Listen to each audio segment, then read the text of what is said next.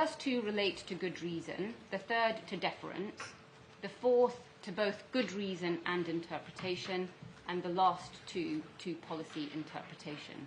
I'm going to just start, my lords, by identifying those propositions and giving you the references to the authorities in support, and I will then ask you, please. Maybe one of your juniors could let us have those principles written down if they're not in your skeleton? Yes, of course, my lord. They are in the skeleton. I'm going to synthesise them in a way which I hope is helpful for the court. Well, if you're going to synthesise them in a different way from the skeleton, maybe we could have it electronically as soon as possible to save our typing it all out. My lord, yes. I'm sure somebody is doing that. Take it slowly so that we can understand your new synthesization. I hope it's not new. Synthesis, I should say. I hope it's not new, but let me have a go. My lords, the first proposition is that where a public authority has issued a promise or adopted a practice which represents how it proposes to act in a given area, then the law requires that promise or practice to be honoured by that public authority unless there is a good reason not to do so. And I'm going to refer to this, as the court did below, as the Nadaraja principle. And the most recent key authority in support of that is Hemati at paragraph 69. Sorry, which one? Hemati. Hemati. Yes. And it's in our skeleton, my lord. Paragraph 69. Yes, and our skeleton, paragraph 24, refers to that. And indeed to what I've just said. The second proposition is that the standard of review when considering the claimed good reason is whether the decision maker has shown a cogent or compelling reason which is spelled out clearly, logically, and convincingly. And that is MJaz, paragraphs 21 and 69. Spelled out what? Sorry, I was a bit behind you. Clearly, logically, and convincingly.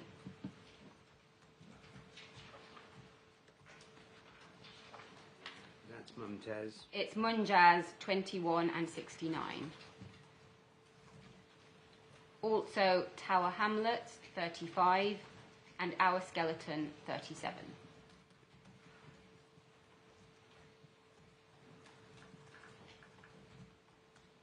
Which one in Tower Hamlets?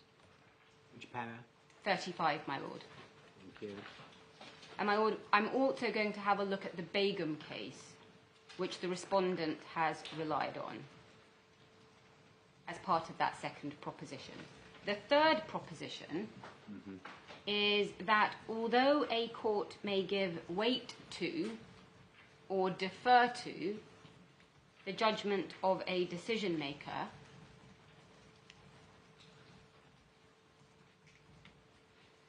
the level of weight or deference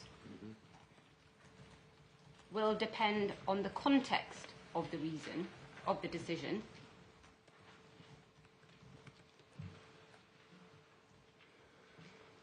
and the evidential value of the particular judgments made by the executive. Evidential value of the particular judgment? Made by the executive.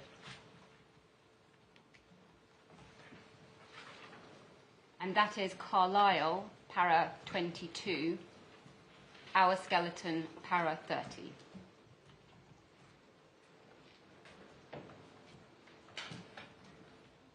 Sorry, skeleton, Carlisle 32 and skeleton 30. Yes.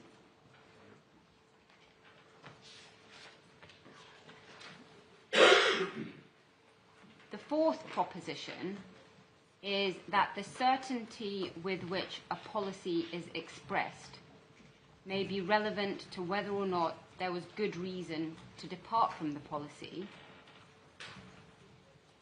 and the greater the departure from the policy, the more compelling the reason must be.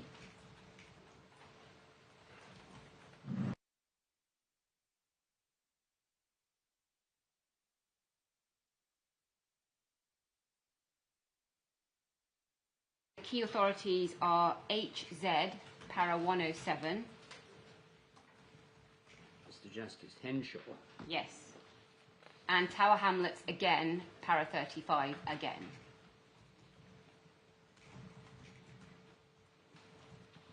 Yes. My Lords, just before I go on to the fifth proposition, this fourth proposition that I've just described explains why it is so important in this case to start with the correct interpretation of the terms of reference.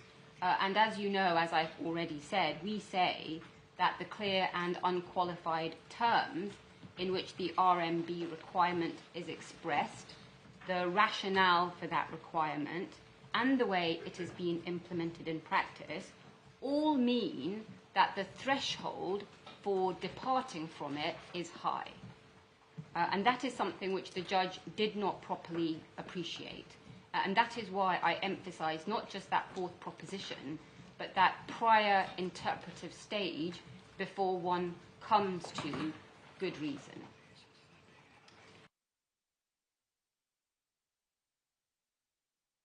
Is the final arbiter of what a policy means.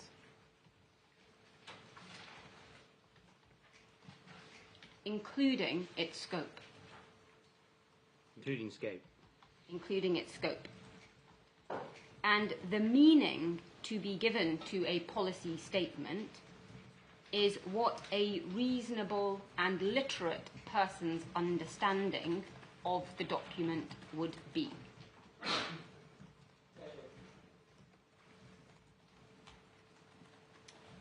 And my Lord, the key authorities are again Hemati, para 69, Mandelia, para 31, Raisi, paras 123 to 124. And those are in our skeleton at 24 to 25.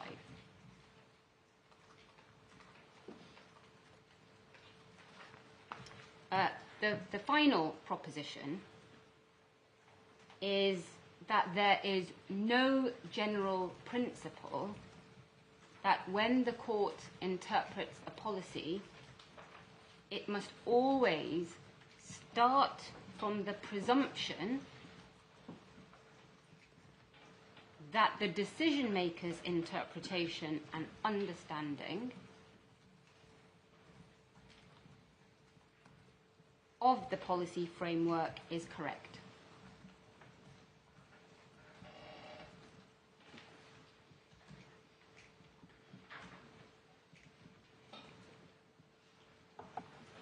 That's very precise. I mean, just the framework.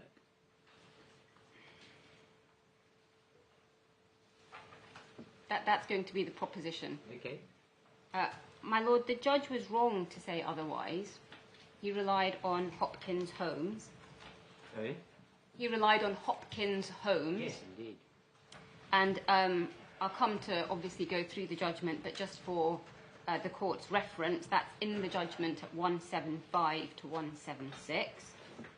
And we say that he was wrong is shown by, again, Hemati, para 69, Mandelia, para 31, and a short extract from Dismissith, which I hope you've received. Thank you. Paras 5, 191 to 192. And again, that's our skeleton 31 to 32.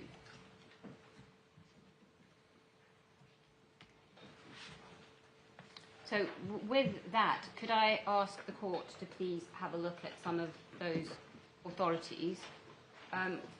Could we start, please, with Hemati, which is 2021. It's in the authorities bundle 2. and it's tab 21. Help me if you could give electronic page references. So 801, I hope, my Lord, will take you to it. 801. Yes, so when I give the references, I'm going to give you what you should have in your electronic bundle rather than the pagination internal to the report, if that's Electronic easiest. bundles. Yes. Very helpful. Yes, thank you. Hemati.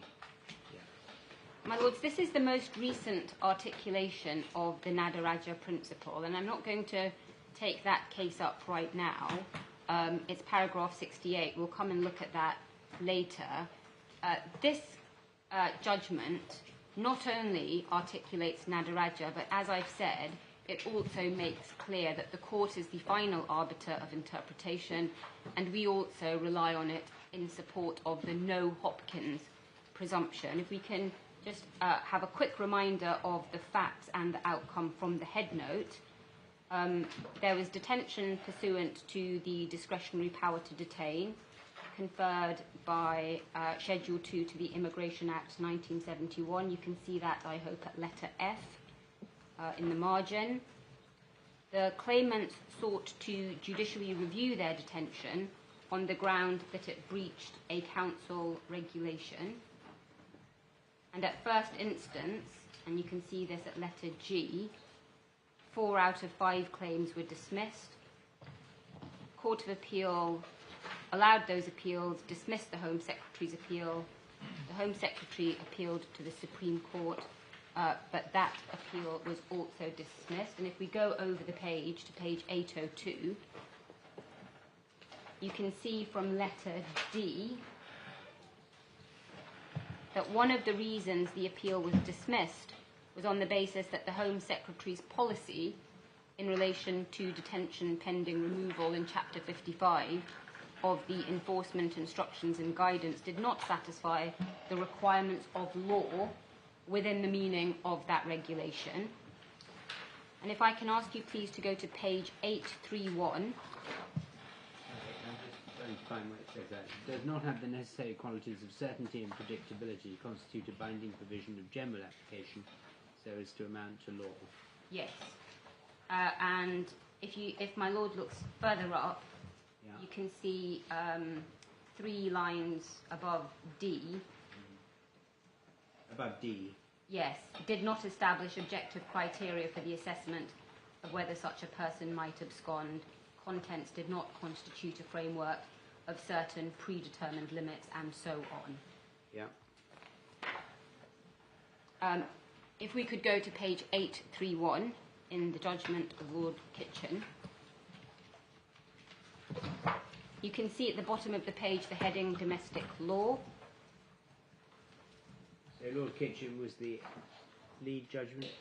Yes, he gave the judgment on behalf of the Supreme Court, and my Lord will see that from the top of page 820.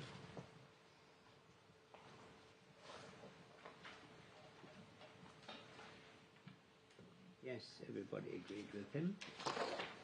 So page 831, para 40, is where the description of domestic law starts, and we can see within that, on page 832, para 43, a description of the policy. So that's chapter 55, which we saw referenced in the head note. And then if we can just turn on to page 834 and paragraph 50, you can see there that Lord Kitchen says, and he accepts that the executive must follow the stated policy unless there are good reasons, good grounds for... Sorry, I'm not with you. Where are you reading? Paragraph 50, my Lord. 50, yeah. Page 834. First sentence, yeah. Yes, exactly. Thank you. So he said that, and then he goes on, and you see this over the next several pages. He analyzes and interprets the chapter 55 that we saw of the policy. And that is the analysis that was in the head note as to whether or not it satisfied the criteria and requirements of the regulation. Does the type of policy matter? I mean, this is a public-facing, published policy in this case, is it not? Yes. Yes. This was not in our case. No, I'm going to show you an example. Mandelia is an example of a policy that was not published, and in my submission, for the propositions that I have given you, there is no difference. And in particular, I'm showing you this case, as I said.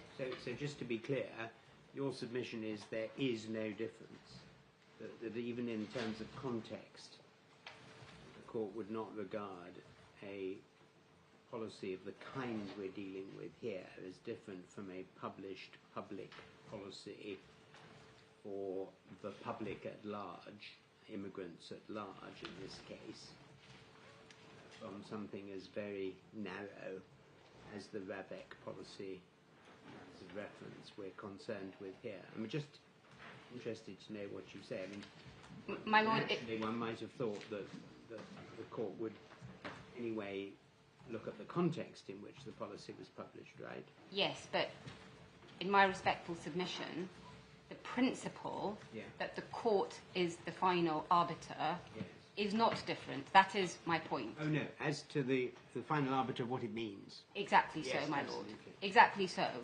I'm not sure that's in contention. Well, except for the Hopkins presumption point. Okay, well, we're going to come to And we're going to come to that. And as I said, I'm showing you this in part. You will have appreciated that this is a few years after Hopkins Homes. Yes. Hopkins Homes was 2017, this is 2021. I'm showing you this in part to show you what the Supreme Court did when faced with a policy that had interpreted it, and I'm going to just show you a few other passages to make good my point that this doesn't support the Hopkins presumption. But they asked to consider Hopkins in this case. No, interestingly they weren't. Nobody even cited it.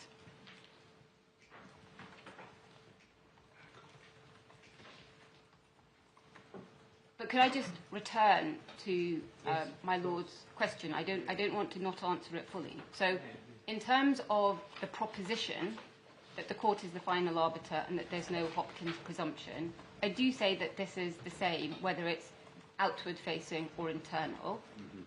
I will come on to look at what matters when you're interpreting as the final arbiters. And in my submission, it will be purpose, content, that is the text, and context. So, of course, when the court is actually engaging in that interpretive analysis, you do look, in my submission, at the context. And that can include outward-facing, internal-facing, and so on.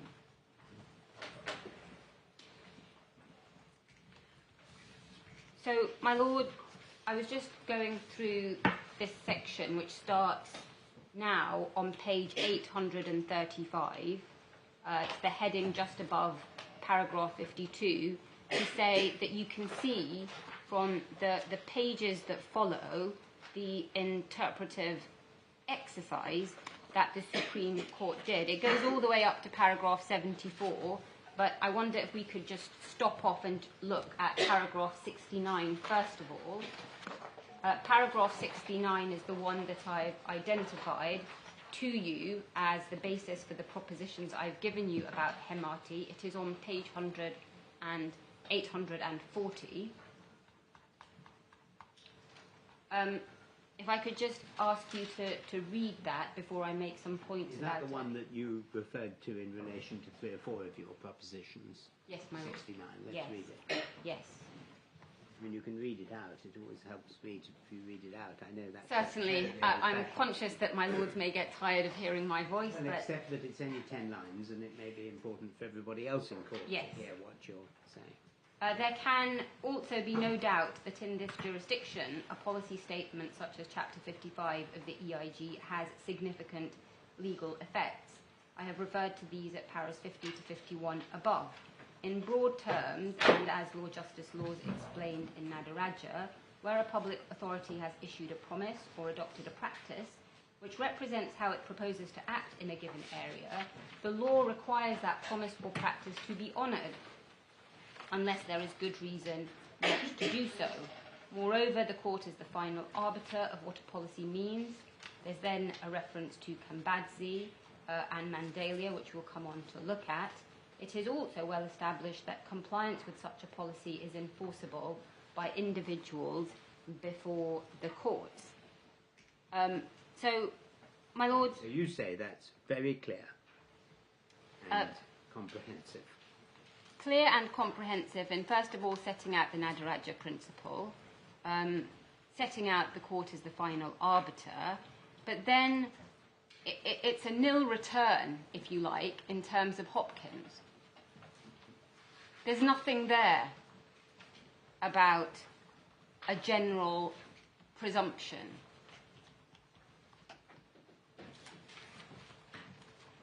And this would be the sort of case to say it, because it's an immigration case. And as we'll come on to see, the respondents say that planning and immigration are examples of where the presumption that they rely upon bites. So nothing here.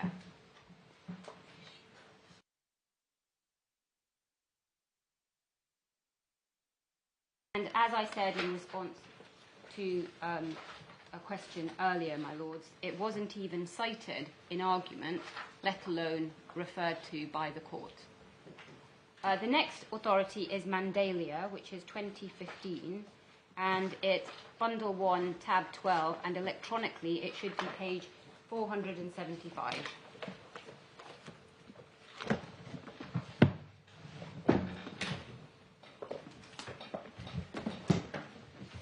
This is earlier, isn't it? I'm so sorry, my lord, I didn't. Earlier. Yes, this is 2015.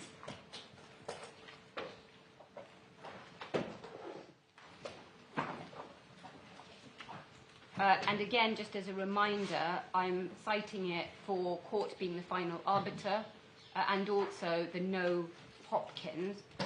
Again, if I could just take the facts from the head note on page 475, you can see from the top of that there was an applicant for a UK visa and he failed to provide evidence of sufficient funds for the requisite period. You can see that between letters E and F. He only provided evidence for part of that period.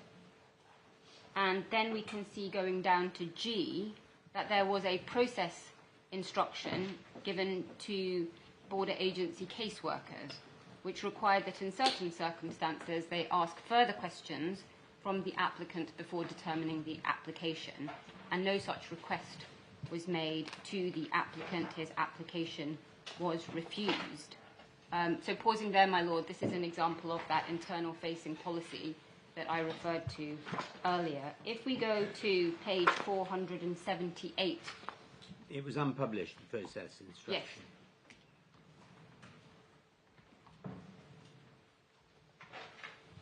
Yeah, so which page? Page 478. This is the judgment of Lord Wilson for the Supreme Court. And you can see the question that the court was considering between letters B and C. The question is, did it act unlawfully in refusing his application without having first invited him to supply a further bank statement and so on? I'm not not with you where you are. Which paragraph? It's the continuation of paragraph 1. Oh, right. And it's page 478 between letters between B and C. Sorry, yes. I thought you said D and E. Yep, got it. Thank you. The relevant legal principles start at paragraph 29 on page 484.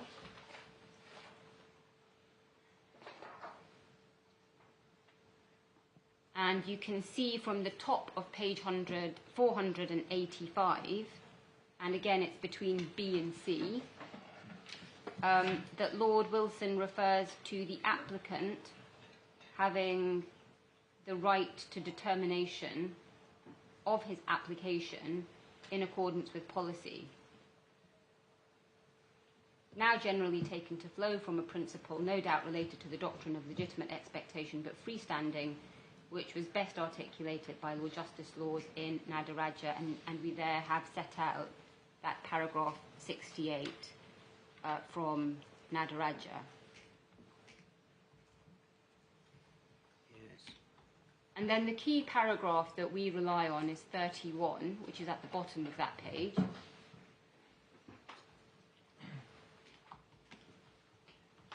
And if you could have a look between letters G and H, please. Yes. Lord Wilson says that the Secretary of State does not say there were good reasons for not following the policy, but that properly interpreted the instruction did not require the caseworker to alert the applicant. And he then says that the search is for the proper interpretation of the process instruction. You see that at the bottom of the page. No more and no less, he says. Indeed, in that regard, it is now clear that its interpretation is a matter of law, which the court must therefore decide for itself. And over the page, previous suggestions that the court should adopt the Secretary of State's own interpretations of her immigration policies unless it is unreasonable, made, for example, in Gangadeen, are therefore inaccurate.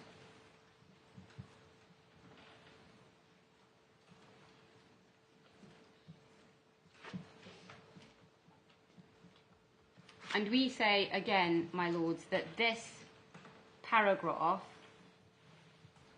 shows that the respondent's reliance on Hopkins as creating a presumption of general application is not a good one.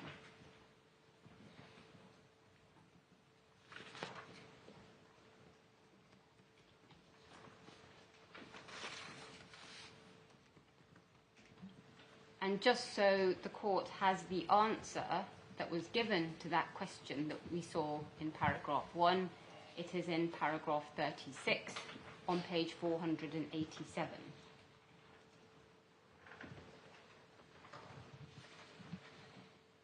And you can see that the conclusion reflects the fact that the Supreme Court interpreted the policy for itself and said that the process instruction obliged the caseworker first to have invited Mr. Mandelia to repair the deficit in his evidence. My lords, this case illustrates the point that procedure may in itself provide a benefit, because the right to file more evidence in this case, in Mandelia, was part of the procedure, but it was also a benefit. And similarly, we say, in the present case before this court, that the need for an RMB assessment is part of RAVEC's procedure, but also a benefit. And that is relevant when we come on to look at the good reason part of the analysis. Do you think it could be said against you that you're trying to put public law into a very inflexible series of boxes, which the judge at paragraph 178 and following declined to do in this case because of the context, and he made that criticism effectively of your submissions below. I mean, the cases you've shown us so far are all immigration cases with policies that apply to, even if not published, apply to hundreds of thousands of people. And a process in immigration does have to be fair. All processes have to be fair, but the processes don't necessarily have to be the same in every type of case, because fairness is not put into little self-contained boxes. And I'm just interested to know whether you would accept the criticism that so far you're adumbrating really quite inflexible, monochromatic rules that are applicable to everything called a policy. And we've, for the avoidance of doubt, looked very carefully at the underlying documents in this case, And the so-called policy is, in fact, called terms of reference. Yes. And is quite short and not the same, anyway, as many of the immigration policies many of us have had quite a good opportunity of looking at. What do you say about applying these sort of tightly drawn principles in this situation? My Lord, I would not accept that criticism if it were to be made. And the reason for that is I don't accept the characterisation that what I've described to you are tightly drawn boxes. What I've described are principles or propositions that guide the way the court should approach this particular case, involving, as it does, the interpretation of a policy. I entirely accept that each policy will be different, and what it requires in terms of the court's consideration will be different. And I am going to come on to look at what, on the facts of this case, I accept you should be looking at. Contrary to the characterisation in the judgment, I am not pressing on you a mechanistic, literal interpretation. And the reason for that, and obviously I will come on to develop this, is I don't say that we get the meaning from the four corners of the document. I don't say that. That is why this isn't about boxes or tight adumbrations which may be a straitjacket in a public law context. This is to say, and as my Lord said, it is accepted that the court is the final arbiter, subject to the difference on Hopkins. The question is how you go about that job. And in my submission, you don't defer to what Ravek thinks the policy means or says,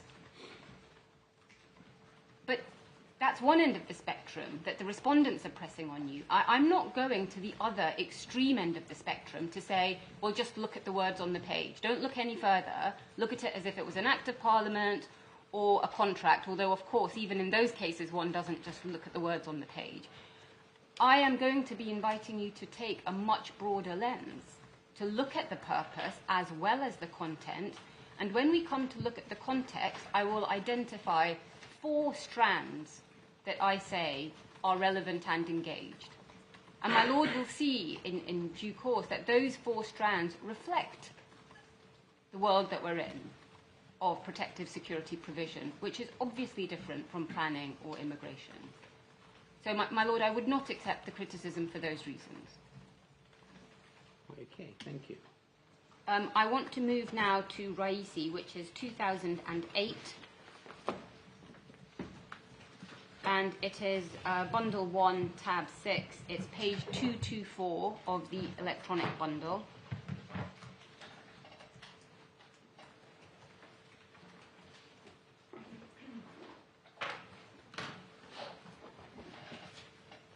And you can see from the head note, letter G, that the claimant applied for compensation for detention under an ex gratia scheme, which was introduced in a ministerial statement to Parliament.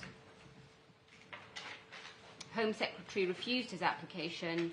He applied for judicial review. And we can see, if we go over the page, please, a few lines above letter B, that the Divisional Court dismissed the claim on the basis that it was for the Home Secretary to decide the meaning and scope of his policy, provided that his interpretation was one which a reasonable minister could reach. And then you can see, if you have a look at a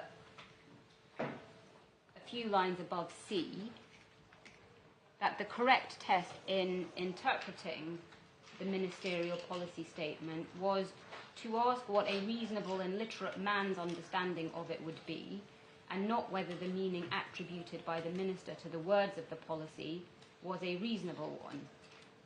It was for the court to decide what the ex gratia scheme meant on the basis of what a reasonable and literate person would understand the circumstances to be. And could I just give you, for your note, that the statement is at paragraph 4 on page 231, and it makes clear that there was no underlying statutory provision in that case. Yes. And then if we can have a look at the two paragraphs which I've cited to you, paragraphs 123 and 124. They are on page 258.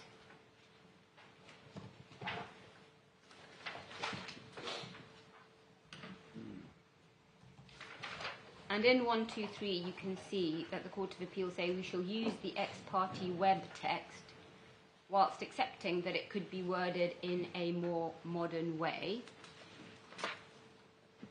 That text that they have referred to is in paragraph 108, which is on page 254.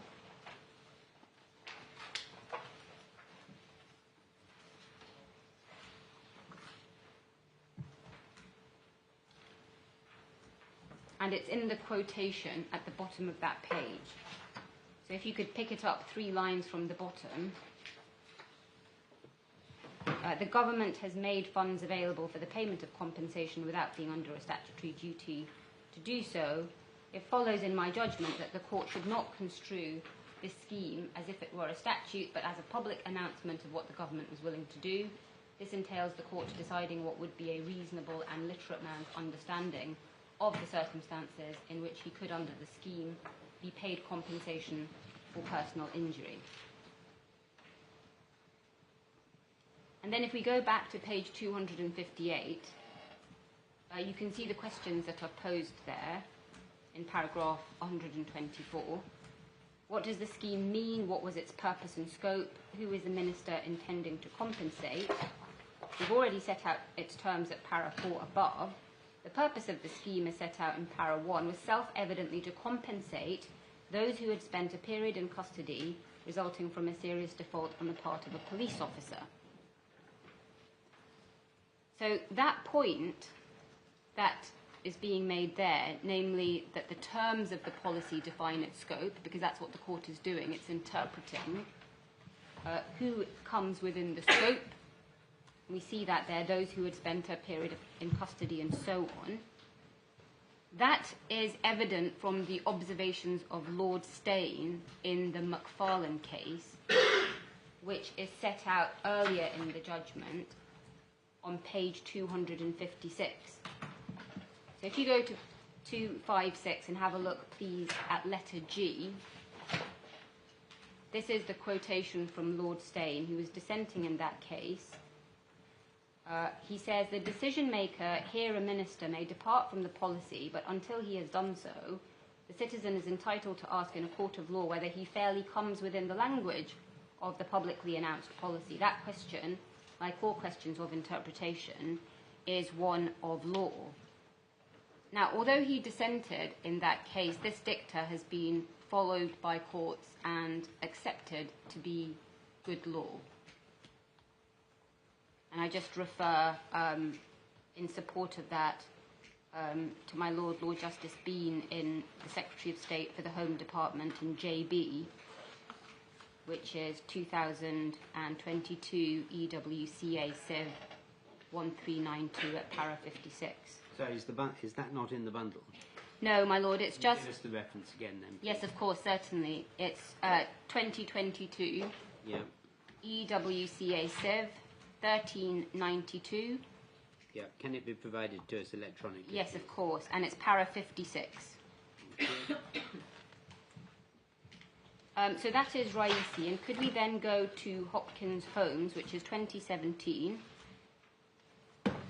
Sorry, just before you leave that, could you read the bottom to the end of 124? I think you were on page 258.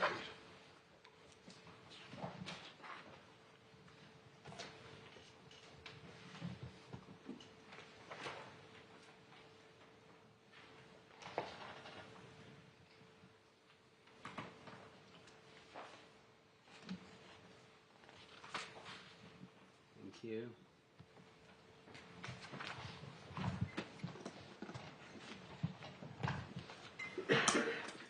Well, my Lords, I've already addressed that point.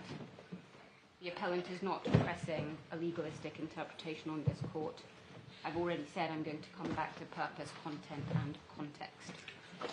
Could we then go, please, to Hopkins Homes, Authorities Bundle 2, tab 16, and it's page 622, electronically.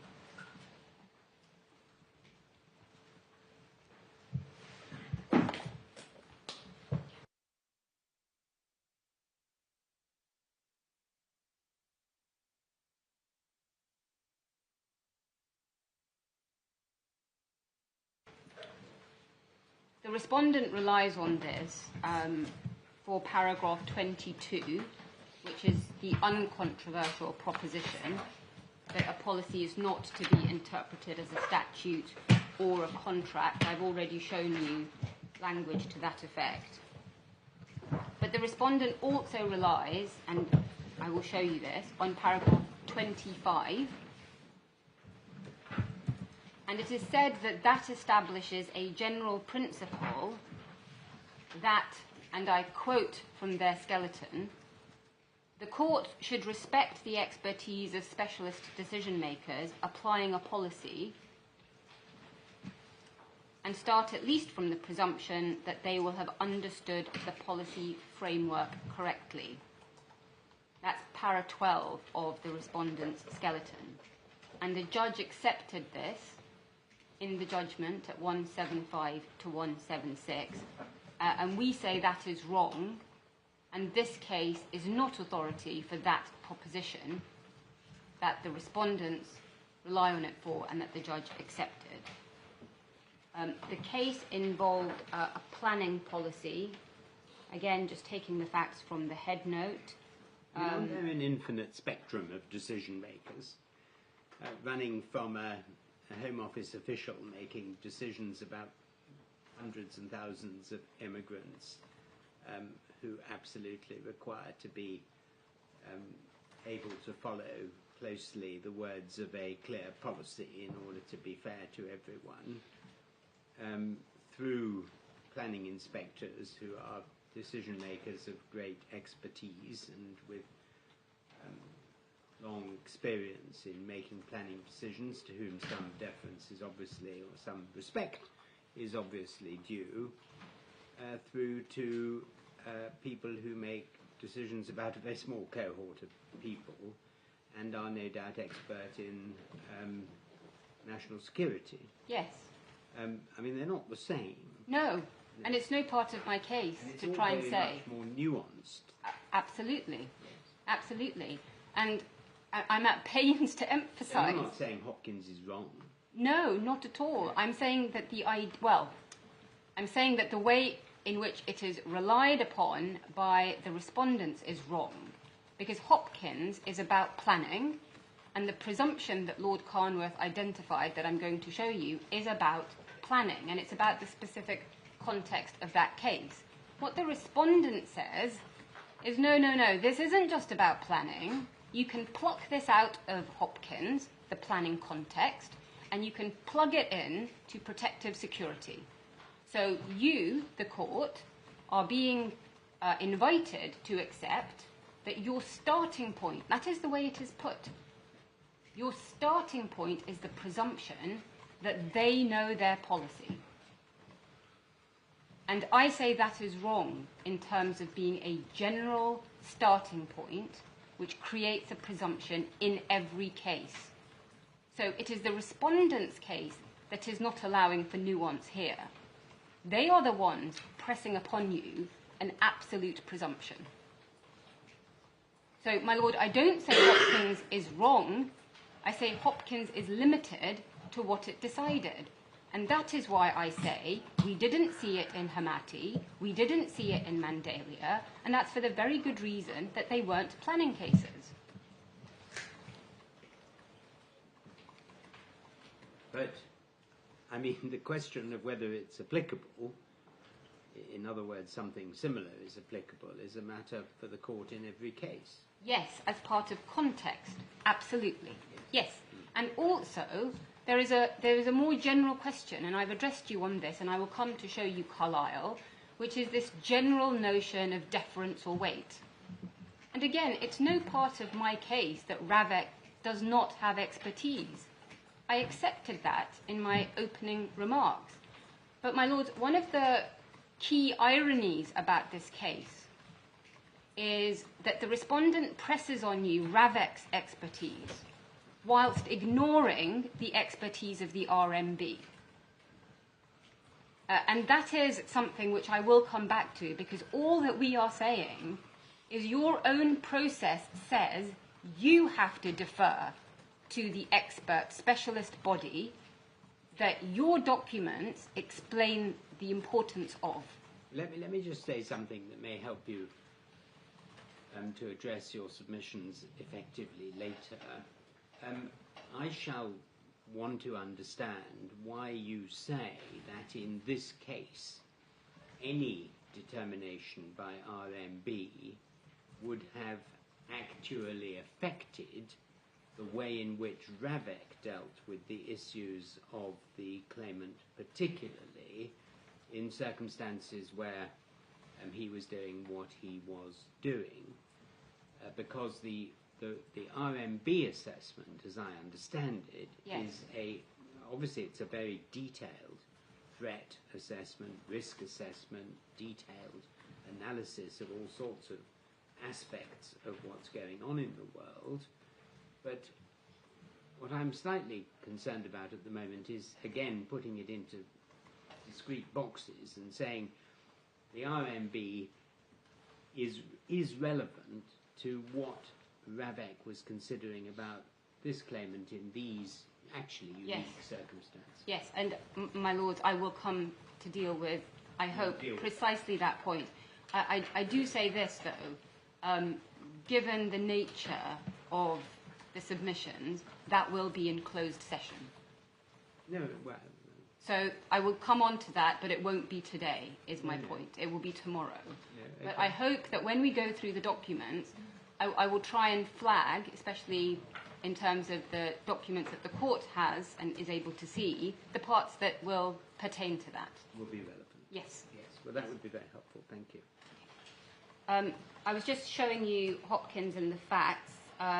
The context is the planning permission applications, and we can see between letters F and G that in each case the inspector had to establish whether particular policies of the relevant development plans were considered not up to date under the National Planning Policy Framework, and if so, what the consequences for his decision should be. And then if we go over the page to page 623, you can see the finding between E and F. And if I read it out, it's 3 or 4 lines down from E. The court's role was not to be overstated, and courts should respect the expertise of the specialist planning inspectors and start with the presumption that they would have correctly understood the policy framework. I'm sorry, where are you? Between E and F, and it's maybe 623. Yeah, thank you. Sorry. And it's 3 or 4 lines up from F. Yeah. And the bit I read out was the court's role was not to be overstated, and court should respect the expertise of the specialist planning inspectors. Yes, I see. And so that's essentially the bit that the respondent relies on. But if I can show you in the judgment, and this is the judgment of Lord Carnwath for the Supreme Court. And if we go, first of all, please, to page 633, and you can see, I hope, at the bottom of that page, law and policy. Paragraph 22 refers to the correct approach to the interpretation of a statutory development plan. That's Tesco. That's then set out over the next page, and page 634, para 24. He says, in the first place, it is important that the role of the court is not overstated.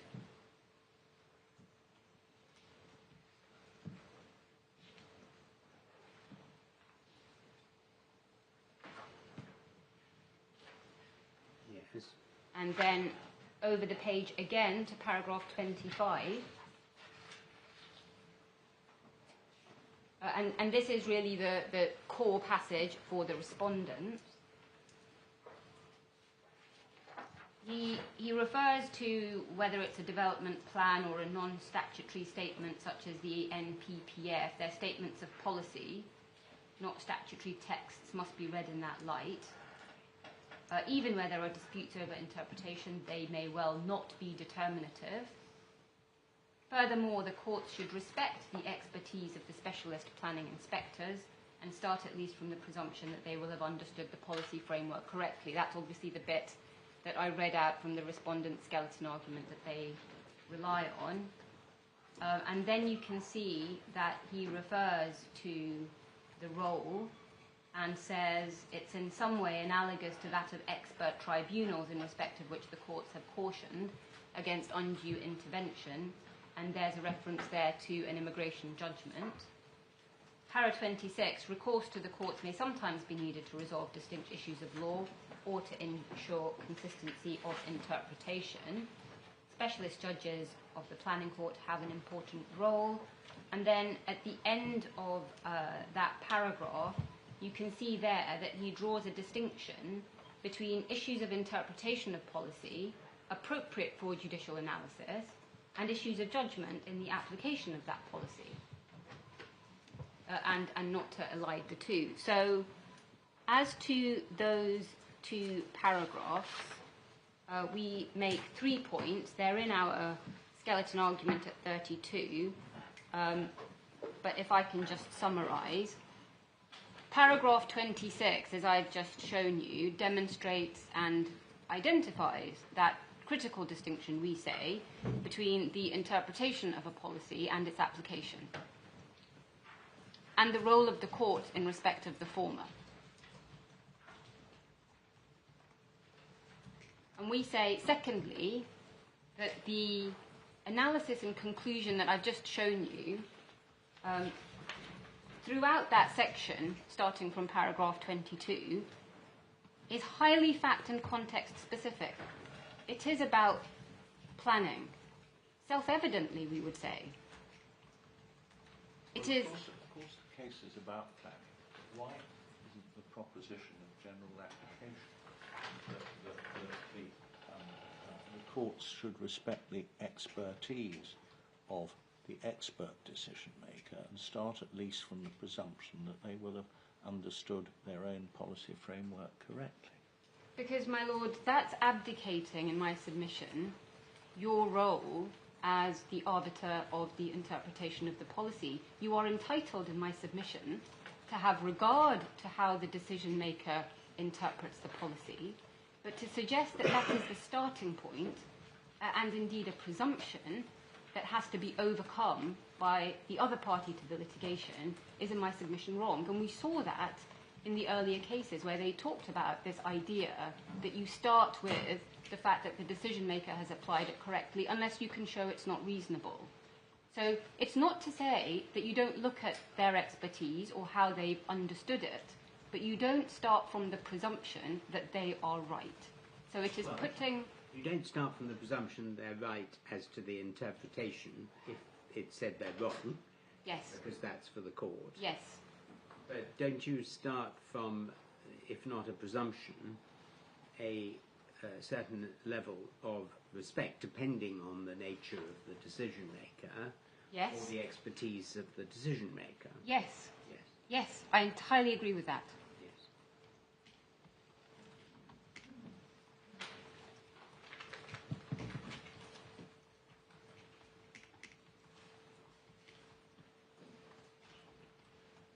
And the third point is we don't understand the respondents to say in this case that the interpretation of the terms of reference is something that requires expertise.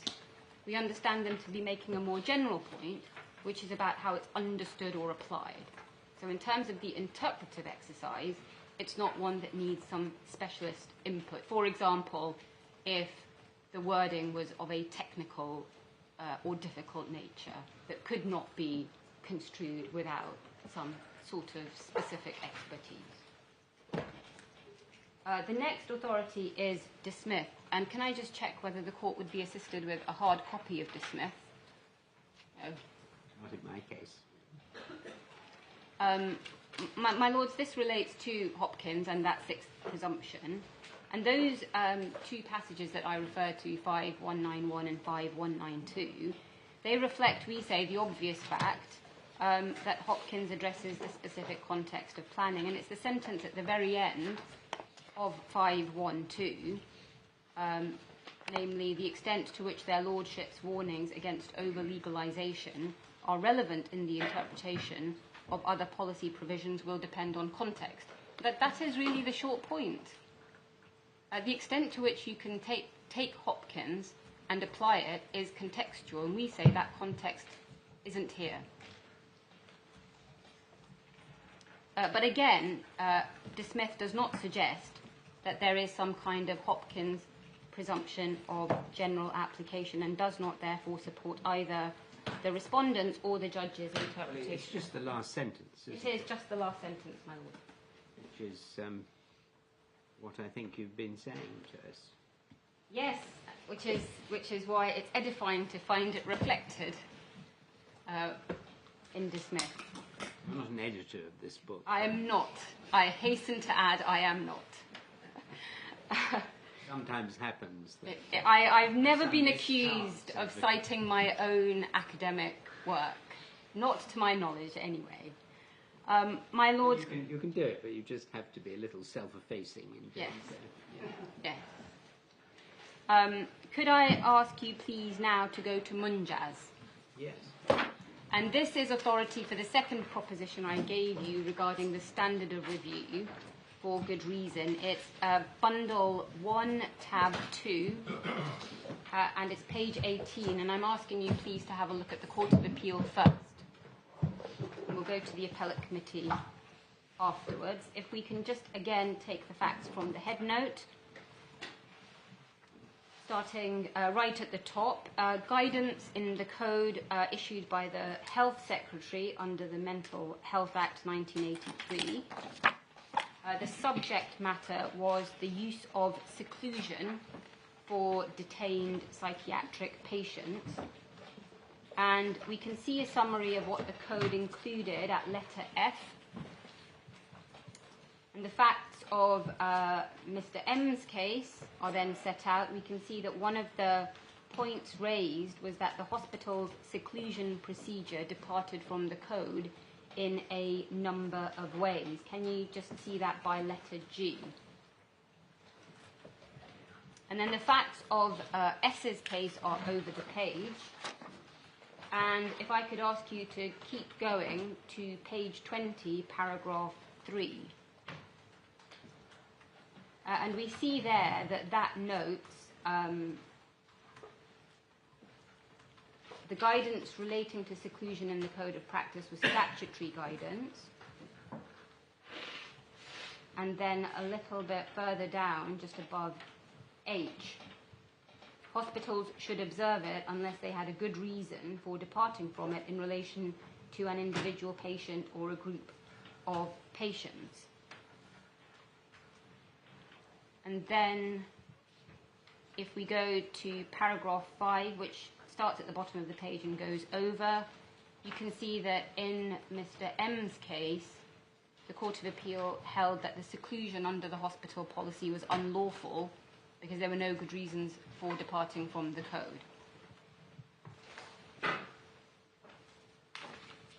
And then S's appeal is addressed after that. Could we go, please, into the judgment of Lady Justice Hale, as she then was. Could I ask you, please, to start on page 58, and it's paragraph 73.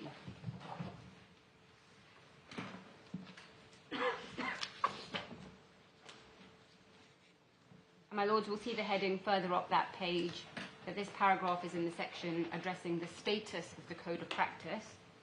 And paragraph 73, the second and more difficult issue is the weight which those to whom the code is addressed must give to its contents.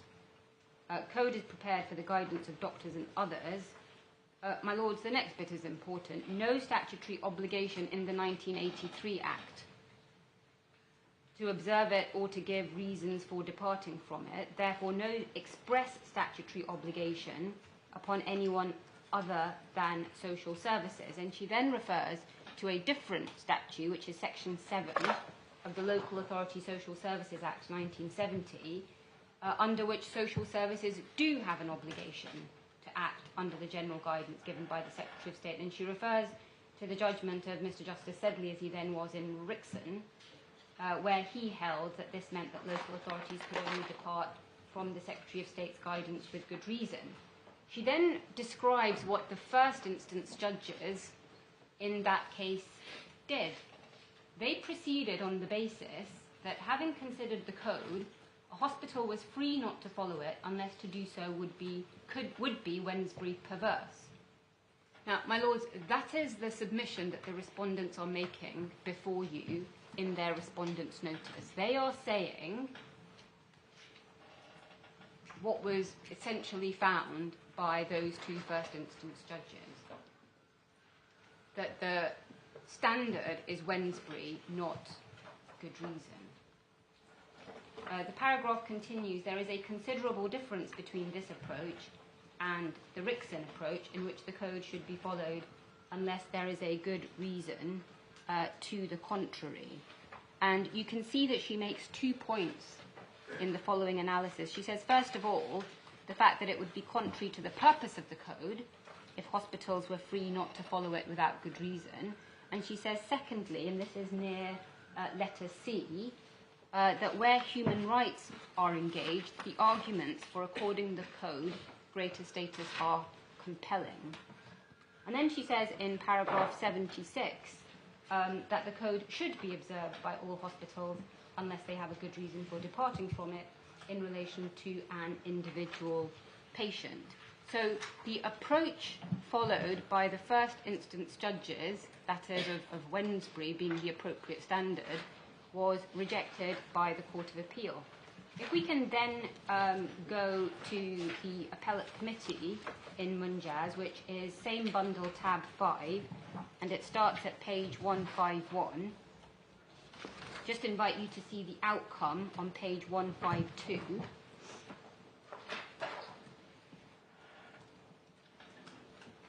And then note paragraph 2 in between letters C and E.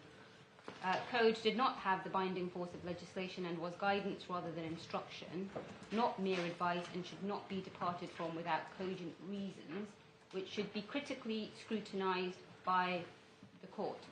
And then the remainder is applying that on the facts of that case. My Lord, could I ask you to go to the speech of Lord Bingham, paragraph 20 on page 191.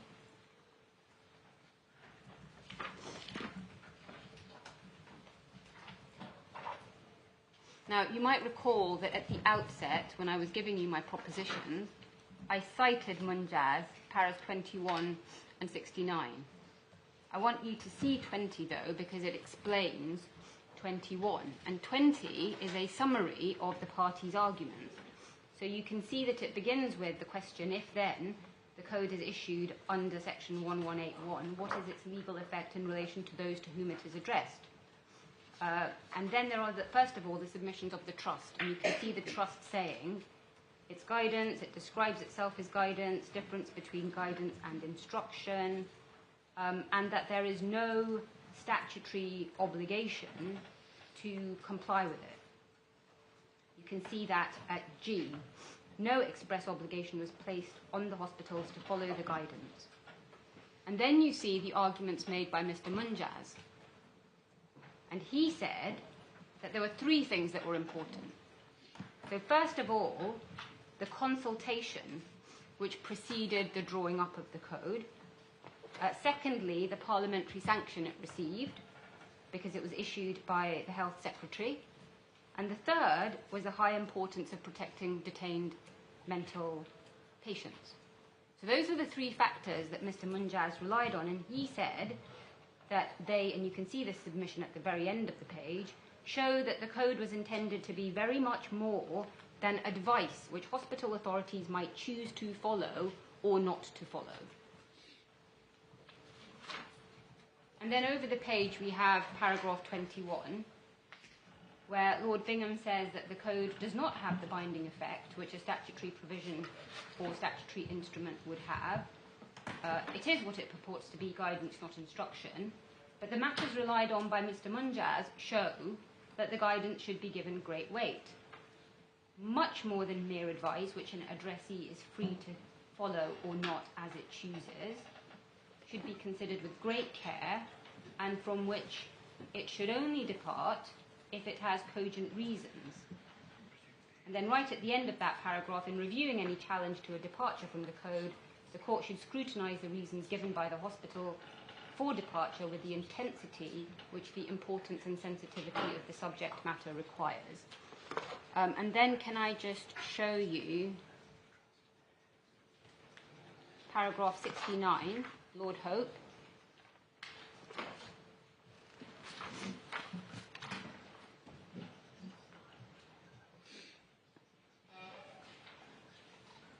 And that's page 207.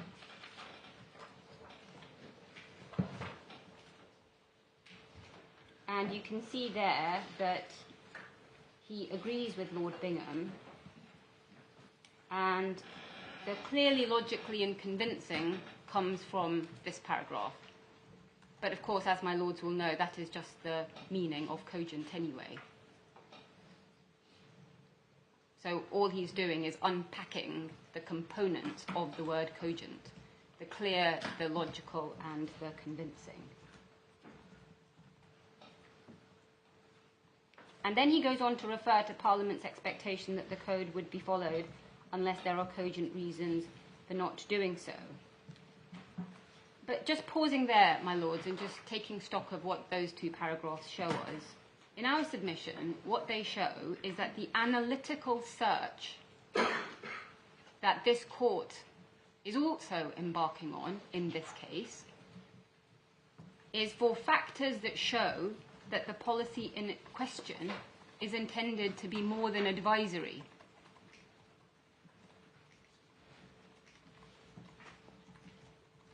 And where that line is crossed, where the court concludes that this is something that is more than advice, that is where the need for cogent reasons and judicial scrutiny is engaged. Now, going back to nuance and the importance of nuance, and as I've said several times, I entirely accept that the intensity of the scrutiny, it may be more or less intense, depending on the subject matter. But the critical point is, you do need the cogent reasons.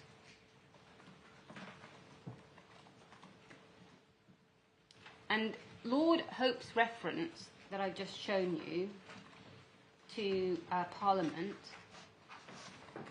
that, in our submission, is not restricting the statement of principle to cases where Parliament has such an expectation. That is the factual basis in that case for finding that the policy was intended to be more than advice.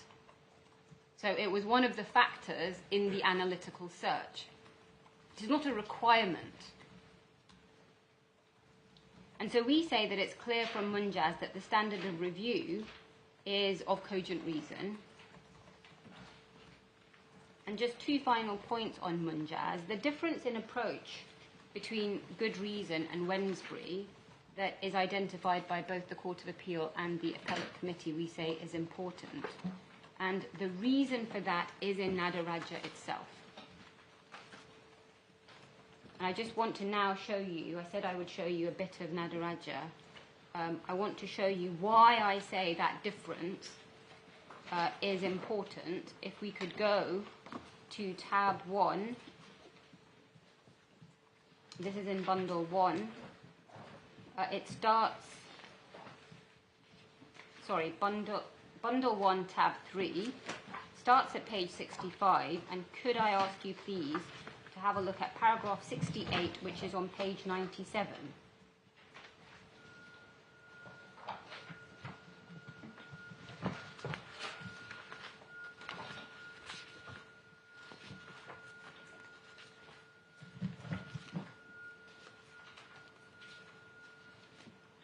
my lords will see at the start of paragraph 68 the proposition which I've already given you, and we've seen it in Hemati.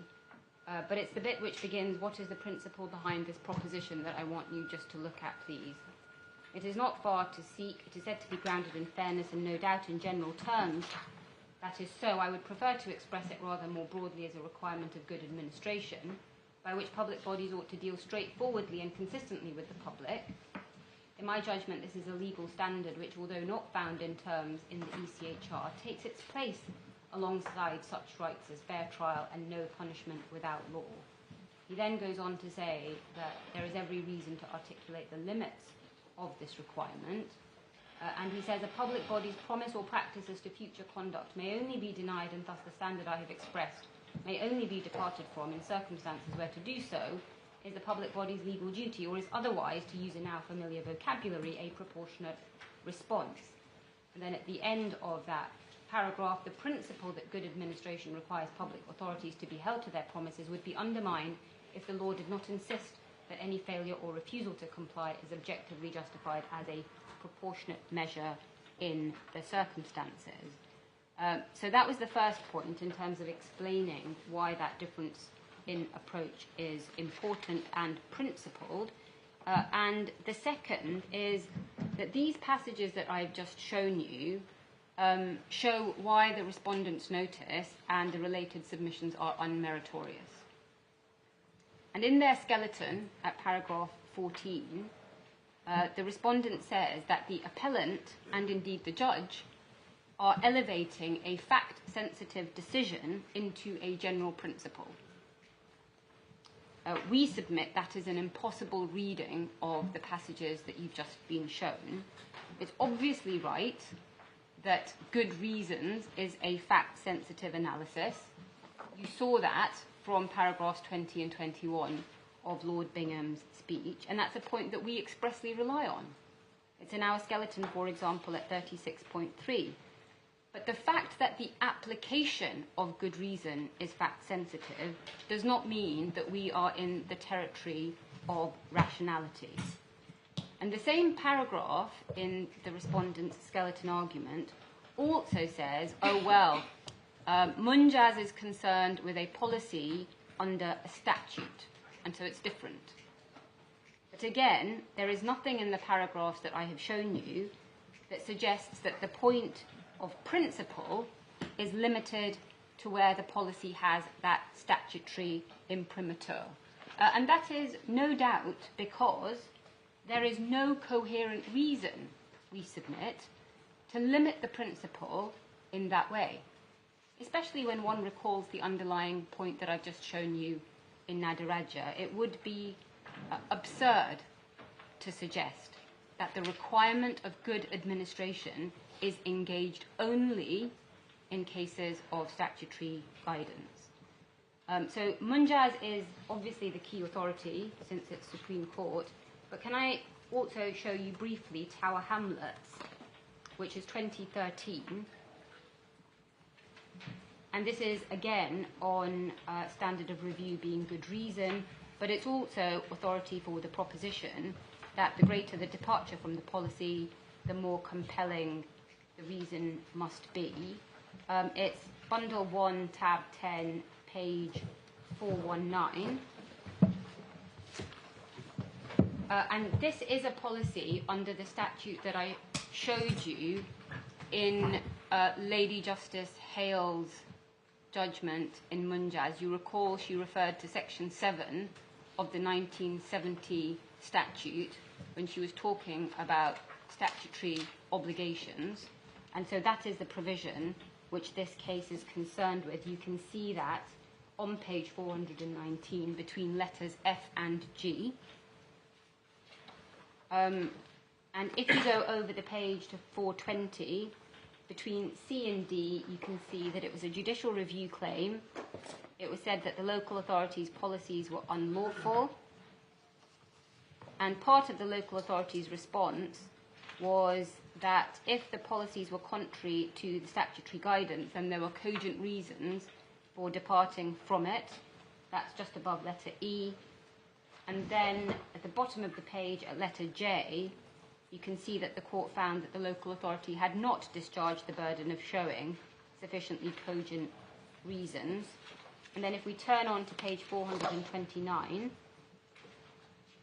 if you look at paragraph 27 under the heading Status of the Guidance, you'll see that Mr. Justice Mayles, as he then was, he describes the legal status of that guidance.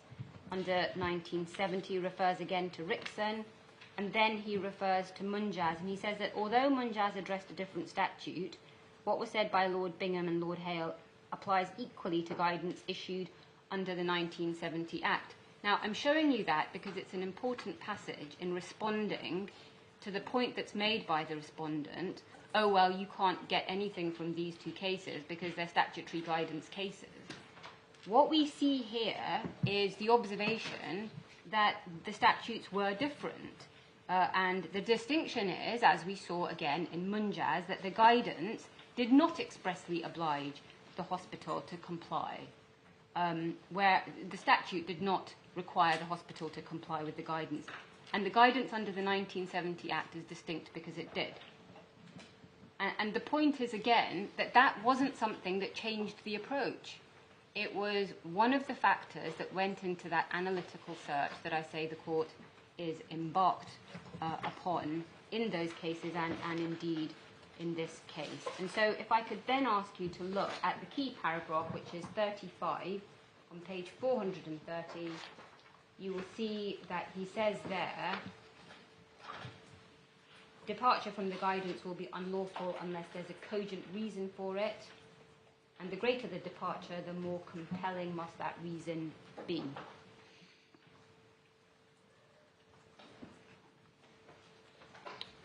The next case is HZ, which is bundle 2, tab 28, and page 1047.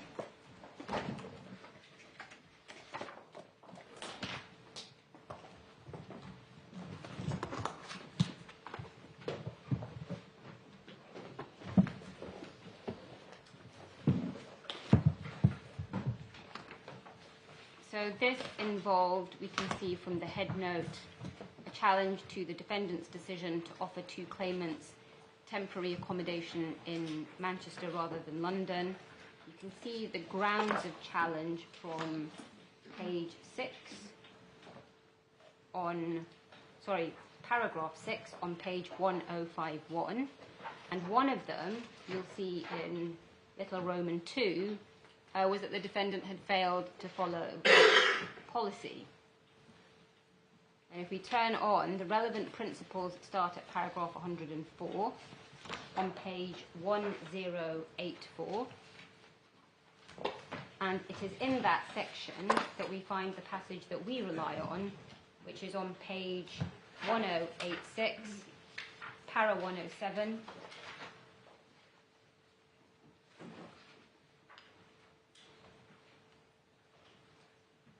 And it's that last sentence in particular. Certainty with which a policy is expressed may be relevant to the questions of whether the defendant has in fact departed from it, and if so, whether or not there was good reason to do so.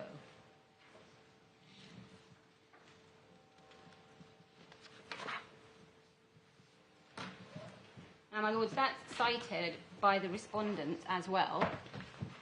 It's in their skeleton at paragraph 13. And they cite it in support of the assertion that the context, nature and terms of the policy will affect what needs to be shown by good reason. They then later in their skeleton at paragraph 26 make a submission where they say, and I quote, where there is no dispute that D is entitled in law to depart from the terms of reference, and it goes on, it is impossible to understand the assertion, they say in our skeleton at para 34, that there was a legal error in the judge accepting that D had a discretion to depart from the terms of reference.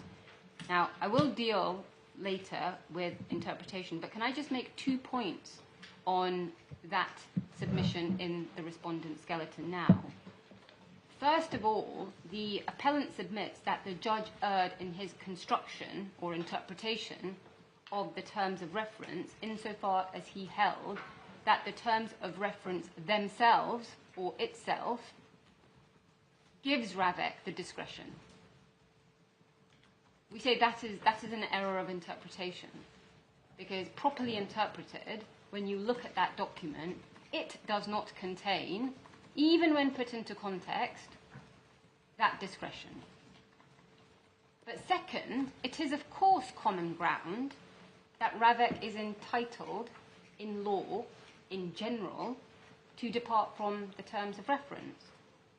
But the reason why that interpretive exercise matters is, as I've said, the terms of the policy are going to influence what is to be regarded as a good reason. Because as we've seen in both Tower Hamlets and now in HZ, that the certainty with which the policy is expressed is relevant to whether or not there's a good reason for the departure. And as we saw in Tower Hamlets, the greater the departure, the greater the need for there to be reasoning explaining it. So it's not good enough just to say, well, we all agree that you can depart from a policy, so why do we need to spend all this time looking at what the policy means? Why can't we just go straight to whether or not there was a good reason? The reason is that that analysis of whether or not there is cogent reasoning supporting the departure has got to be assessed by reference to the certainty of the policy and what it says and what it means.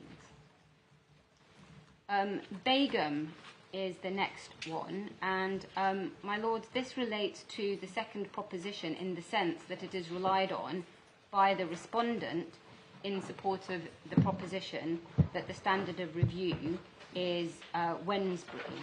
And we submit that the respondent's reliance is based on a complete misreading of the judgment, since it is one of the respondent's cases, other than flag for you that we have made our points on Begum in the skeleton at paragraphs 53 to 62.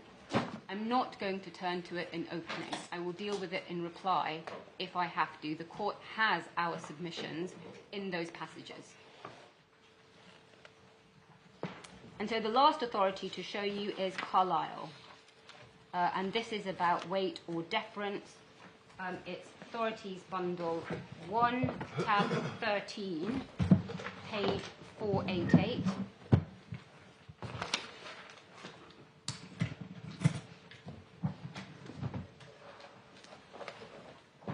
And of course, the facts are very far removed from the present case. It's relevant, though, because it addresses the role of the court when considering the proportionality of executive decisions. Now, this was in the Human Rights Act context, but there is, of course, some overlap.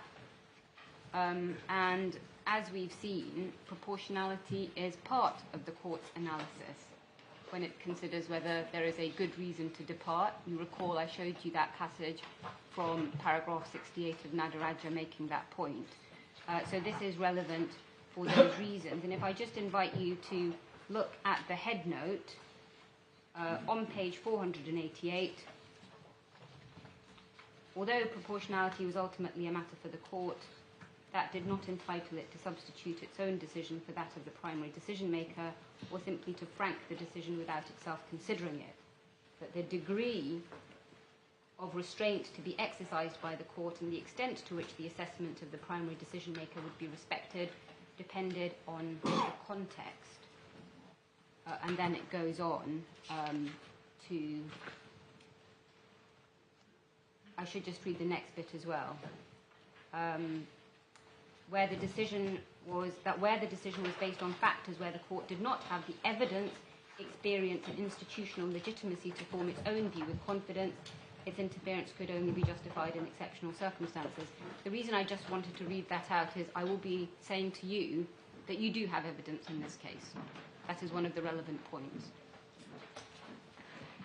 And then just show you paragraph 22 in Lord Sumption's judgment, which is on page 508.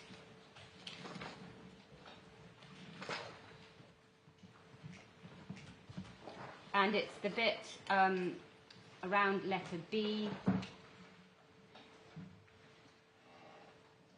In some circumstances, deference is no more than a recognition that a court of review does not usurp the function of the decision maker even when convention rights are engaged. Beyond that elementary principle, the assignment of weight to the decision maker's judgment has nothing to do with deference in the ordinary sense of the term. It has two distinct sources. The first is the constitutional principle of the separation of powers, and the second is no more than a pragmatic view about the evidential value of certain judgments of the executive, whose force will vary according to the subject matter. He then refers to Lord Hoffman's speech in Rahman and quotes from it. And if we go over the page, page 509, and it's paragraph 54 of the quotation, you can see there that Lord Hoffman says it does not mean that the whole decision on whether deportation would be in the interests of national security is surrendered. And then 4 or 5 lines down, the factual basis for the executive's opinion that deportation would be in the interests of national security must be established by evidence. Again, that is something that I will be coming back to, because what you have in this case is Ravek's opinion that the bespoke process is better than the RMB, and that is obviously something that you're going to be looking at to see whether or not the reasoning given is clear, logical and convincing. And one of the ways in my submission that you're going to want to do that is by looking at their own evidence, which you're perfectly entitled to do, as these cases show. And then just one more quotation from Lord Hoffman, which is on the evidential issue, and it is also, I think, at paragraph 24. I've just lost my note. Just give me one moment. Actually, my lords, I don't think I need to show you that, so I'm going to move on. And I want to just end the legal section with this.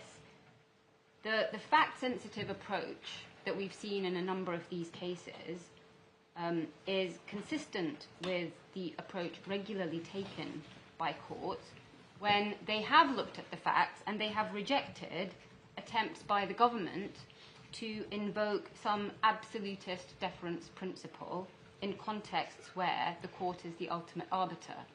And there are 2 examples in the bundle, which I may come back to in reply, but I just invite you to note them for now. The first one is Rwanda in the Supreme Court, and that's Authorities Bundle 2, tab 27, page 999. And the question in that case, as my lords may recall, was whether there was a real risk of refoulement, which was a matter, just like whether there's a good reason to depart from a policy, for the court to assess. And I just invite you to note paras 51 to 52 of the Supreme Court's judgment, which is page 1019. In essence, the court was required to make its own assessment, attaching appropriate weight to the government's view, and then also paras 55, 6 and 7. And then the other illustration you have is the Attorney General and BBC case, which is Authorities 2, tab 25, page 969, and it's paragraph 29 that's relevant there. As I say, I may come back to those in reply, but they make the point which Can you give me that reference again? AG and BBC, it's paragraph 29, it's Authorities 2, tab 25, page 969. So they make the point that is already made by Carlisle about the extent of the weight or deference that may be appropriate, and not to assume that it has the sort of general application that the government often claims that it does have. My lords, on the respondent's notice, I've already addressed the case law at some length, but can I just make 3 short concluding submissions on it? First of all, MJaz is obviously binding on this court, and we say that it makes it very clear that the test is not Wednesbury rationality. The second point is that the respondent has not identified a single authority which supports its position, and the judge noted that in the judgment at para 157, and I've already addressed their purported reliance on Begum, which they're misreading. And then the third and final point is, as I have said throughout showing you the cases, that the invocation of constitutional principle and concerns about democratic accountability in particular are not engaged here. The respondent's position appears to be that whenever there's a discretion, and if convention rights are not engaged directly, then you're in the territory of rationality because of the principles of democratic accountability and institutional expertise. And they say in their skeleton at para 15, and I quote, "Any other approach would require the court to substitute its own judgment on the merits for that of the constitutionally accountable and institutionally competent decision maker." And we say that's a very, very far-reaching submission, and one that sits uncomfortably with the fact that there are many contexts where this court will be required to consider whether the executive has satisfied a particular standard on a more hard-edged basis than rationality. Obviously, good reason is one, legitimate expectation is another. That doesn't mean, as I have now said a few times, that consideration and appropriate respect won't be given to the expertise of the decision maker. But the good reason threshold has still got to be looked at on the facts to see whether or not cogent reasons have been given. And we say that that provides an answer to the respondent's submission that a rationality standard is required because it has built into it the ability to take into account a spectrum of contexts. That is what they say in their skeleton at paragraph 15. That's not a good explanation because obviously good reason has exactly the same sort of fact-sensitive spectrum built into it. And then they say finally at paragraph 16, well, we all understand what a rationality review entails, so we should apply it for that reason. And we say, well, we know what the cogency test involves. I've just shown you that. That is also clear and well established. And the problem, and in our submission, the reason why the Wednesbury review test is being pressed on you is because the respondents cannot satisfy good reason. They cannot satisfy cogency, and that is why they are submitting that the Wednesbury test is the one that's applicable. Now, with that, can I turn, somewhat later than I had hoped, to ground 1A and interpretation? Now, can I give you the key paragraphs in the judgment that I'm going to be addressing? 158, 159, 162. Sorry, Anne, I wasn't ready for that. 158. 159. Yeah. 162. 175 and 176. Those are the key paragraphs. Now, in terms of the structure of my submissions, what I want to do is just introduce the key documents, and I may be able to take this quickly if the court is familiar with them. I just want to make sure that you have seen the parts that I want to show you. And then I'm going to flag, as I've been saying, the purpose, content, and context that we say the court should be looking at when doing that interpretation exercise. And I then want to make submissions on what we say are 3 interpretive errors that were made by the judge. In terms of the documents, if I can start there, obviously the court will have the fact that the most important document in this case is the 2017 Terms of Reference. That was in place when the February 2020 decision was made. And Sir Richard Mottram says that the 2017 version, although less detailed than the 2021 version, does not differ in any significant way in terms of the role of RAVEC and its approach to its remit. That's Mottram 1, para 10, supplementary bundle, tab 2, page 37. And as an electronic reference for that. I mean, if you can give me electronic I think it is. I think it's 37. So the page number I give you should always be the electronic reference. In the supplemental or core? Supplemental, and it's tab 2. 37. Supplemental, page 37. Okay, thank you.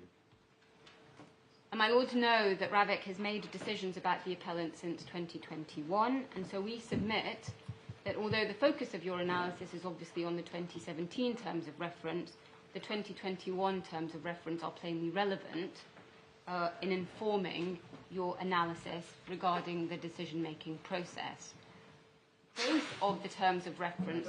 I thought we were only concerned with the decision of the 28th of February 2020.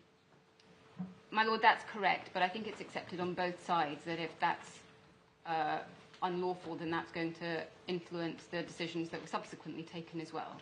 So I don't understand that any point is taken by the respondents as to the fact that there were different terms of reference in play from 2021 onwards.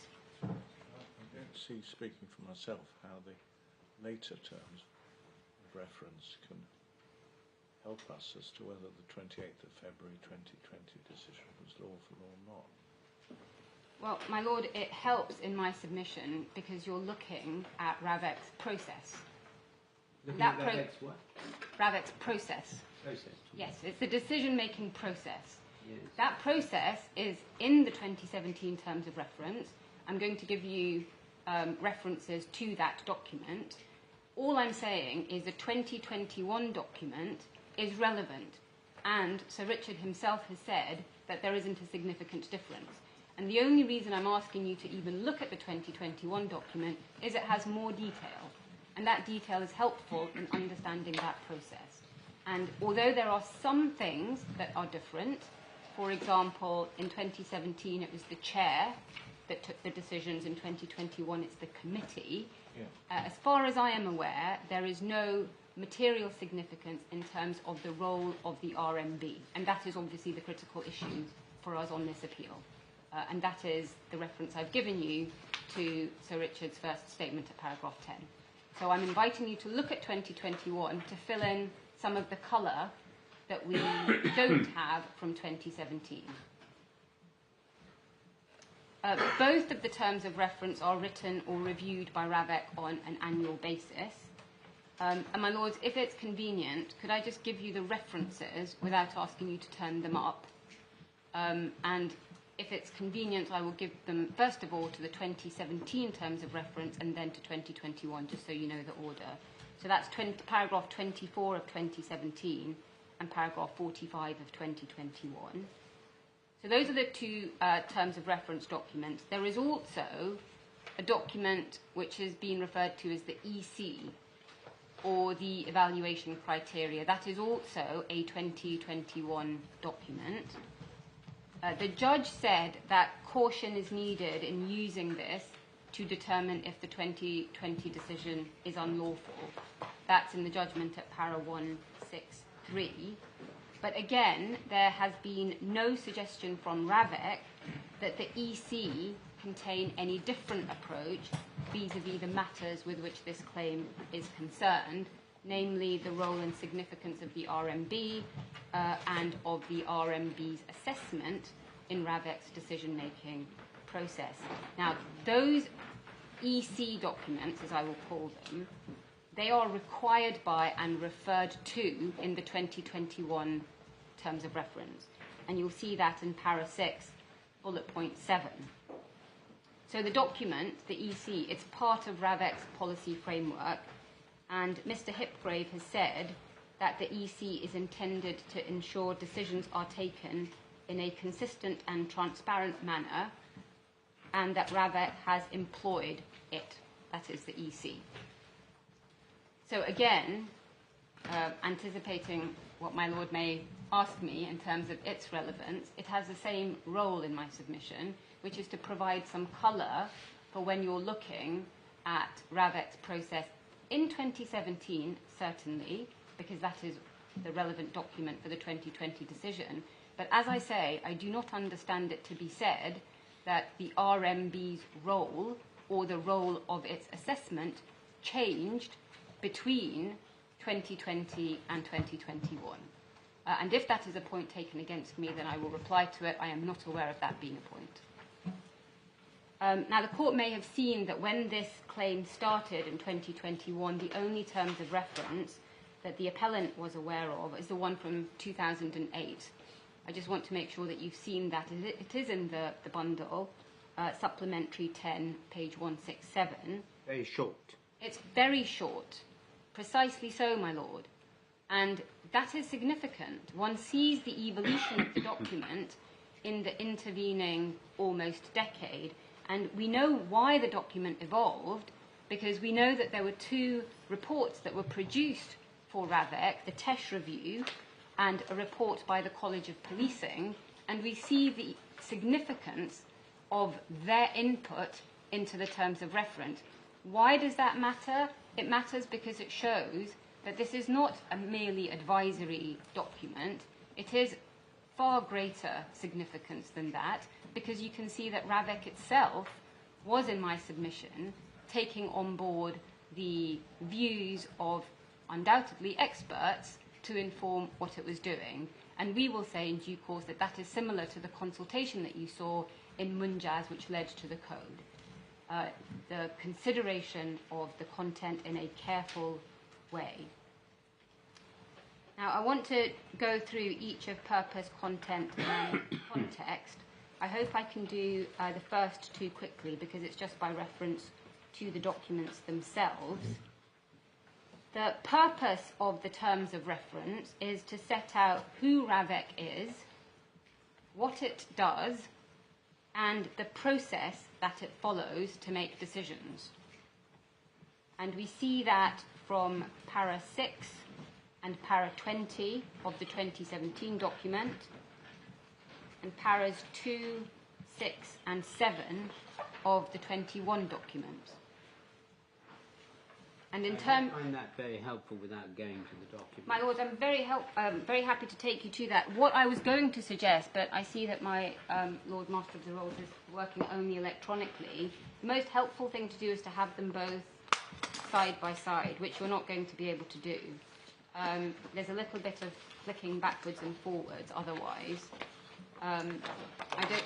Just explain why the 21 makes any difference. I mean, perhaps naively, I thought that you relied on the sort of mandatory nature of the requirements for a B.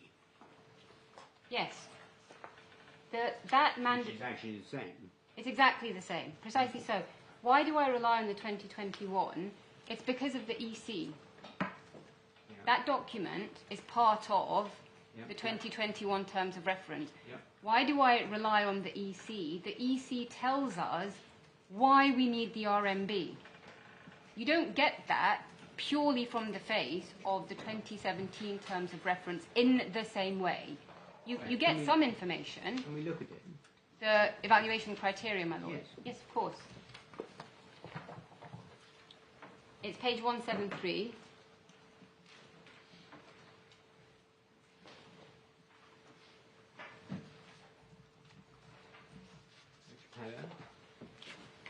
Well, there are a number of paragraphs that I want to show you about this, but perhaps the most critical, if you go to paragraph 5 on page 174,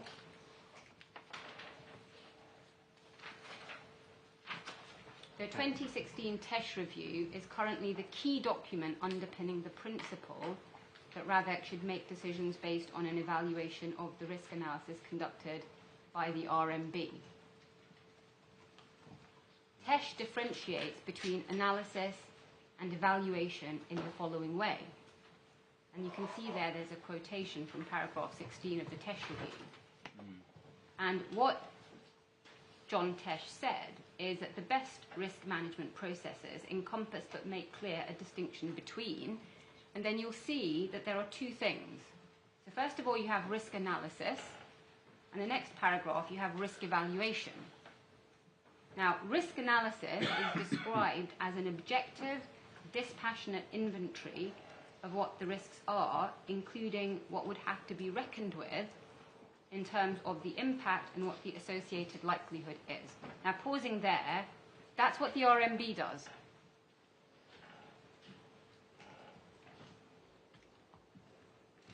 We then see risk evaluation. That's a policy-making process in which social values and risk tolerance levels are factored in by ministers and officials in order to decide about the objectives of policy, what measures can or must be taken to achieve those objectives, and whether the residual risk is tolerable. That is what RAVEC does.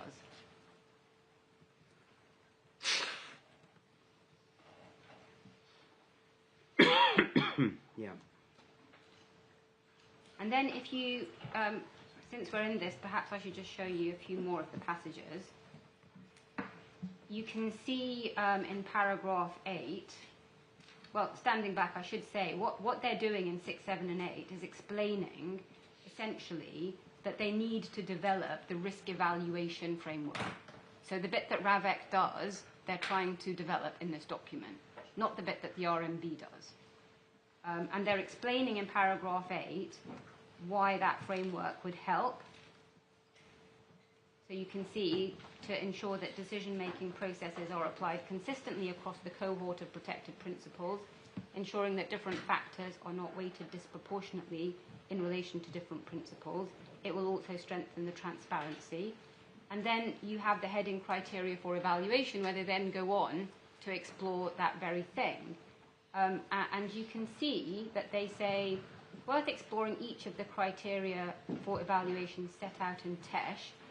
And my lords, this sentence, which understandably I put great emphasis on, the description of the RMB, crucial to that consideration, that is, of what should be in the criteria for evaluation, crucial to that consideration is the parallel review of the RMB. When did that take place? When did... The review. You referred to TESH. Yes. And it was 2016? It was 2016. I don't believe that we know the date of the RMB review. You can see that it's described in some more detail later on in that paragraph. I'm obviously not going to continue reading out, but you'll see... What I was puzzled by is paragraph 8, which says developing such a framework, obviously in the future, should also help assure committee members that decision-making processes are applied consistently, etc. Yes. So, I mean, this is all forward-looking, is it not? Yes, it is, as far as risk evaluation is concerned. Yeah. But we're not. But my lords, I'm not troubled by that, because I'm not asking you to look at how RAVEC itself has evaluated the protective security. That is not part of my challenge. My challenge is the process that RAVEC followed before that. Because what you see in the terms of reference is that RAVEC's risk evaluation has got to be based on the RMB's risk analysis. It's got to be based on it. They're not done side by side. One is not done as an advisory, oh, well, if you want to ask the RMB, then by all means do. No. It is a principle, that's how they describe it themselves, that came from the TESH review. And that's why, when the judge criticised my referring to the words in the document, the will, we'll see that in the key tasks, the executive committee will, and then refer to getting the report from the RMB, it's not just a fixation on the language, it's because we have a rationale. And the rationale is not just that the RMB is a distinct body with distinct expertise, but it's doing something different. And that's why I say this document matters, because it supplies us with the rationale. It analyses and supplies detail as to the risk in broad terms. So without them, you don't know what the level and nature and a lot of other things about the risk. Correct? Yes, in the objective, dispassionate inventory. What I think will be said against you is that the decision Ravek was making in this case was what was the consequence of the claimant stepping back from royal duties and going to live primarily abroad, as regards further protection being provided by Her Majesty's government for him when he came to England, and that is not affected, on one analysis, I think it's said, by the absolute level of risk or the nature of the risk, because what they say, as I understand it, is there was put in place a process that whenever he announced his intention to come to the UK, some evaluation would be made of what for and where and why and how, and then risk might be relevant, but this was a decision as to the principle of whether, I'm going to use the wrong language, but blanket security should be provided when he was overseas under the Ravek process. Yes, that point. And therefore it said, well, we're confusing apples and pears. The level of the risk is obviously critical when you come to consider what kind of security you're going to provide and the type of risk and so on. But this wasn't the question they were deciding. They were simply deciding whether he was within their cohort, and that's something for them. It's not for them, right, in my submission. The terms of reference, and we've slightly digressed away from the structure that I was following, but the terms of reference, the reason why it's so important to look at them is they identify who is in the cohort. Can I just say, the word cohort is really apt to mislead. It's apt to mislead, but I won't use it again. Well, I say that, my lord, because if you look at the submissions and the evidence, it is used a lot. But it is not always clear what it means by the person who's using it. So I'm going to try and be more precise and not use that word cohort. Well, I'm going to say who is within Ravek's remit. Right. Okay, that's the first question, and the answer is members of royalty and public figures. And I said this to Mr. Justice Lane. I am not within Ravek's remit. Clearly. It's got to be someone who comes within that description. And we have evidence, and I will take you to it in the closed session, about what that means. So that's how you get... That's not about you. It's not controversial to say that the claimant is within the remit of Ravek, is it? Well, it shouldn't be. Stepping back from royal duty. Well, precisely so. That's my point, my lord. Well, they say that it's within their remit because they say they're going to consider what they should do whenever it comes to the UK. Exactly. This is not a case where the appellant has been knocking on their door saying, "Let me in." They have let him in.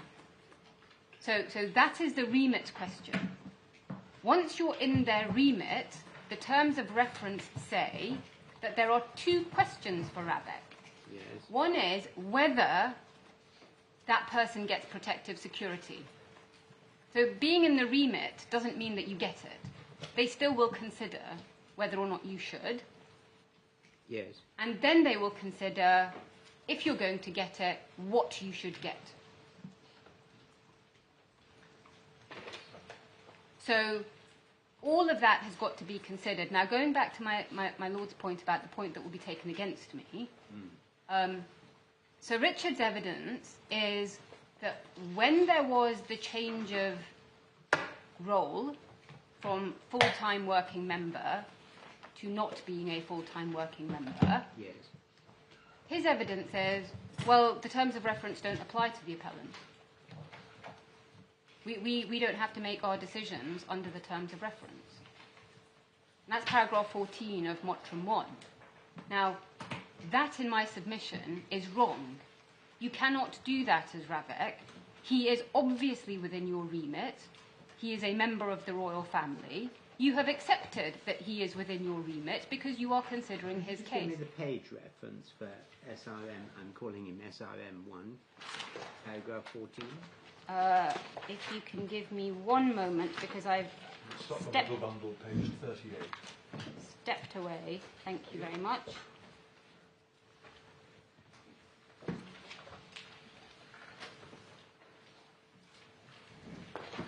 This is a non-confidential paragraph, is it? Yes, it is, and it is.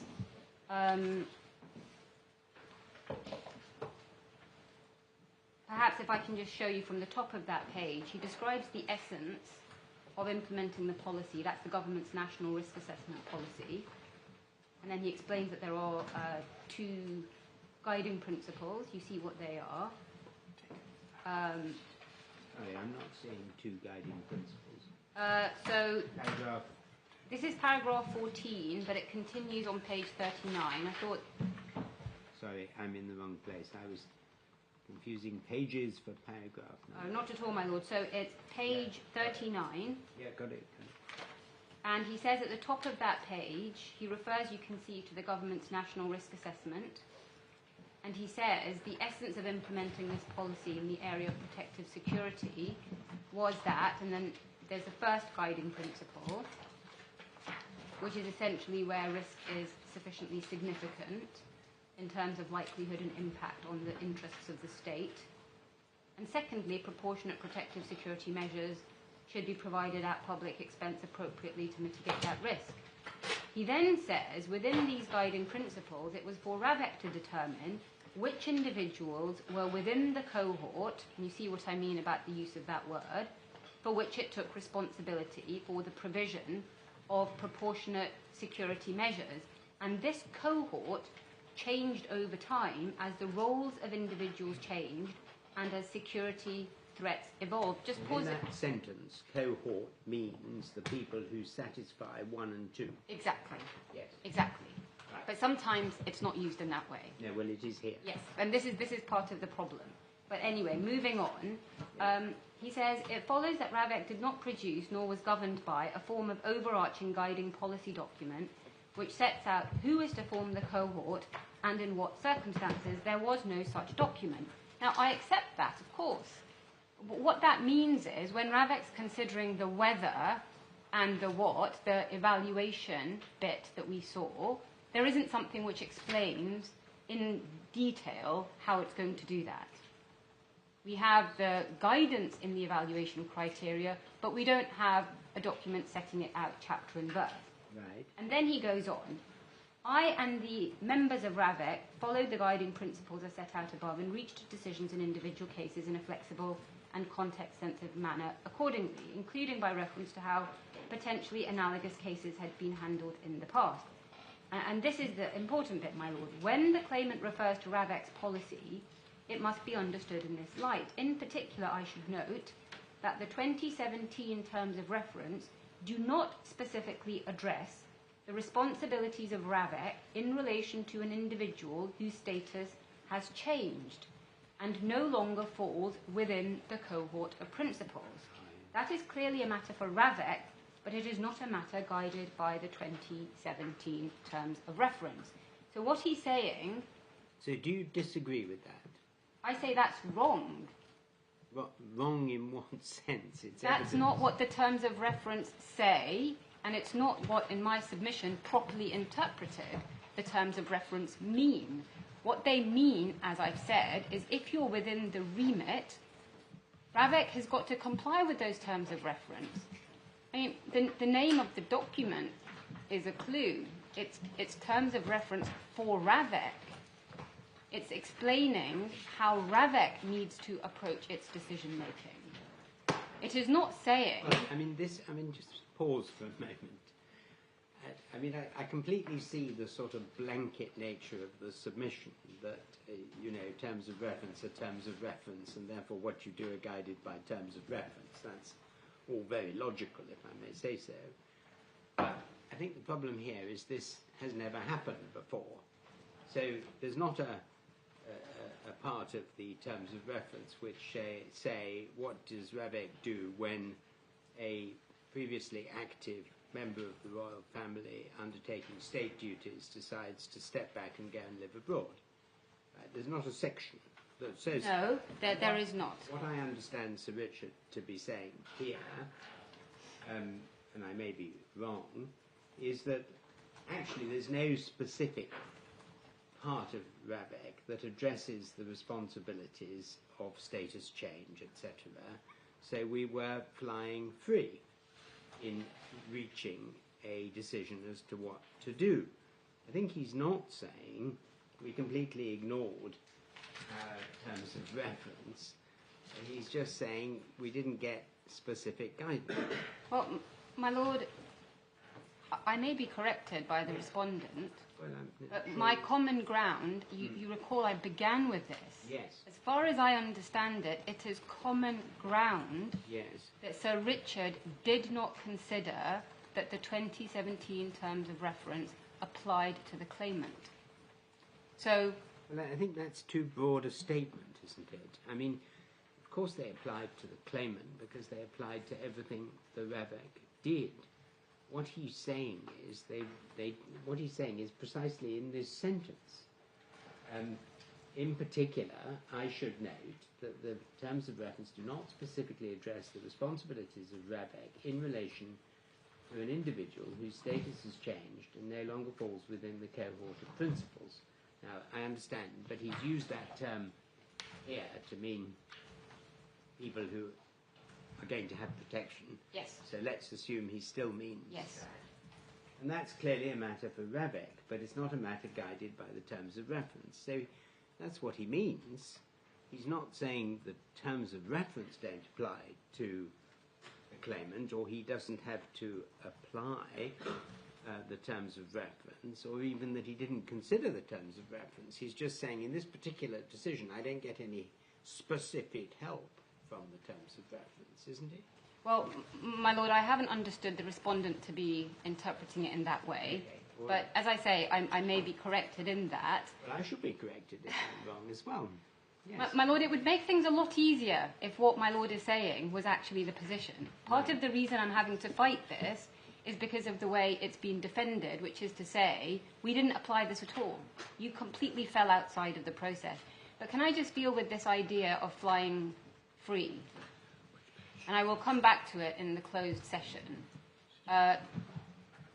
Ravek were not flying free. No, of course not. They It's were a not. very bad expression. No, it's very helpful, if I may say so, as a shorthand for this idea that essentially there wasn't a precedent. They were not flying free. And that's why this whole structure of how they approached it, what they were thinking about, how they explained themselves, we'll come on to the contemporaneous document, it matters. And so, my lord, going back to this point that you made to me about it will be said against you, well, this is all very interesting, but this was novel and unique and different. Yeah. In my submission, no. That there are guiding principles in these documents and in the practice of Ravek that show, as I said, that the bespoke is in fact different, unjustified and inferior. And we need to get into the detail. The bespoke is what? Different, unjustified and inferior. Oh, I see. You mean this bespoke? This bespoke, yes. Yes. May I just go back a little bit? Because what I was doing was just going through the two terms of reference documents and giving you some references. Can I just make sure that you've got them? And I'm mindful of the fact that my lord wishes to see a specific document, so I don't want to skip over them. But can I show you in particular just two passages in both of them? So the 2017, this is in terms of what Ravek does, and it goes to my point about the will. So this is paragraph 20, and it's the third bullet point. So it is page 171. Yes.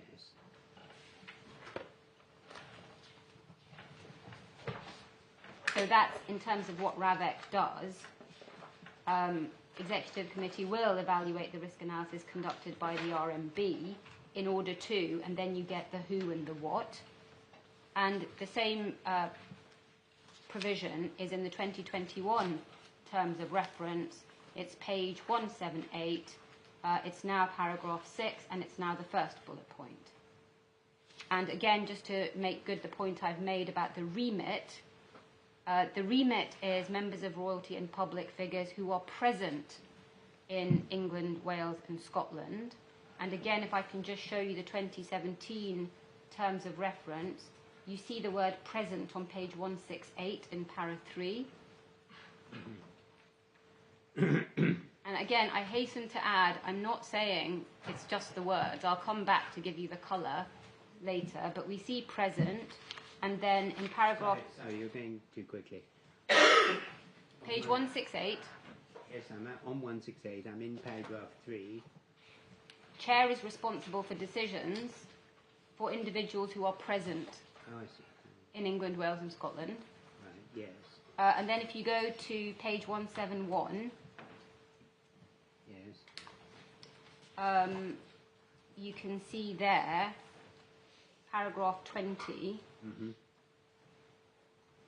first bullet point, exercise the national policy. Yes. Again, that same members of royal family and public figures. And then if you go to the next page, Yes. 172, if an individual who falls within the remit, that's why I've used that word.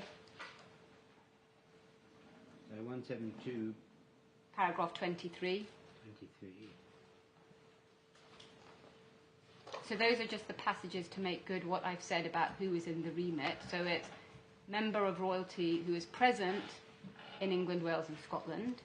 And then we see... What does that mean? Which bits, my lord? Present. Here. They don't have to live here. They have to be here. So what if they're not here most of the time? What does it mean, present? Does it mean present all the time, living here, mostly present? What does it mean? Well, in my submission, it means enough for my purposes, which is it applies when the person is here. So this is... Whenever the person is Whenever the person is here. This is again my point about remit, the flying free. This is why the terms of reference don't exclude somebody who is in the appellant's position. But they didn't, did they? I mean, I understand your point about different, unjustified and inferior, but they didn't exclude him, did they, because he was going to be abroad sometimes, or even to live abroad? No, but this goes back to paragraph 14 of Richard Mottram's statement.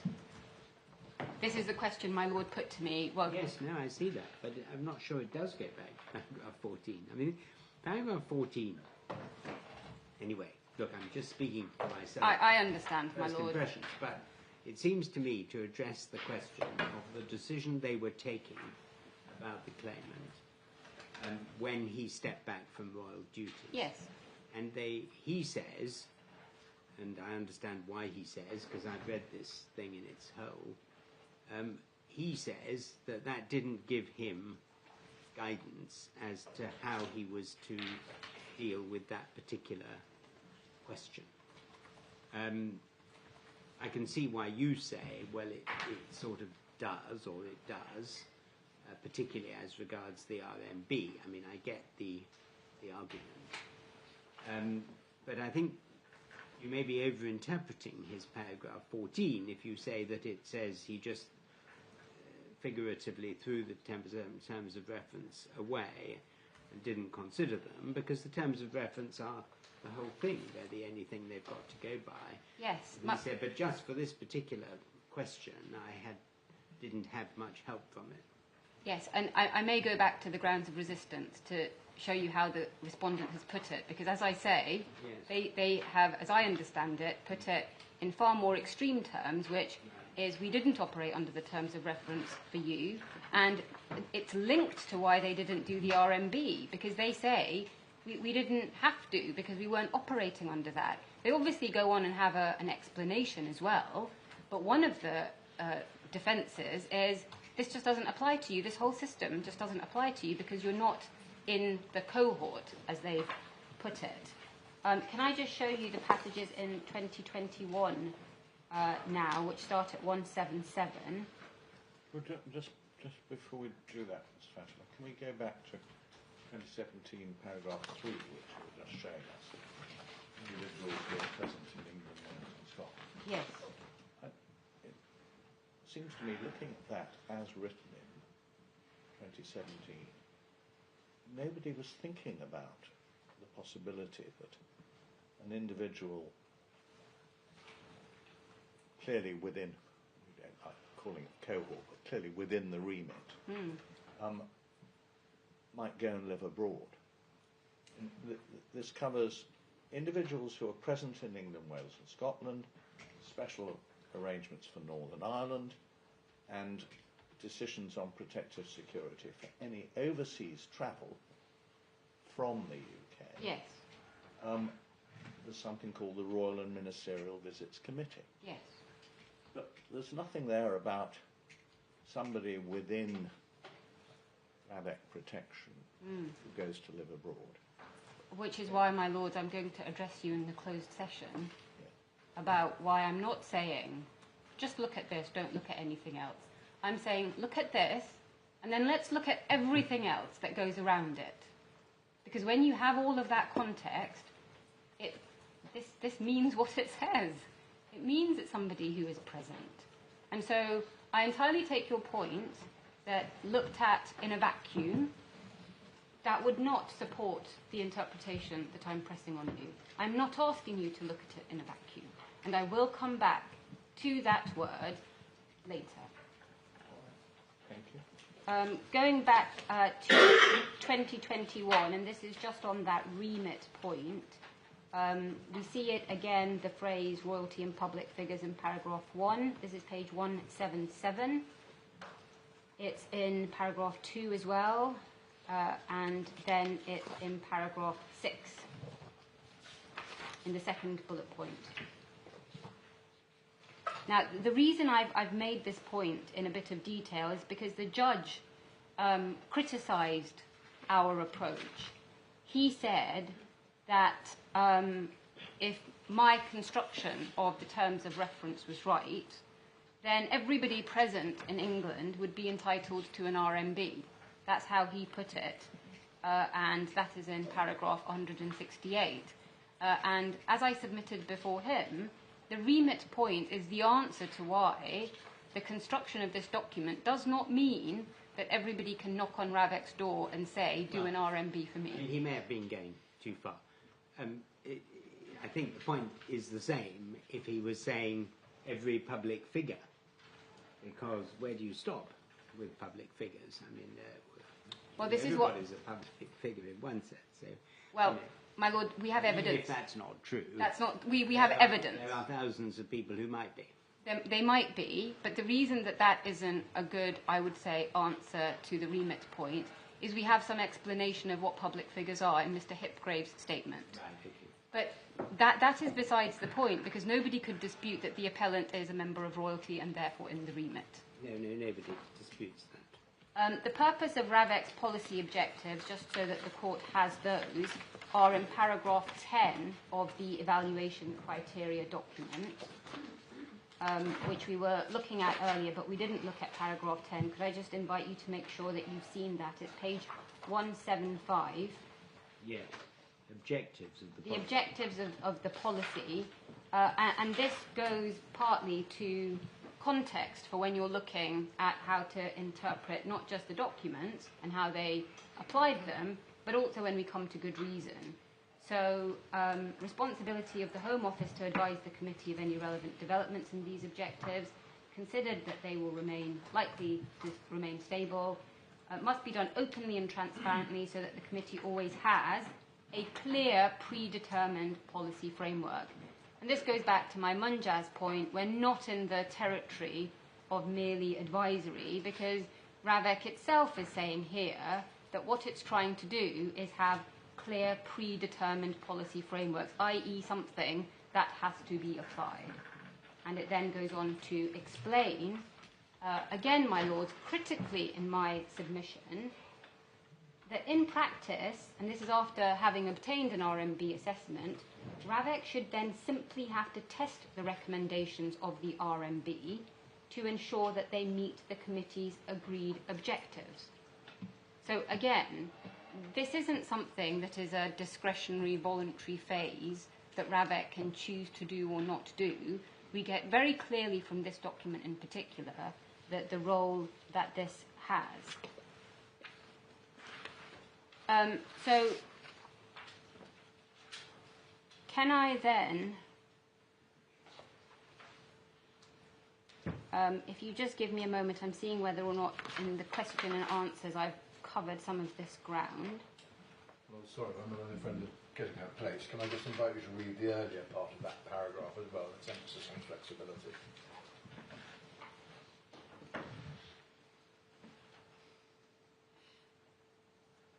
Thank you.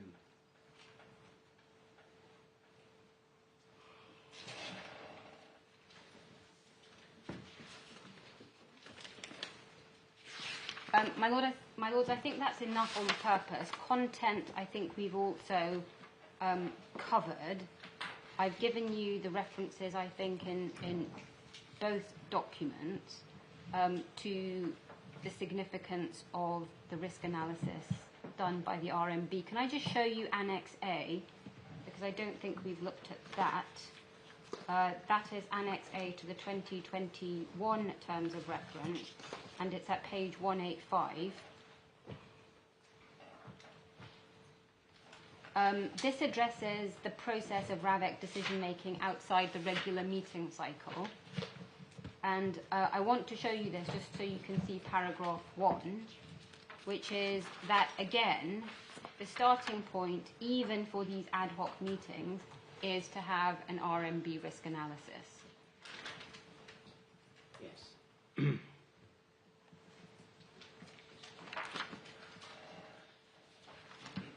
So in terms of context, I said there were 4 strands. Can I just tell you what they are before lunch? The 4 strands are, first of all, the subject matter of the decision-making process. The second is the composition, role, and expertise of RAVEC.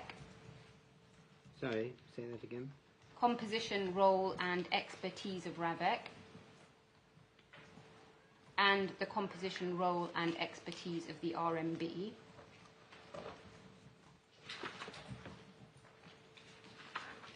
The third is the nature of the information and analysis that RAVEC gets when it's making decisions about who gets protective security.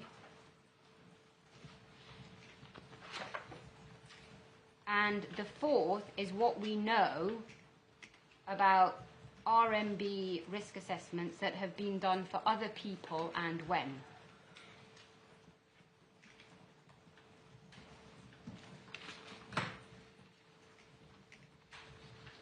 So those are the 4 strands, and if I may, I'll come back to those and then deal with the errors in judgment before going on to good reason.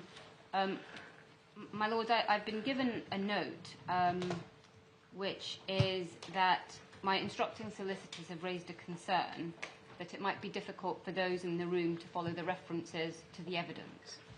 And so the proposal is that the open, that is to say redacted bundle, be provided to those that ask for it. And I'm told that they can liaise with the respondent solicitors, GLD, to see if that is possible. Well, is that agreed? I mean, I'm not going to have arguments in open court about things that have not been discussed between the council. My Lord, there is an open, that is to say... I understand that the documents are not... Yes. I understand that the documents are not confidential within the confidentiality ring, but I would want to know that you have discussed with your... I've just been given this, my Lord, well, so I raise it. why don't you discuss it over lunch, and if it's agreed, of course, it's agreed. It's fine. But if not agreed, then we'll have to find a way of dealing with it, but not so as to disrupt Certainly. the valuable time in this hearing for the argument we're hearing. How are you doing time-wise? I am behind where I should be. And how are you going? Maybe you better discuss that with your... I'm going to discuss that with Sir James. and try and persuade him to give me some of his time. Very good. Well, we will look forward to the outcome and see you all at 2 o'clock. Thank you. All right, they will.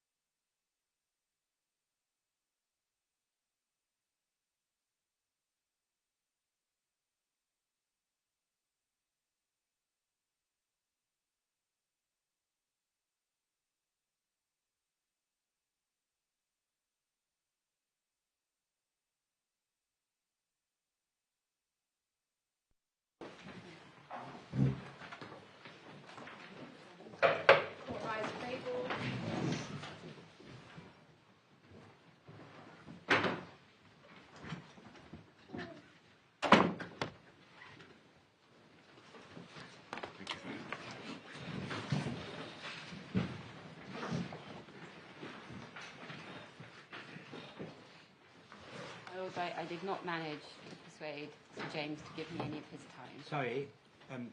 Sorry, everybody was making a noise. Speak, say it again. I did not manage to persuade Sir James to give me any of his time, but what he has agreed is I can use some of my time from tomorrow today with the permission of the court. So what time do you expect to finish this afternoon? 3:30. I was supposed to finish at 2:30. I'm going to borrow an hour from tomorrow, so I'll go less tomorrow. Right, okay. So yes, tomorrow I would have had 1 hour for the closed session and 1 hour in total for reply. I'm going to take half of that time today, if that is something that the court is content for me to do. Well, it's up to you, really. I mean, obviously, if Sir James doesn't take as much time as he thinks he will, then you may be able to buy a bit back. Yes. Okay, well, let's crack on as quickly as we can. Thank you. Try not to slow you down, Miss Fatima. Thank you. Context. I gave you the 4 strands. Sorry, just wait until the doors stop banging. Thank you. The first strand of context is the subject matter of the decision making. That is obviously the safety and security of those individuals that RAVEC considers. That was recognised by the judge below at paragraph 157 and is consistent with what Lord Bingham had to say in MJaz, which I showed you at paragraphs 20 and 21. The second strand was the composition, role and expertise of RAVEC and the composition, role and expertise of the RMB. You've seen the composition and role of RAVEC from the terms of reference, and we've seen that it is entrusted with the expertise to make the risk evaluation decision once it has received the RMB. As for the RMB itself, I've obviously shown you their role. In terms of the composition of the RMB, that is set out in Mr. Hipgrave's first witness statement at paragraph 56, which is supplementary page 92, or supplementary tab 4, page 92 for those in the hard copy. I'm not going to ask you to have a look at that now, but that is where he describes who sits on the RMB, which I will come back to later. And in terms of the expertise of the RMB, his evidence describes the RMB as providing RAVEC with, and I'm quoting now from paragraph 54 of Hipgrave 1, expert advice in respect of the threat picture, the risks faced, and any proposed mitigation of those risks. So that's supplementary pages 91 to 92. There is no suggestion in any of RAVEC's documents or evidence that RAVEC has the same expertise as the RMB. Indeed, the whole thrust of the TESH review recommendations, as reflected in the EC which I showed you, is that the RMB has different expertise from RAVEC, and that is why there is that staggered approach of getting them to do the assessment before RAVEC does the evaluation. There's some membership overlap, I think. There is some membership overlap, but it's difficult to know from what we've been told. Okay. The bodies represented are the same. RAVEC seems to have people at a more senior level. Yes, up to a point. That the same bodies are represented, but it's the additional people that are on the RMB, which Mr. Hipgrave identifies, Right. which I will come back to. All right. And obviously the court will have the point that representation of the same bodies doesn't imply that those individuals have the same expertise, even though they are part of the same bodies. The third strand is the nature of the information and analysis that RAVEC gets when making decisions. And here we know that the RMB considers threat, So that's Mr. Hipgrave's first statement, paragraph 61. And we also know that this is different from what is contained in the threat assessments, because what the RMB is doing is getting those documents and analysing them. And we get that from Mr. Hipgrave's first statement, paragraph 57, where he says that the RMB gets the threat assessment. It's not their job to, as he puts it, and I'm quoting, question or second guess the assessment level, end quotation. Instead, what he does, or it's what the RMB does, is analyse the information to, and I quote again, reach an overall view of the threat potential, with that being, he says, a judgment and evaluative exercise rather than a mechanistic one. Now, the reason I mention all of this, and those quotes were from paragraph 61, is we'll come back to the difference in the closed session in detail between what the RMB does and what the so-called bespoke process involves. But what you can see from Mr. Hipgrave's first statement, paragraphs 57 and 61, is it's not just the information that matters, it's who is analysing it. Because under the RMB process, the RMB is analysing it. We know now, under the bespoke process, that it's RAVEC that's analysing it. And that's a point that I will return to. Mr. Hipgrave also says, importantly, at paragraph 20 of his second statement, which is supplementary page 163, he says, and I quote, that the RMB analysis is qualitatively different from a threat assessment. So it's not enough just to have the threat assessment, because first of all you have the RMB's analysis, but then he's going on to say that that is itself qualitatively different. And in paragraph 31 of Mottram 2, which is supplementary page 152, he notes that the RMB process, and I quote, is focused on the wider issue of risk, not just threat. So this is all in the context of what is it that RAVEC gets when it's going through the normal RMB process. So we know that RMB considers threat, and we know what it's bringing to the table when it's considering threat. It's the analysis, and it's the qualitative difference in that analysis. The second thing the RMB considers is impact. And that's Mr. Hipgrave's first statement, paragraph 62, supplementary, page 94. And there are a range of factors that go into impact, and I will come back to that. And then there is another factor, which I will not describe, but is set out in Mr. Hipgrave's first statement at paragraph 64. Just invite the court to have a quick look at that, given that I'm restricted in what I can say. Which bundle reference? Supplementary 94. So I just want you, for your notes, to be able to jot that down, and I will come back to it. What paragraph is it? It's paragraph 64.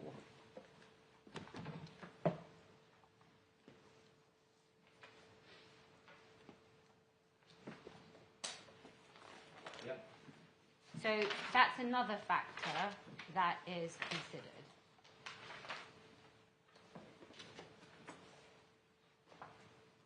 Now, he tells us, Mr. Hipgrave, that, and again I'm quoting, all of these matters are put together by the RMB to create a consolidated risk profile for the individual comprising threat, impact of a successful attack and risk. This will also include a recommendation for protective security mitigations, end quote. That's paragraph 65. It's supplementary, page 95. And he then says that the work of the RMB is considered by RAVEC. That's paragraph 69, supplementary 95. So that is what RAVEC gets when it gets an RMB assessment. It has an assessment that is looking at the things I've just described. The fourth contextual strand is what we know about the RMB assessments that have been done for others and when they've been done. And this is based on the description, which I emphasise is for the purposes of this litigation, of the three broad categories that are described in the evidence. And for the court's reference, that's Mr. Hipgrave's first statement, paras 29 and 31, supplementary page 86. And giving a broad summary, what we know is that most of those provided with protective security are in the role-based category. That's Hipgrave 1, para 32, supplementary 87. And he says that in general, it's expected that the RMB will consider each principle within RAVEC's cohort annually. That's Hipgrave 1, para 66. And that, in general, I should say, appears to be a reference to the annual consideration rather than to the RMB being done in the first place, because at the end of that paragraph, he makes the point that there may be decisions that need to be taken out of the usual RMB process, and he notes that, and I quote, urgent assistance may be required from the RMB Secretariat and such members as are available to assist on an ad hoc basis, end quote. That's Hipgrave 1, para 66. And I already showed you Annex A to make the point that even with those ad hoc, out of the ordinary cycle process meetings, the RMB goes first. He describes the assessment as one important consideration for all decisions on the protective security to be provided to principals. That's Hipgrave 1, para 54, supplementary, page 91. Now, he does say in one passage that the judge relied on that the RMB may be invited by RAVEC to consider risk assessing any individual for their potential inclusion within the cohort. That's Hipgrave 1, para 59, supplementary 93.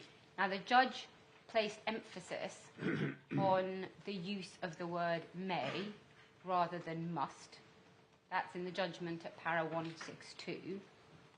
And in our submission, he was wrong to do so because, as the court knows, my submission from earlier today, there's nothing in RAVEC's terms of reference that suggests that the RMB is anything other than mandatory for anyone within RAVEC's remit.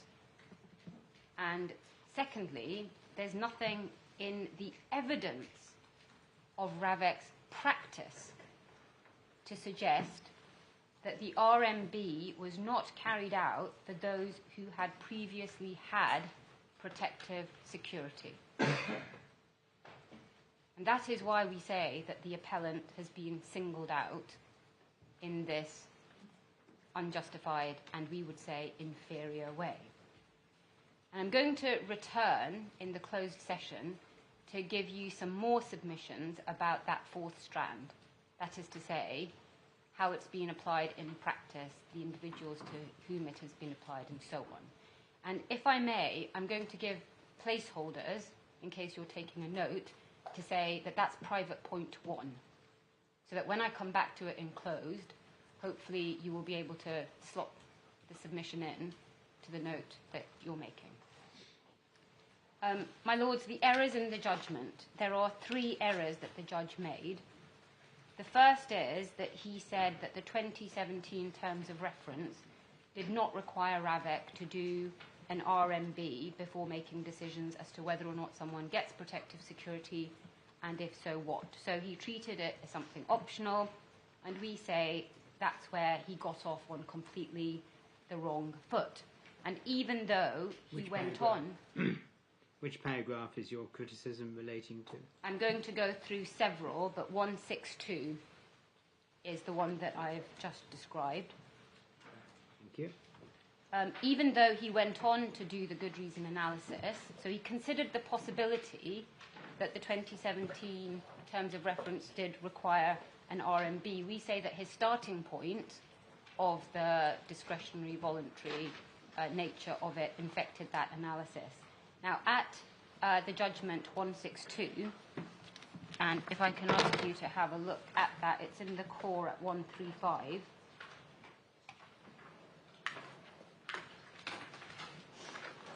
The judge makes 3 points in this paragraph.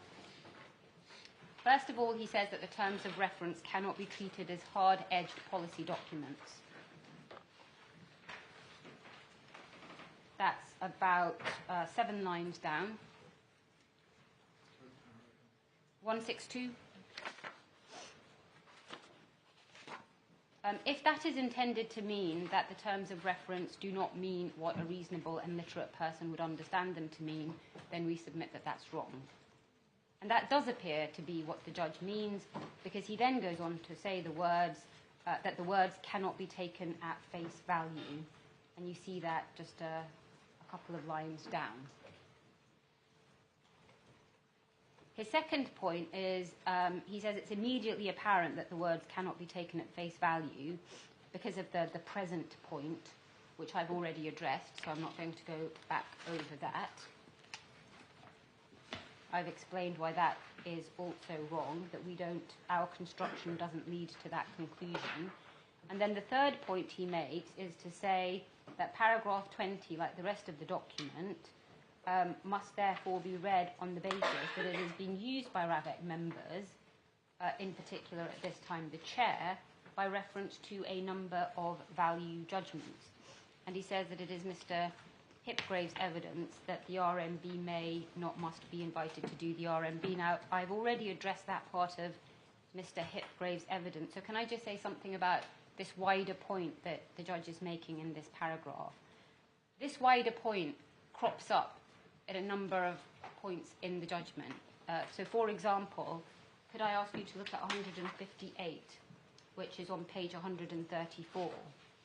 And you can see there that he says, about 4 lines down from the top, the subject matter at issue and the expertise and constitutional responsibilities of the relevant decision makers will be relevant to the court's task of construing the terms of the policy and the nature and scope of the practice. Now, as I hope is not a surprise to my lords, if that is intended to mean that this is relevant context which informs the court's approach to interpretation, then that's fine.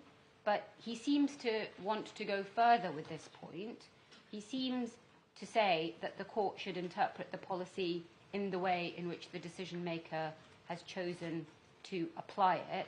And if that is what he means, then that is wrong, and that is the second error in his judgment.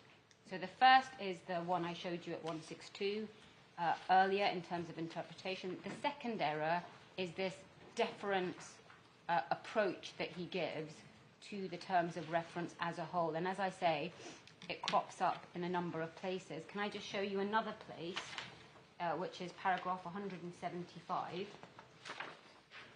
and that is on page 141. So again, he goes back to this deference or expertise point. He says that the defendant's witnesses can be taken to have a thorough understanding of the RAVEC terms of reference, and you see that 4 lines from the top. Now that appears to be an application of the Hopkins presumption, because as you can see from paragraph 176, he rejected my submission that one cannot extrapolate from Lord Carnwath's judgment any general proposition. So 175 and 176 appear to be yet more of the expertise point that we've seen in 158 and 162. And you already have my submissions on why Hopkins is not authority for the general presumption that the judge appears to be applying, and therefore these paragraphs show an error of law.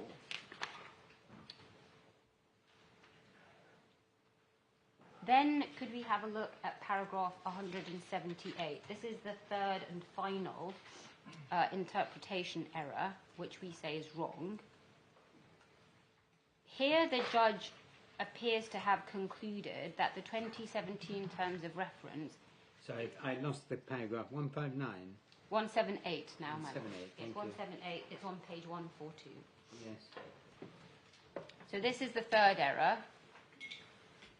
And what he appears to have concluded is that the 2017 terms of reference did not apply to RAVEC's decision-making in relation to the appellant in 2020. And he doesn't therefore go on to consider the question about the scope of the terms of reference, and in particular who it applies to, and the fact that that is, in our submission, something that is determined by the content of the TOR. So that's the remit point. And we say that his analysis here has 3 mistakes in it. First of all, he ignored the fact that on the evidence before him, he knew that the appellant's interpretation is consistent not just with the language of the terms of reference, but also with Ravek's practice. And I've put it in that way because that's my private point 1 again, which is who else has had the RMB? The judge had heard our submissions on that, and he made an error because he didn't take that into account. He also ignores the evidence of Mr. Hipgrave in Hipgrave 1, para 25. I referred to that earlier as well. That is also a paragraph which I will show you later, and it deals with the remit question. Page? Supplementary 85. Thank you. And third, he ignores the evidence of Sir Richard, which I've already covered with you, and that's Mottram 1, paragraph 14, where Sir Richard says they weren't applied to the appellant because of his change of status. The judge then, on the interpretation part of the judgment, he looks at the position of others at paragraphs 179 to 190. Now, some of that analysis is about good reason, but some of it bears on interpretation. And so that's all going to be part of my private point 1.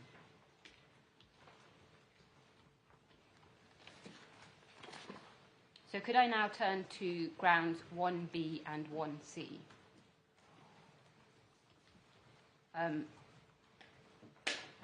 The key parts of the judgment that relate to this, again, if it's helpful for you to have them at the outset, are 155, 158, and 159. That's on the law. Did you say 159? Yes, my lord. And then on the facts and the application of the standard to the facts, it's 165 to 168, 170 to 173, 175, 180, 186, and 190.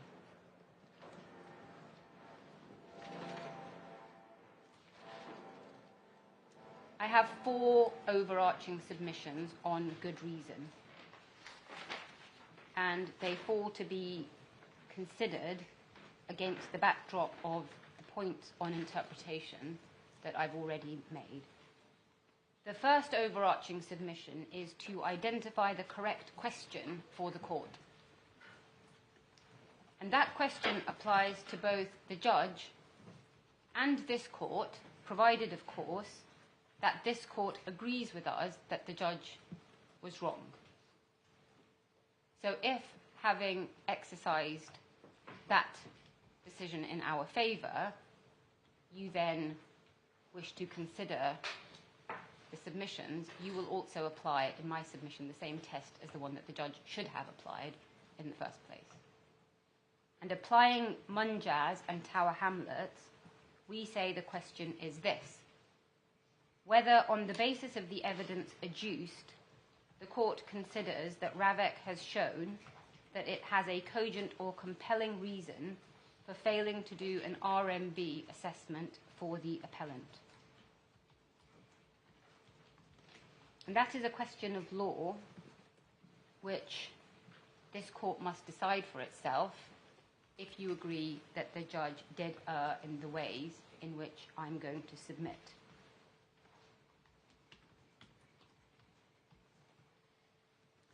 I'm going to address later on the factual findings on which that decision needs to be based. But can I try and put them into 2 groups? The first group of factual findings relate to the reason for the decision. And these were made by the judge primarily at paras 166 to 168, 170 and 172 to 173.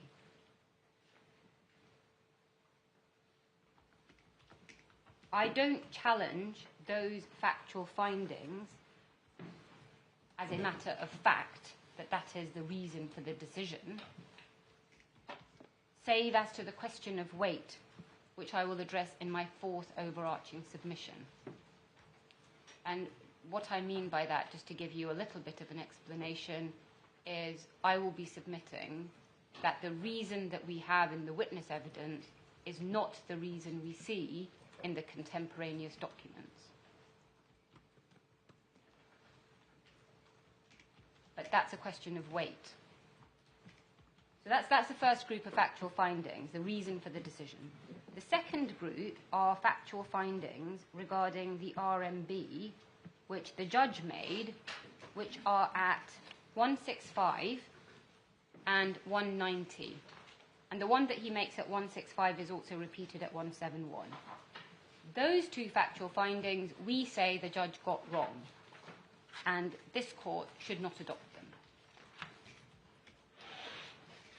So that was the first overarching submission. The second is that the quality of the substantive reasoning that is needed in the context of this case and this departure from the 2017 terms of reference is especially high, and there are three reasons for that. The first is the importance of the safety and security of the appellant. That justifies the need for particularly cogent reasoning. I hope the court has had the opportunity to read the appellant's witness statements. He describes in them the position that he has benefited from in terms of protective security over his life. And that is an important backdrop for this point that I'm making now. And so if I could paraphrase paragraph 21 of what Lord Bingham said in MJaz, we invite the court to scrutinise the reasons given by Ravek with the intensity which the importance and sensitivity of the subject matter, the safety and security of the appellant justifies. Second, we say the clear, unqualified requirement that Ravek's protective security decisions must be based on the RMB justifies the need for particularly cogent and particularly compelling reasons. And I've already explained that this is not based on some literal interpretation of the terms of reference. The court has seen the recommendations of the Tesh Review quoted in the EC and the rationale for why the RMB is so important. And we also have the practical application of the terms of reference. We know from the evidence how widely and consistently the requirement to do an RMB is honoured by Ravek. And there is no other person in all the evidence before the court that has been treated similarly to the appellant in being denied an RMB. And we say that that is the second reason for that especially high threshold. Third, the extent of Ravek's departure from the terms of reference justifies the need for particularly cogent reasoning. And as I said at the outset, as my first introductory point, it's common ground that Ravek has failed to do the RMB in advance of taking the February 2020 decision. And we say that stark and wholesale departure from the requirement of the terms of reference is something that needs to be taken into account. So having made those two overarching submissions, can I just pause to look at the judgment insofar as it relates to what I've just said? I've already addressed substantively the point in the judgment at para 155. This is page 132. This is the MJaz point. And the judge says there, he quotes parts of MJaz, and after referring to paragraph 69 and quoting from Lord Hope, he says, I would emphatically reject any suggestion. He says, as will be apparent from what I say at paras 159, the background and subject matter of MJaz in the present case could hardly be more different.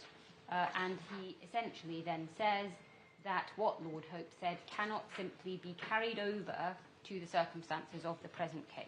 That's at the top of page 133. We submit that as a matter of principle, those comments can be carried over to this case because there's no analytical difference that is relevant between the background and subject matter of MJaz and this case. Can I just explain what I mean by that? The court will recall that I showed you the 3 points that Mr. MJaz relied on that were described in paragraph 20 of Lord Bingham's speech. There was consultation on the code in MJaz, and we say that we have the Tesh review and the College of Policing reports in this case. So just as that consultation heightened the threshold, so the Tesh review and the College of Policing reports heighten the threshold here. This is not advisory. This is not discretionary. This has been developed after taking those reports into account. There was the high importance of protecting detained mental health patients in MJaz, and as I've just explained, there is the importance of the safety and security of the appellant in this case. So far we have 2 out of 3 in terms of the qualitative points. True it is, of course, that unlike MJaz, the 2017 terms of reference was not issued by the Home Secretary. But that is not a material factor when it is remembered that there was no express obligation on hospitals to follow the code. So there was certainly a statutory backdrop in MJaz, but that backdrop does not justify a different analysis on the facts of this case. And then he carries on, staying in the judgment at para 155, he carries on and distinguishes Tower Hamlets on the basis that he says it was also a case about statutory guidance, and for the same reasons we say that's not a material distinction when considering what is required by the good reason test. The court will recall that I said that the analytical search is for factors that show that the policy in question is more than merely advisory. Now, those factors could include things that relate to the statutory provenance of the policy, but they don't have to. And you don't have to have that statutory provenance in order to get into MJaz and Tower Hamlets. So we say that the judge was wrong at the end of that paragraph to say these cases shed no relevant light on the matters with which I'm concerned. Of course, they don't shed any factually relevant light, but they identify the correct legal test, and that legal test, we say, is to be applied whenever on analysis the policy in question is intended to be very much more than advice which the decision maker might choose to follow or not to follow. That's a paraphrasing of paragraph 20 of MJaz. So, my lords, we say that the judge erred in the application of the Nadaraja good reason test because he failed to hold Ravek to the MJaz standard of cogent for compelling reasons. That is the right test, and that is the one he should have applied. He applied a lower standard.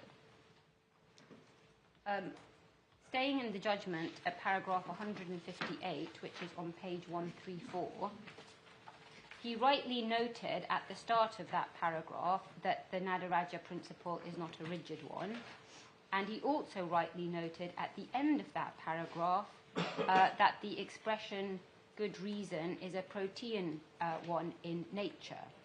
But that is because the answer to the question, was there a good reason, will always be fact sensitive. That's where we get the versatility. But we don't have a difference in terms of the applicable framework for that question in principle. That is there a cogent or compelling reason? And then moving through the judgment at 159, we see that he notes that the decision-making in this case doesn't have a statutory context. He says it's an aspect of the royal prerogative.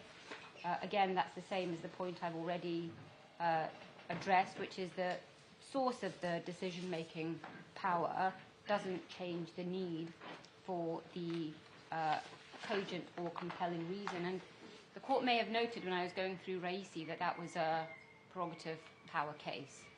So that was the ministerial statement about the ex gratia compensation scheme. And he says at the end of para 159 that the assertion that Sir Richard should have thought to initiate an RMB assessment is close to being a Tameside challenge, and such challenges are founded on irrationality. That is a bad point in our submission, because our assertion regarding the need for the RMB is rooted in RAVEC's own policy, so it's not a Tameside challenge. And then if we see paragraph 176, that is again the expertise point, which I've already addressed. That's page 141. So those are the first and second overarching issues on good reason and why we say that the judge erred in relation to them. My third overarching submission is that the judge's factual findings regarding Sir Richard's reason for not doing an RMB do not disclose a cogent or compelling reason. And I should say, for the avoidance of doubt and dealing with the respondent's notice point, that in our submission, the reason provided would meet the Wednesbury standard. Would not meet the Wednesbury standard. Could I start by looking at the judge's factual findings? I gave you the references earlier, so if I could just go through some of those. So starting at 166, please.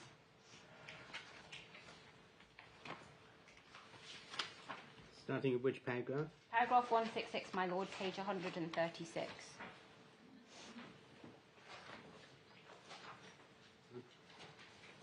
And you'll recall that I said that there were two groups of factual findings. The one that relate to the judge's factual findings as to RAVEC's reason for not doing the RMB, and the second to his own findings. So if I can just give you the overview, 166 and 167 are describing the contemporaneous documents. So those are the three emails, 24th, 6th and 7th of February. Yes. 168 is summarising the witness evidence in Mottram 1, especially para 75. 170 summarises the witness evidence in Mottram 2, paras 36 and 37. 172 summarises the witness evidence in Hipgrave 2. Now, Mr. Hipgrave doesn't address RAVEC's reason for not doing the RMB in February 2020, because obviously he wasn't the decision maker or involved with it, but his evidence is purporting to support and justify that decision. So that's why his evidence is referred to there. And there is a similar point which applies to 173, which is the witness evidence of the current chair. I'm not quite grasping what point you're trying to make by going through these paragraphs which just refer to the evidence. Because I'm about to make submissions on why he erred in what he found in them, and I want you to know what I'm basing my submission on. So it's these factual findings. It's the description of the emails, it's the bits of Mottram 1, Hipgrave 2, and Mottram 2, I should have said, and the current chair's evidence. And it's those specific passages. Yes.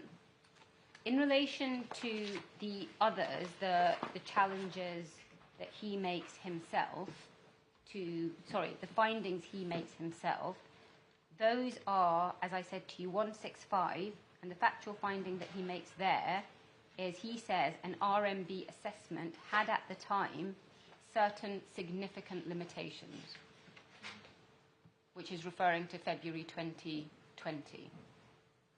And the court will see that on page 136.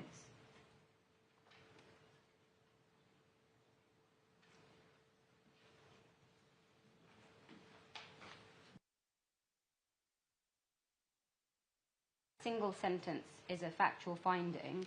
A single sentence where? Paragraph 165, Yeah, page 136, yeah. second sentence.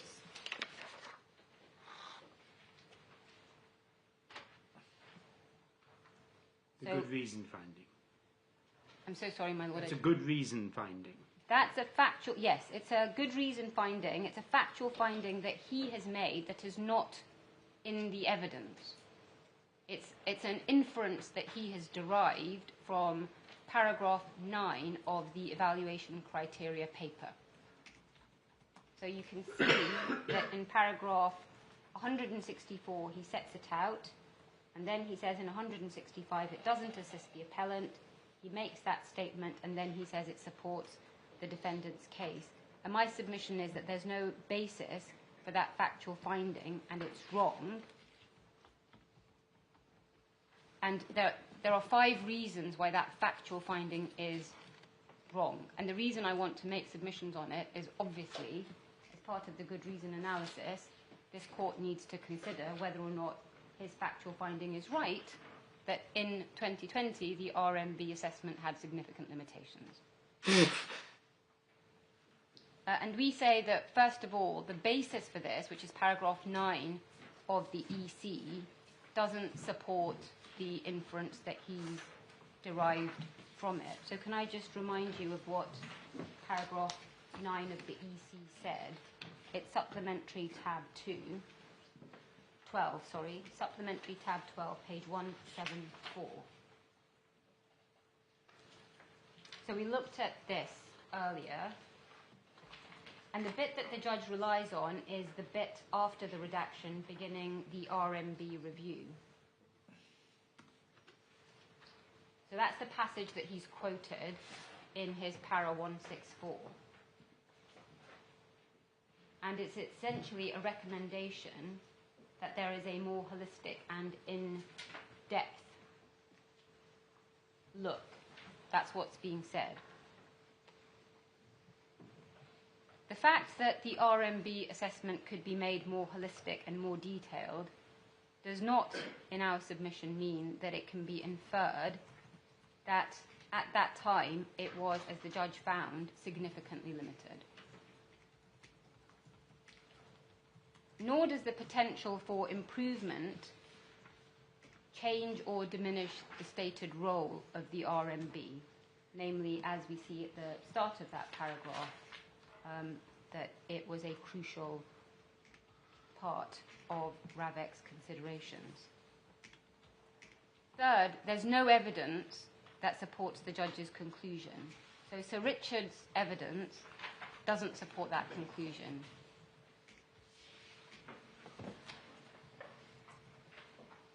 And fourth, the contemporary evidence is that an up-to-date RMB would have been of assistance. When considering the arrangements for the June visit, the police asked for the most recent RMB assessment. And you have that in HIP Grade 1, paras 131 to 132. So the police plainly considered that the RMB assessment was relevant for the purposes of the June 2021 visit. Finally, the point in paragraph 9 that's being made is different to the one that is being made by Sir Richard and which the judge describes in para 165. The EC is saying that the assessment could be made more detailed. Sir Richard's evidence is not that the RMB wasn't detailed enough. That's not what he has said. He has said that the RMB wouldn't have the information they needed in the appellant's case to meaningfully do one part of the assessment. That's his evidence.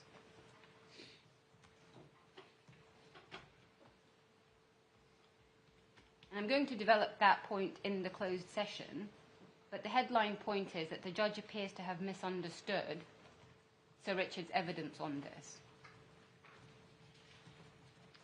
That factual finding in 165 is repeated, as I said, in 171. It's put in a slightly different way. But then, if I could ask you, let me just show you that, please. It's 138. And he says, far from assisting the claimant for the reasons I have given, and then over the page, the evaluation criteria support the fact that at the time an RMB assessment of the claimant would have been likely to be of less practical utility than certain arrangements. So that is a very similar point to the one he's making in 165. And then, if I can just show you quickly some bits of 172, which I'm going to come back to. He refers to the fact in 172, he refers to Mr. Hipgrave's evidence, and I think it's just over halfway through that paragraph. This means that a more focused, much more focused. Do you have that, my lord? Yes. That bit there, much more focused consideration can be given, informed in particular by the views of the MPS.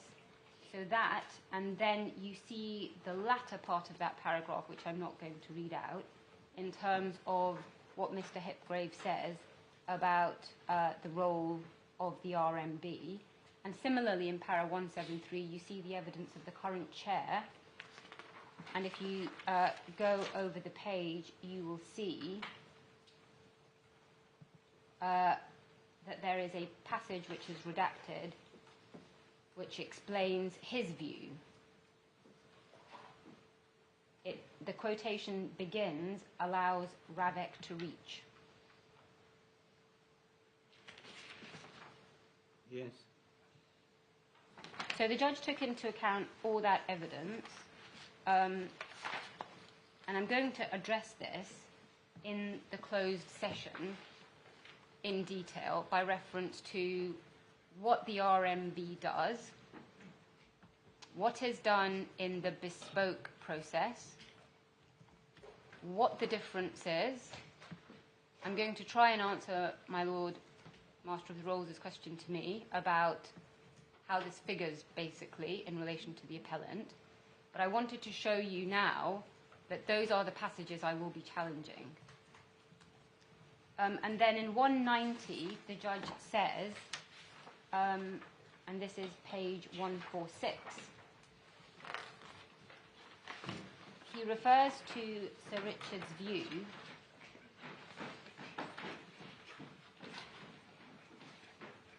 that it was not possible for Ravek at that point to see how matters regarding the claimant would develop. I'm reading from about halfway down in that paragraph, and then there's the sentence, the position would not have been materially affected if an RMB assessment had been commissioned at the time. That's another factual finding that I say is wrong, and I'm going to deal with that also when I deal with the closed evidence. I should just say it's not entirely clear what the judge bases that assertion on. It appears to be based on the passages I've shown you.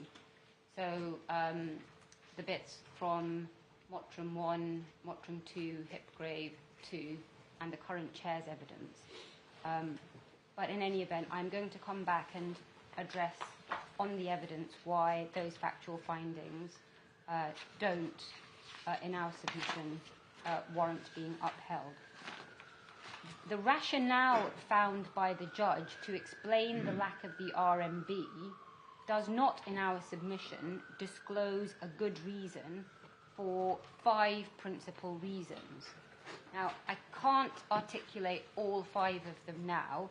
I'm going to address them in private point 2, but can I just give you the essence of what the submission is going to be? The RMB is a fundamentally different exercise from the so-called bespoke process. It's done by people with specific expertise and it focuses on distinct factors. The fact that the appellant is living abroad and comes back here from time to time does not in any sense dilute the relevance of those distinct factors when his security is being considered. And the so-called bespoke process and the expertise being applied to that process are, in our submission, not only fundamentally different, but fundamentally inferior for the appellant than for any other individual within the RABEC cohort.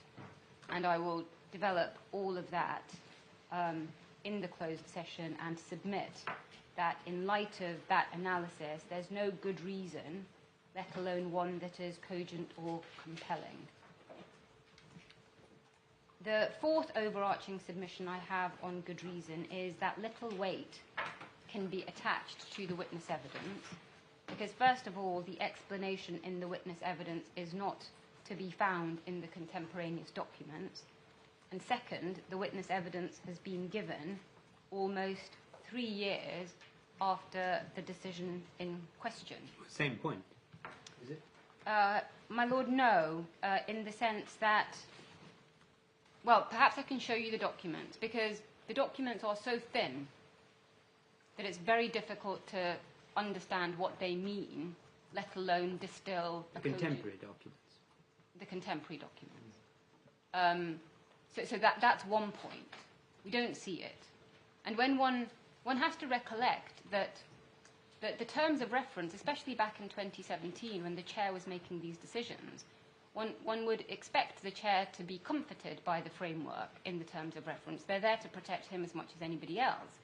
That wasn't followed. That process wasn't followed. As I've said, it's common ground. And so you might expect that the chair in that position would be taking great care to document what he was doing in this. In his own evidence, he describes it as an unusual and high-profile case. But we don't see that. So that is the contemporaneous documents. But the second point is the passage of time when it is about something that was in someone's mind, an opinion or a belief. And my lords will be familiar with the difficulties of any witness recalling what was in their mind 3 years after the event in question, especially when the underlying documents are so thin. So this really does just go to weight, though, as I've said. The judge gave the witness evidence significant weight. That was how he described it. In my submission, it has little weight because of those two factors. Can I show you the first of the emails in question? This is tab 20 of supplementary bundle, and it starts, as with email change, you have to work backwards. It starts on page 207.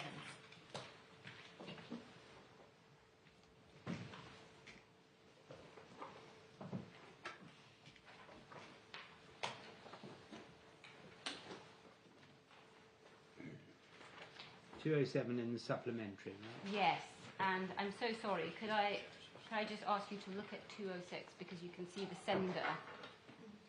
So you can see it's from Sir Richard at the bottom of 206. It's 24th of February 2020, sent at 1910. And you see there the names of the recipients.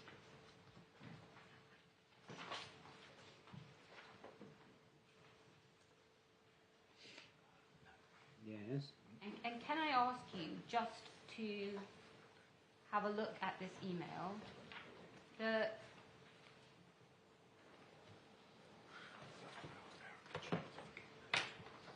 two sentences after the bullet points. Oh, I must be in the wrong one. Yes. So you see the bullet points, my I've lord. got it, yeah. And I think it's two sentences, but So in any this event, is it's the a line and a 24th half. of February email. 24th of February. Yes, thank you. If I could just ask you to read that little bit that is outlined in the green.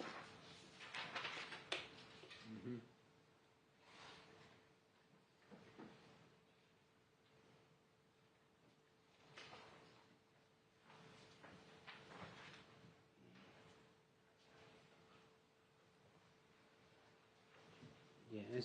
And it's the 7th, 8th and 9th lines.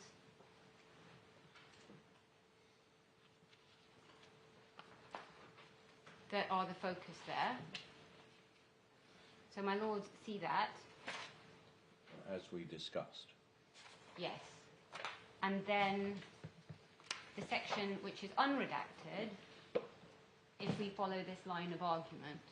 So the argument is there above, and then the consequence of the line of argument, as he puts it, is there would be no RMB.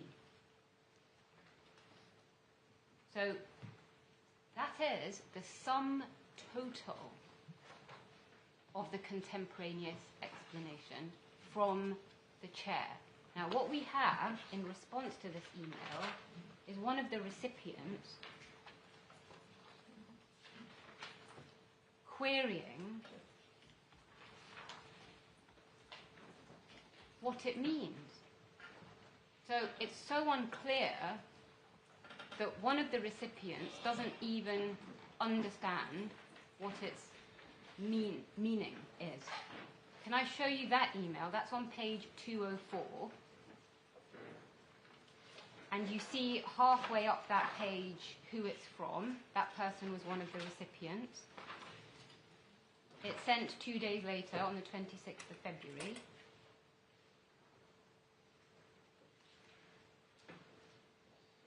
And you can see there that he says... Yes, you're referring to point 4, are you? No, my lord, I'm referring to point 1. He says, following your email on Monday, Got it. am I correct in understanding this means that there will not be, and then you can see what's set out there. So the person getting it didn't really understand. And you can see the last sentence. I suspect we will be pushed for this clarity. So big red flag for Sir Richard. Haven't explained it particularly clearly, and we do need it to be clear. I mean, big red flag might be overstating that paragraph, mightn't it? He's understood it, actually, because he repeats it. Well, but it's somebody else, my lord. It's never a good thing if somebody has to say back to you to check whether or not they've understood what you've meant. Okay. And also, there is that point about being pushed for clarity. So there was an opportunity for Sir Richard to come back and explain, and we see his response on page 203. And you can see it's 2/3 of the way down. You see that's the response from him. It's the 27th of February. It's going back to that same person. And his response is, your understanding is correct. Yes, but so what's wrong with that? Well, if you now go back and look at what was said in the clarification, so if you go back to para 1 on page 204,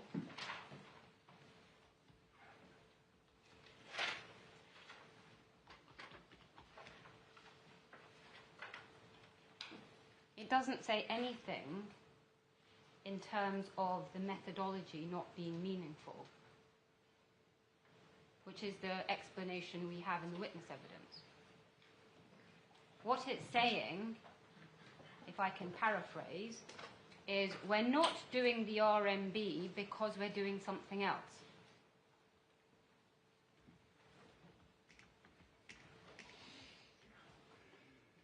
So what you see in the witness evidence now, in my submission, is nowhere to be found. It's not in Sir Richard's first email. It's not in the clarification. Sorry, just be a bit clearer, can you, about that submission? I don't fully understand it. Just say it again. What do you say is in the submission now that is not prefaced in the documents we're looking at? An explanation. An explanation for what? Not doing the RMB. Right, so you say there's no explanation for not doing the RMB in this email exchange. Well, it depends on what my lords, regard as an explanation. In my submission, it's not an explanation. What it says is, we're not doing X because we're doing Y. It doesn't say, we're not doing X, we're doing Y because. And so in my submission, to say that you're doing something other than you should be isn't explaining why you're doing it. What you get now in the witness evidence is the why. You get the, we're not doing the RMB, we are doing bespoke because. There's no because in these 3 emails.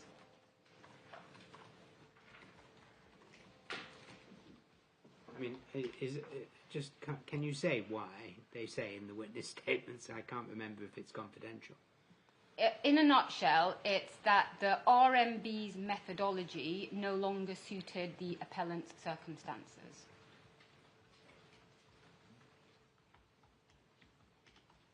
Right.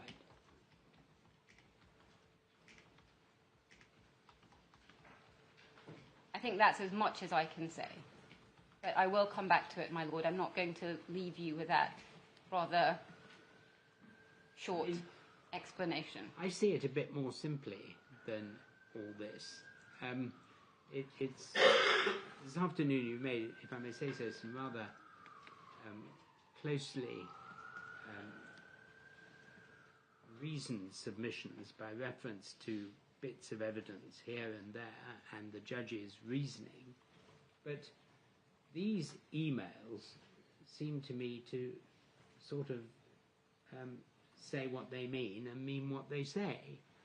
They say in very simple terms, and things don't have to be complicated just because they're important, right? I mean, I hope you would accept that at least. You don't have to have 500 pages to say a very simple thing, like, for example, the safety and security of the claimant is very important. That only takes a few words. And these emails, just reading them fairly, do seem to say, and I'm reading out something that I think is not redacted, there will not be an RMB on the grounds that this is no longer required given alternative governance arrangements being established for the claimant. So there's another solution. That's what's being said. Now, you say that's wrong based upon an interpretation of the TOR, terms of reference, that there has to be an RMB. Now, what if there doesn't have to be an RMB? Why is that reasoning so flawed? Well, can I, this is why we need to go back to everything I've said. I'm not going to repeat myself, but my lords have my point about clarity, logic, and convincing. When you're looking at the material, I'm asking you to look to see whether there is a clear, logical, and convincing explanation. I agree with my lord that it does not need to be 500 pages long. The brevity of the emails is not the point. It could have been succinctly stated. But the brevity is an indication of the thought that was perhaps being given to it. But what you don't see... I mean, you're not suggesting this wasn't taken unbelievably seriously, I'm sure. I'm not suggesting that at all. I'm suggesting that the reasoning that we see is not clear, it's not logical, it's not convincing. And the reasoning we see in the witness statement is similarly, as I will develop in the close. This is why I'm picking you up, Ms. Fatima. You state that as if it is obviously the case. But which bits, my lord? You state that the reason given that I read to you a moment ago is not cogent, convincing, and whatever the other word is you use, as if it's a fact. But what I'm trying to get you to explain is why you say, when they are considering the situation, I put it to you this morning as well, of a member of the royal family who's stepping back from his public duties and going to live abroad, and will come back on ad hoc occasions yet to be specified, and I'm conscious that some were specified in an email from the private secretary, but leaving those aside, why it is self-evident, or why we should take it as self-evident, and hold that it was the judge was self-evident but wrong about this, that an RMB wouldn't have helped in the decision that a bespoke arrangement is a better arrangement for this person, Well, and the protection of yes. this person.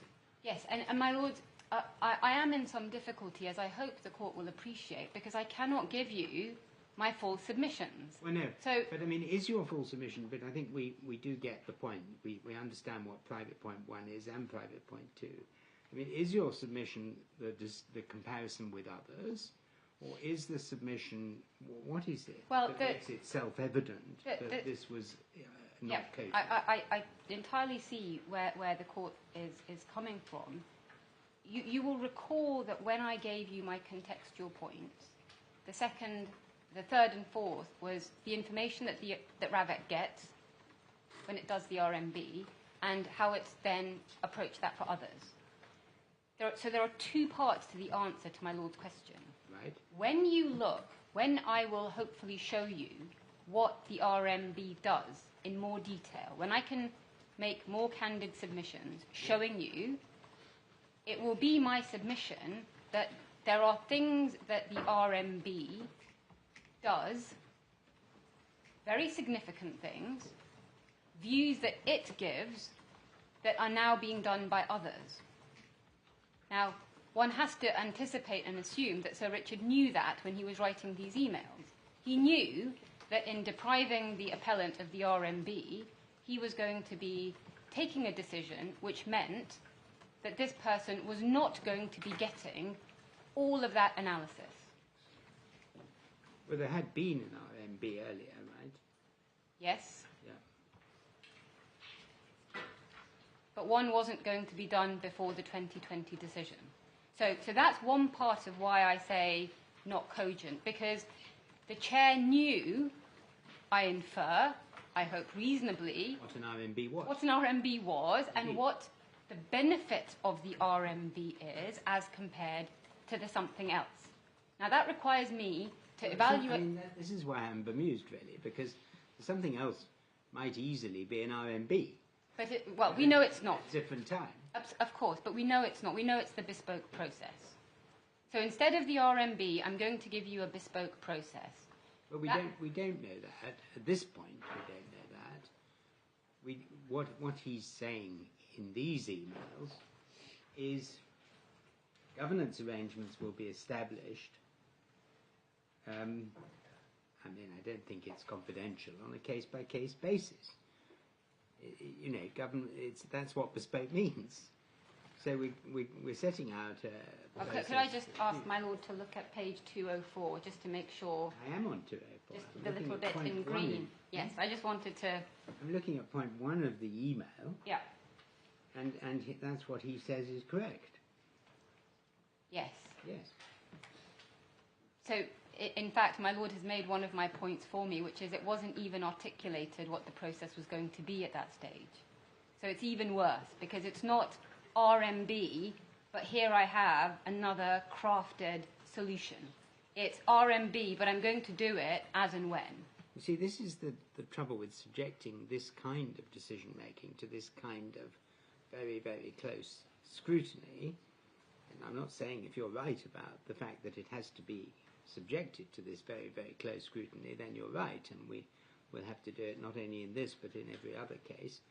But the problem with it is that the decision he takes here is not as to what everything that's going to be done in the future.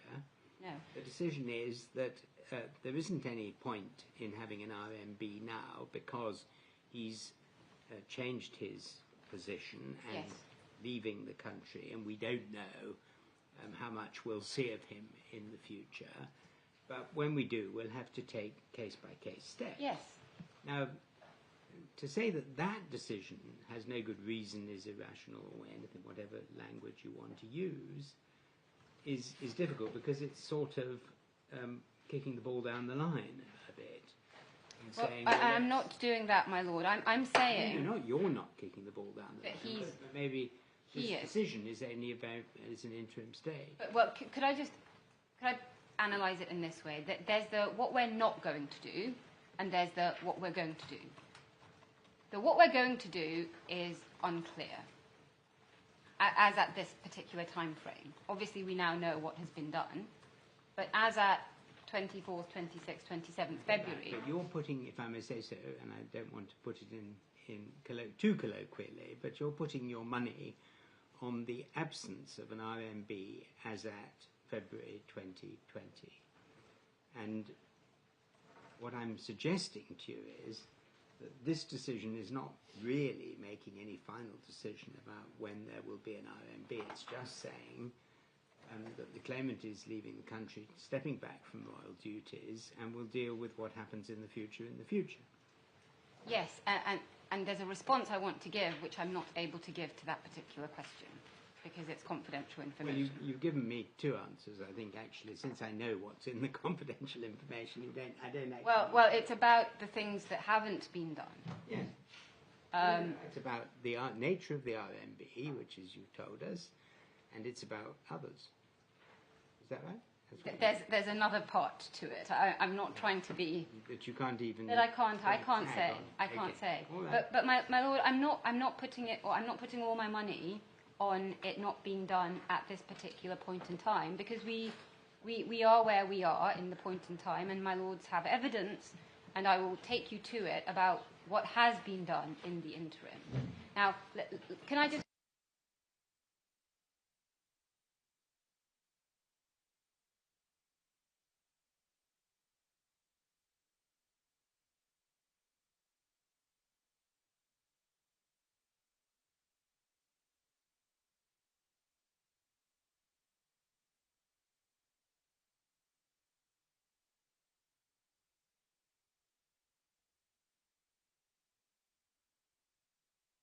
to appeal, but I thought one was that the judge erred in concluding that there was a good reason not to follow the policy of the executive committee, and that the policy was that an RMB should be done before taking a decision. I thought that's what it meant. I'm so sorry, my lord. Could you just repeat Your that? ground says the judge erred in concluding that there was good reason not to follow the policy, the terms of reference. Yes. And I understood you to be saying that what they didn't follow was to commission an RMB. Yes, that's correct. Yeah. So that's why I said you had put your money on the decision not to have an RMB in the letter of the 28th of February. Yes, but what's relevant to considering that is what has been done. So I think my lord gave me the example. They could have done RMB plus plus plus. Yes. It's highly unlikely that we would be here if that's what they'd done.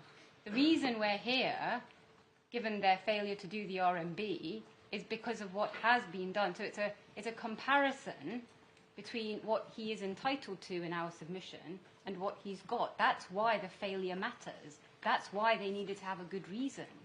It wouldn't have mattered if what he had gotten was equal to or better than what he was supposed to get. So that's what I mean about it's not just all on the negative, because you can only understand how much of a negative it is when you evaluate it or compare it to what has happened. I mean, you'll forgive me if I'm wrong about this, but I'm not sure how much it's permissible to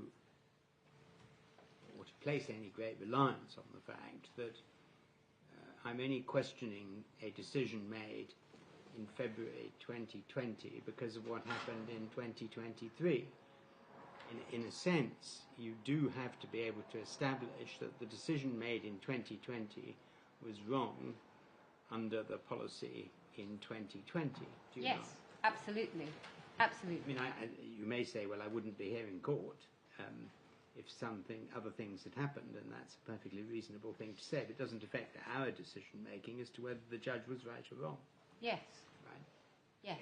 Anyway, I've tried not to interrupt you. And Oh, no, I haven't very much, but you haven't got much time left. Which No, is what I've actually made more progress than I had hoped, so I think I'm all right for time.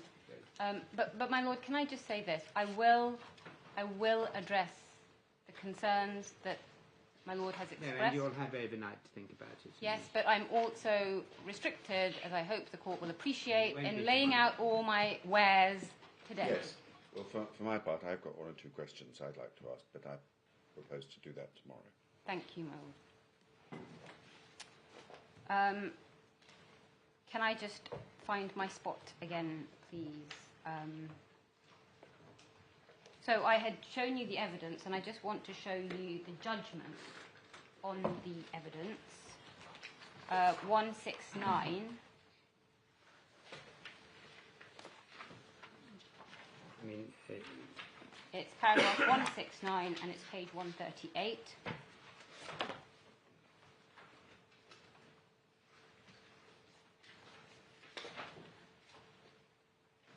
yes. And he says that the 24th of February email suggests that there would not be a need for an RMB because there would be a tripartite mechanism, and you can see the rest of that sentence. Now, the judge says, later you can see in para 170, that contemporaneous evidence is compatible with what's said in the witness statement. And the court has the point that I've made, which is the lack of the explanation in the contemporaneous evidence. And then 174, he again makes a similar point to which we have a similar response, which is the chain says that there would be a change but doesn't explain why. And then the significant weight that I referred to earlier, he says in para 174, and you have my submission on that weight and why we say it can't be given that weight. Now, Sir Richard's first witness statement refers, and this is again the distinction between the contemporaneous and the witness statement point, his first witness statement refers solely to the fact that he had in his mind that there may be significant public upset, is the way he puts it, if harm came to the appellant. That's Mottram 1, para 99. His second witness statement says that he had regard to the impact of a successful attack on the appellant. So that's Mottram 2, para 11, supplementary 147. And the judge relied on that evidence in concluding that there was a good reason. So this was part of the evidence he took into account. He had the emails and the evidence about the change, which I've shown you, but then he also took into account this evidence about impact. And this is particularly important because, as I said to you, the RMB considers impact. And the judge relied on this, you can see, at para 186.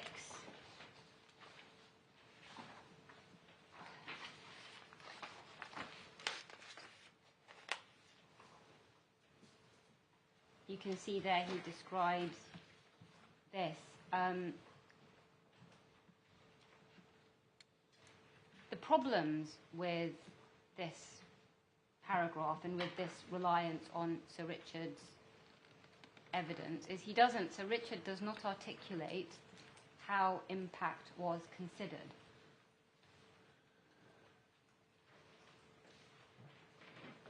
And there's no suggestion that it was in the structured way that we'll come on to see is done by the RMB.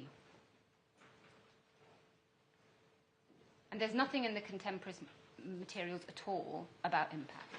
Now, all of that is to say that on one of the major strands that the RMB considers, that is impact, we have the witness evidence of significant public upset and impact of successful attack. We don't have any more. The court doesn't have any more as to how that was done, what was done, and there's obviously no paper trail. Now, again, in terms of my lord, I see my lord the master of the rolls.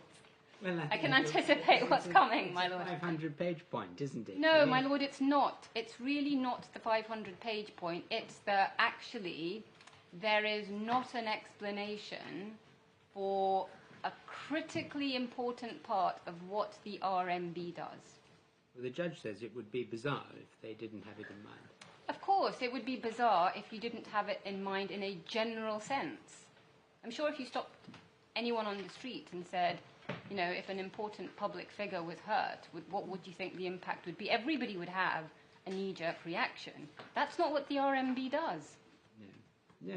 But RAVEC itself, I mean, the judge says the impact both at home and abroad of a successful attack on a particular individual lies at the heart of the rationale for RAVEC's existence. Yes. So what else are these people appointed for?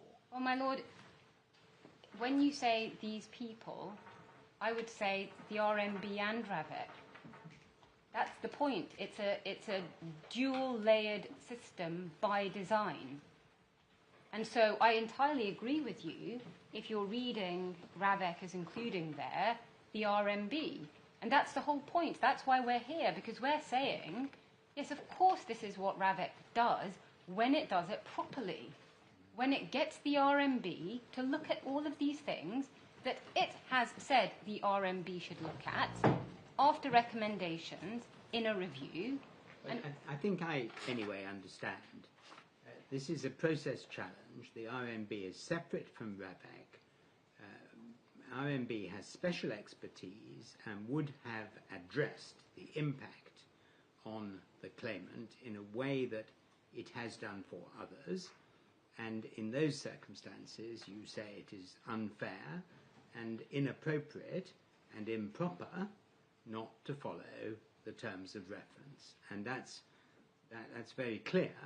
And you say it's not any use saying, well, there's other things you could do without a very close analysis of why that is sufficient in comparison to the expert analysis of the RMB.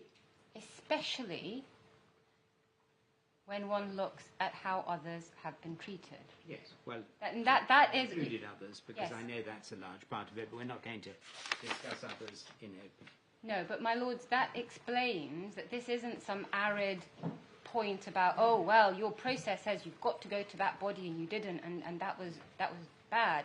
This is about substance, as I've shown you by going to the evaluation criteria, but it's also about, let's actually look at how the RMB came out on these cases and what's happened here, and I will be asking the court to look at the individuals.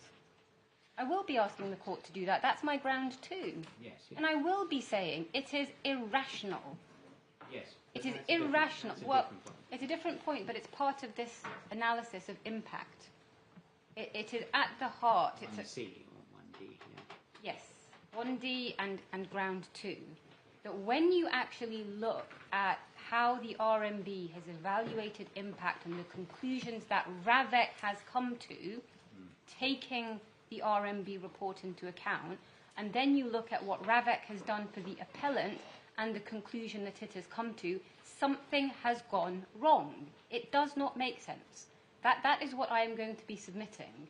And so I don't want to be labouring the point about the RMP and the terms of reference, but one doesn't understand the significance of this until one gets under the bonnet and looks at how things work. Your answer to my lord is the RMB is qualitatively different. Precisely. From RAVEC. Precisely. Different expertise. Yes. And a different outcome. Yes. And he's been deprived of that, and yes. he should not have been in the circumstances of February 2020. Yes. And to respond to my lord, I'm not trying to in any way say that RAVEC doesn't have expertise. I said that at the outset, but my lords have seen that the RAVEC expertise kicks in at the risk evaluation stage, not the risk analysis stage, and that's RAVEC's own choice to have done it that way. Two-tier. So RAVEC is, of course, considering, and the judge rightly notes, of course, risk evaluation and risk analysis. Yes. So RAVEC is risk analysis, RMB is risk evaluation. The other way around. Sorry.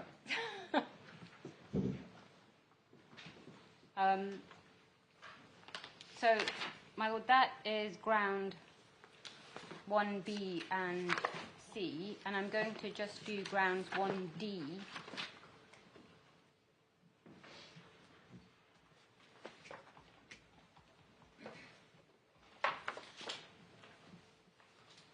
I think the way that we would put it, if I had to put it in a nutshell, is that we would say there's nothing better than an RMB. Yeah. And that's why it's used for everyone else. Now, just grounds 1D and 2 in brief, because I can take this quickly. I'm going to deal with ground 2 in the closed session, because so much of it is the comparison with others. But just for my Lord's note, that's the judgment at 181 to 192.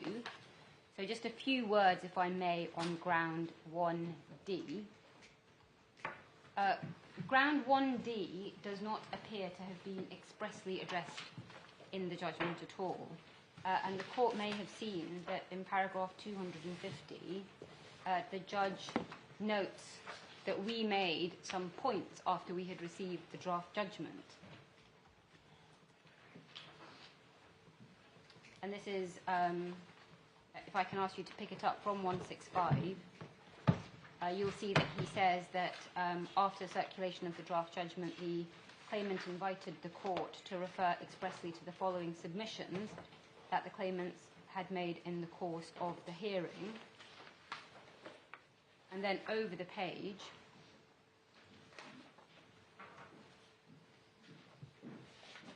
it's the third point in that paragraph. Third, the claimant says that without an RMB analysis, Ravek could not lawfully reach the conclusion that the claimant should not be treated as within the OVC. And what the judge says in paragraph 251 is essentially to say that there are further examples of the overarching problem with the claimant's case, and then to refer to other parts of his judgment. Those other parts don't appear to address this at all. So you see he refers to paragraph 201. That's not something that deals with this, certainly not expressly. What ground 1D is trying to get at is that when Sir Richard made the decision in February 2020, he didn't have a proper factual basis on which to consider whether or not to treat the appellant akin to the OVC, because he wasn't properly informed. And that's because we say he didn't have the RMB. So he took a decision about how to treat the appellant without thinking about it in the way that the terms of reference require. So you can see that this point builds on the other points, but it's really, again, the point about impact. And if I ask you to have a look at Mr. Hipgrave's witness statement, the first one, paragraph 62, just for your note, I'll go to it tomorrow. We say that in light of the matters set out there, the failure to get the RMB in February 2020 means that Sir Richard wasn't properly informed, especially about impact, and therefore he couldn't make that proper decision about the protective security. So I appreciate these are broad categories, and I'm not trying to suggest at all that they're formal categories and that Ravek treats them as distinct. But in terms of what you've seen in the emails about how he was approaching this, once that question 2 had arisen, which you saw in his 24th of Feb email about the fact that he wasn't in that role anymore, but we still have this problem, at that stage the answer was, let's get an RMB and then figure out how to potentially categorize him. And I don't mean by that in a bucket of, No, but you say they needed an RMB before they could categorise him as an AVC or not, and they didn't do that, and they weren't in a position to do it. Exactly. So it's a very short point, but it's an important gateway point. The evidence on it will require closed session. Yes, and that's the ground 2. So it's really the gateway point to ground 2. So, my lords, I'm going to come back and deal in private with the points I've flagged. Yes. But those are the submissions.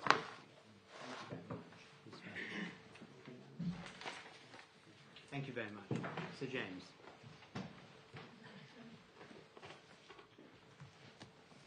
I was just briefly, by way of introduction, if I may, the decision under challenge is the one in February 2020, as the Court has noted on a few occasions now. That's in the core bundle at page 367. And it was, in a summary, that the appellant would no longer necessarily be provided with the same degree of publicly funded personal protective security when in Great Britain, following on from his change of status. It's important to emphasise that the decision was not that personal security of the kind previously provided would under no circumstances be provided in the future. Rather, it was simply that that security would not be provided on the same basis as before because of his change of status and because he was now going to live abroad for the majority of his time. But he would be provided with personal security to the extent appropriate in certain circumstances, and those circumstances would need to be considered in the future. That was the nature of the decision. So the decision in overall, but we submit accurate summary, was that he is now in a bespoke position with bespoke arrangements having been made for the consideration in whatever detail Ravik and the other bodies involved consider appropriate in the future. And once that is apparent, it is self-evident, we submit, that we are in territory in which there are no right or wrong answers.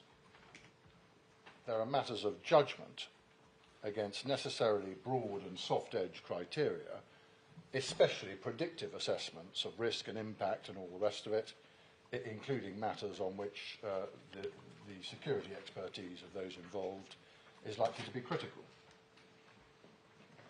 The key evidence in relation to the decision-making and the reasoning of Ravik is set out in a long and very carefully detailed section of the judgment between paragraphs 83 and 135, going through, as you've seen, with great care all of the evidence. Particular reliance was placed by the judge, we submit entirely properly, on the two statements made by Sir Richard. You find those, if you want them, in the supplemental bundle. The first one, tab 2, page 34, and the same bundle, tab 7, page 144, is the second one. He was the chair of Ravik from 2009 right the way up till April 2021 and is now retired. And also in the statements of Mr. Hipgrove, again you've got two witness statements from him, or the court below had two witness statements from him. Supplemental bundle, tab 4, page 79 is the first one. Tab 9, page 159 is the second one. And you have their background and their experience, and indeed their expertise, summarised by the judge, particularly at paragraphs 11 and 16 of the judgment. I emphasise one final point by way of introduction. Most of the careful and detailed description and analysis of the judge, the detailed description of the evidence, of the decision-making, of the factors taken into account in considering his personal position, and so on, and indeed the myriad other grounds of challenge, are no longer challenged in this appeal.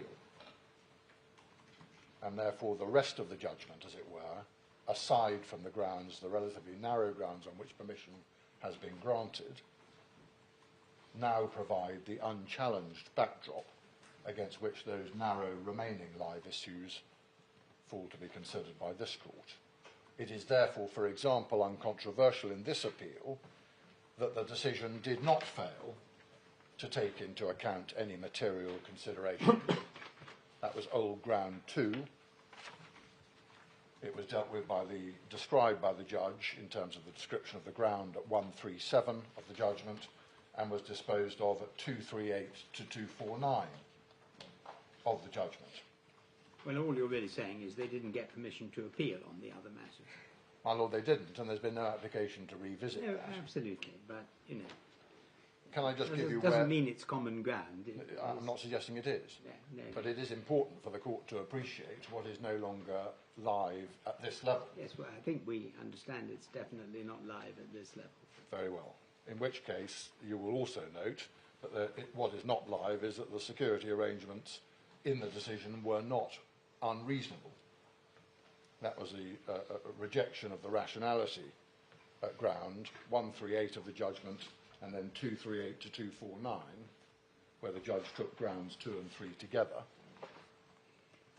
And there was nothing procedurally unfair about the decision-making.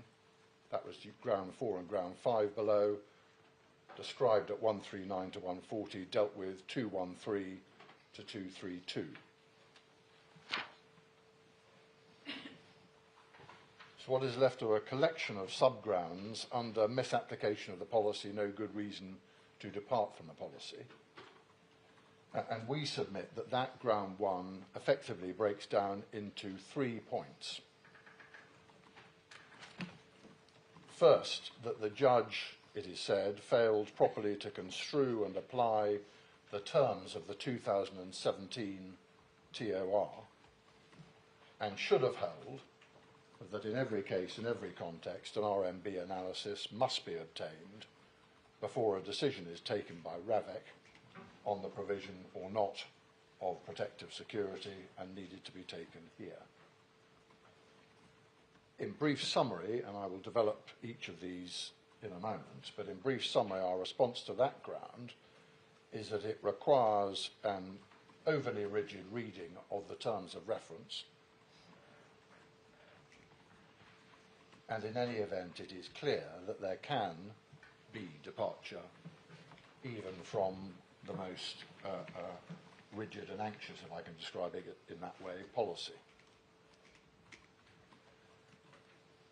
The second point that is made is that in considering whether RAVEC had good reason to depart from the ordinary approach of an RMB assessment, the judge was wrong to show respect to the primary decision maker, to recognise that there was no relevant statutory context here bearing on that question, and to treat that as significant, and to draw on an analogy with the Thames-side duty, which, as you're all very well aware, is a duty to make rational inquiry.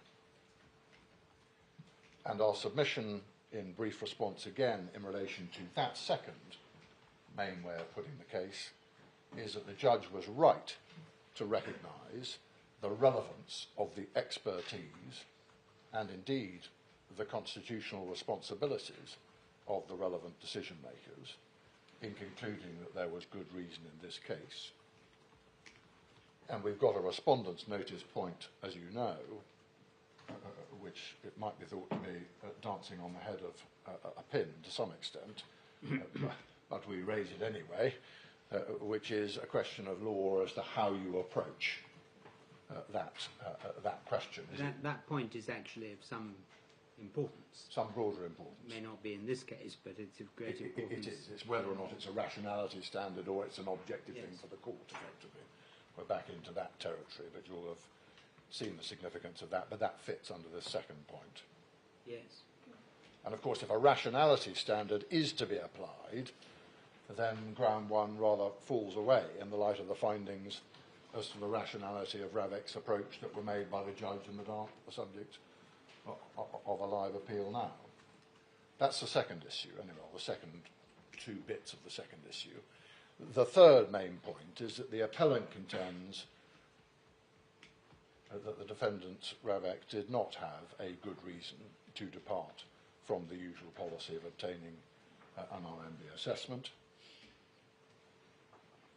No good reason, cogently, and other adjectives expression. Well, there'll be a question about that, but to some extent that takes one back into the expertise issue, because you can produce any number of adjectives or adverbs to describe a concept, but ultimately what may matter is the substantive things that feed into the level and degree of the court's scrutiny. And my lord and I have had that debate on a few occasions in the past, including in relation to controversial policies like Rwanda.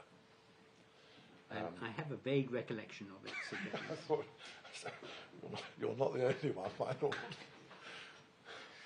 Yeah. So anyway, that's the third basic thing. And again, in summary response, we submit that the usual position, which we fully accept, as set out in RAVEC's terms of reference, was that decisions on the make-up of RAVEC's cohort would be informed by an analysis produced by the RMB, but here the decision made by the experts involved, including, I add at this stage, both the chair of RAVEC and the chair of the RMB, who was the main second party to the email correspondence you've just seen, was that a different approach was not merely appropriate, but a better one in the circumstances. We will say, secondly, that there was good reason, however judged, by which I mean by reference to whatever standard that is judged, and it lay in the appellant's unique circumstances requiring the sort of bespoke approach that one has seen, for which purpose, i.e. for the purpose of those unique circumstances, the RMB assessment was neither appropriate nor especially informative. And as an aspect of that, and finally, the conclusion was that bespoke process was better suited to the appellant's circumstances. So the decision was, in essence, that the appellant would be better served by this approach, not, as the appellant appears to assume without foundation, deprived of some form of useful procedural benefit or advantage. And indeed, it might be thought to be a striking feature of this case that the appellant is complaining that it was unlawful for the decision maker to consider his case directly and specifically, and to go on, by virtue of this decision, or deciding to go on considering his case directly and specifically in the future, rather than simply applying a more broad approach to it. That is, might be thought rather the reverse of the usual case, which is to argue that there should have been less discretion exercised and not more.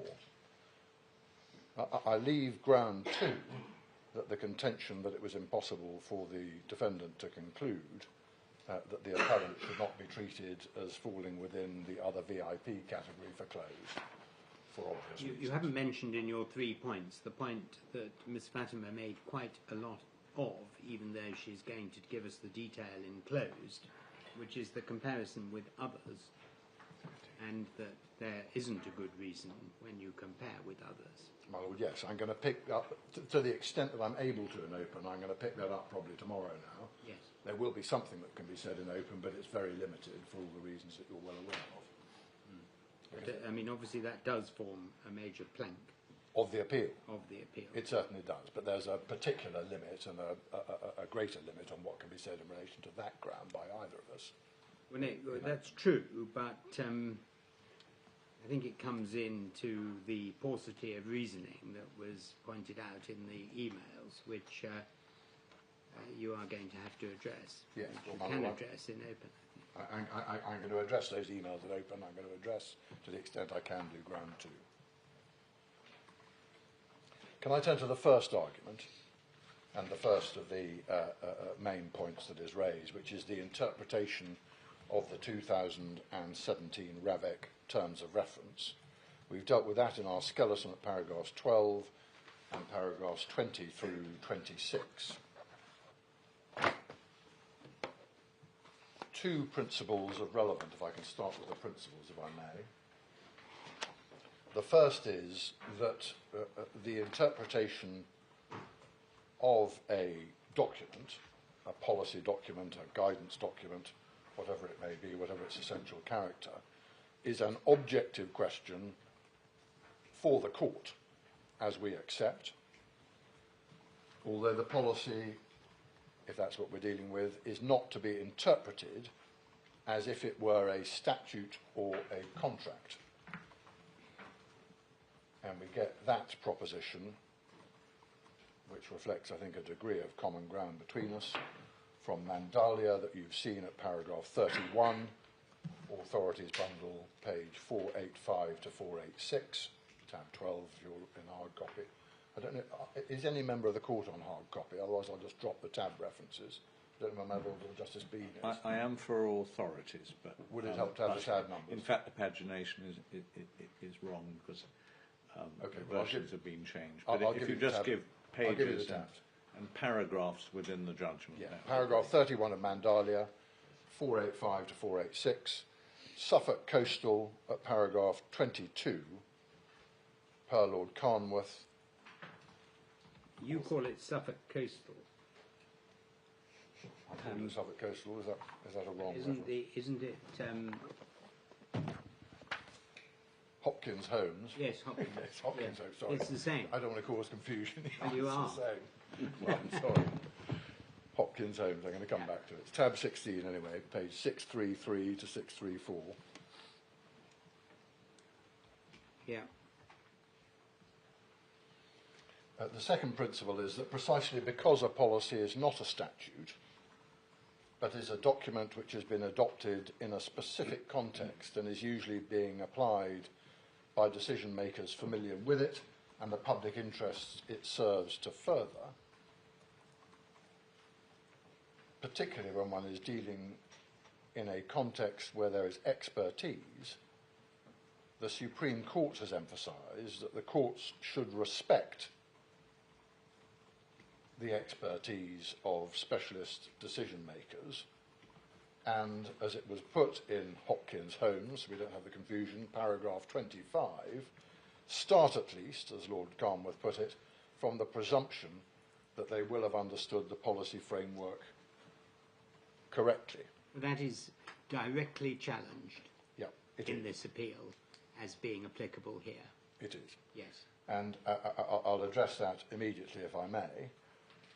The basic challenge that my learned friend mounted this morning was to say you can't extrapolate any form of general principle from that because it was a planning case. It was all about planning, as she put it.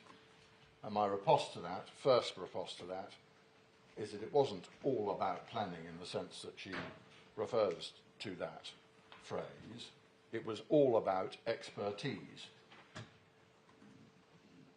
You'll recall the passage in Lord Carnworth's judgment, and you probably ought to read paras 22 through to the end of 24 as a piece, because he cites from earlier judgments of Lord Reed about the Raisi principle, it being an objective matter for the court in ordinary cases, and then goes into the expertise bit in paragraph 24, which is the critical one, 24 and 25, which is the critical one for our purposes. But my first response to my learned friend is that statement of principle, start at least from the presumption they will have understood the policy framework correctly, is particularly linked and attached by Lord Carnworth as a principle to expertise. So it isn't some sort of strange planning principle. No, but what Ms. Fatima submitted was that this is different because it's not some kind of guidance, policy by way of guidance. It's a policy by way of a clear process from which you are not intended to depart because it's telling you what to do. And you don't therefore depart from it just because you say, I'm an expert, I'm going to depart from it. Well, no one says you do that. Just you can't turn up and say, I'm an expert, so you don't need to bother with any of this. No, that's what she is submitting, is the reason why deference is inappropriate here. It's not just because it's planning, although that's the context of that case, but it's because this is a policy which tells you what to do. Just as the planning policy documents told the planning people what to do. Well, the planning as we know, we've all done planning cases, Sir James, and they are slightly different, but you say anyway that it is a principle that is applicable across the piece. I said, and you are departing from guidance in a policy, even if it is telling you what to do. Unequivocal. Yes. Yeah, I do say that, but I don't need to go that far.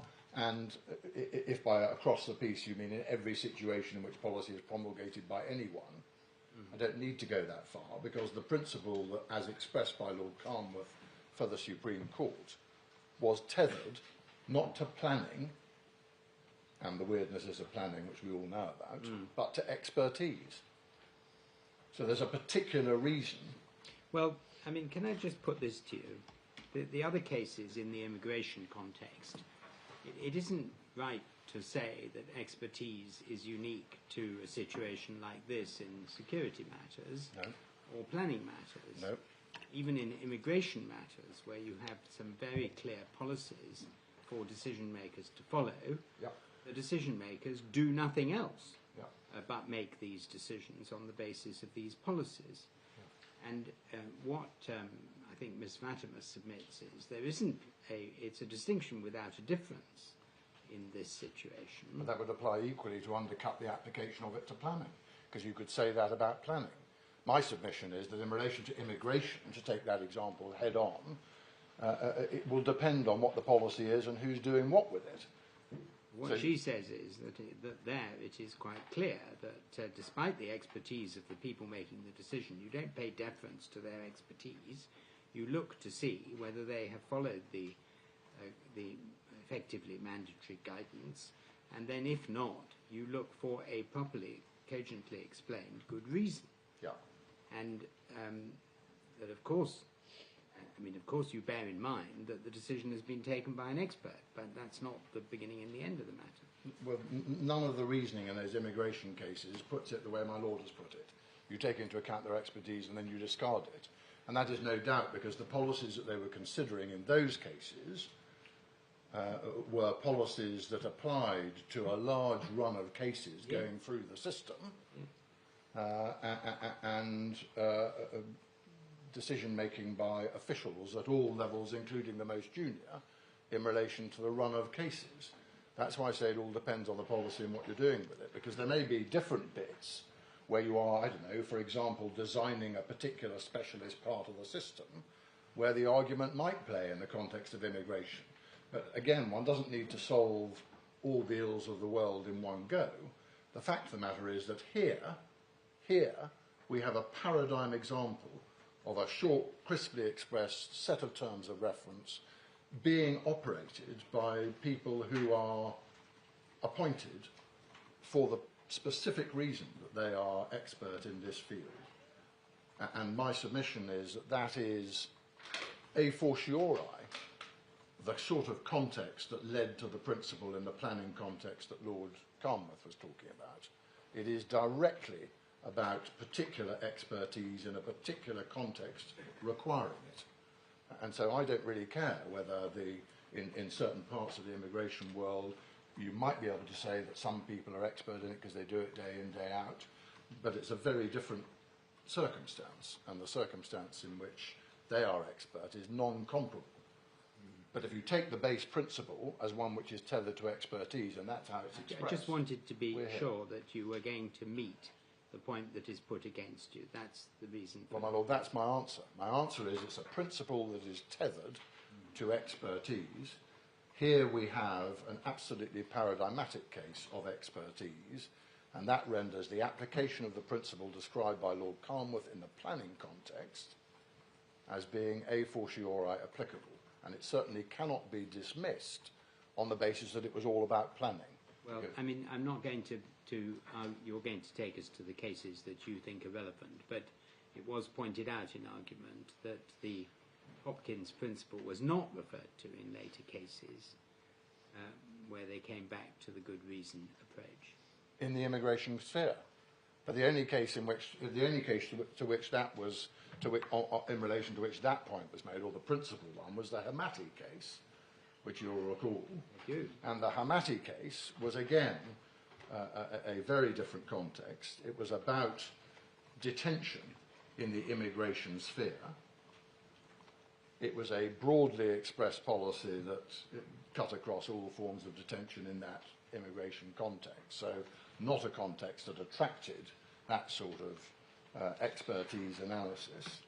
And the issue there, the principal issue there, was whether or not the policy was to be treated as being law, in inverted commas, for the purpose of EU law. as you'll recall. You see that from the context in the head note, which you will remember. And so the significance of Hemati is not to undermine in any way the statement of principle from Hopkins Homes at paragraph 25, also unanimous Supreme Court, with its tethering to expertise.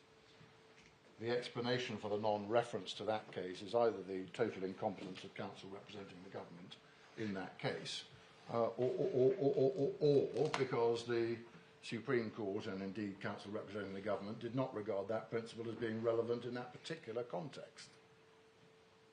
So we respectfully submit that the absence of reference to Hopkins Homes in Hemati cannot possibly be equated, which seemed to be the suggestion, with the idea that the Supreme Court were in some way, shape or form restricting the application of the principles set out by Lord Carnwath in paragraph 25 solely to the planning context.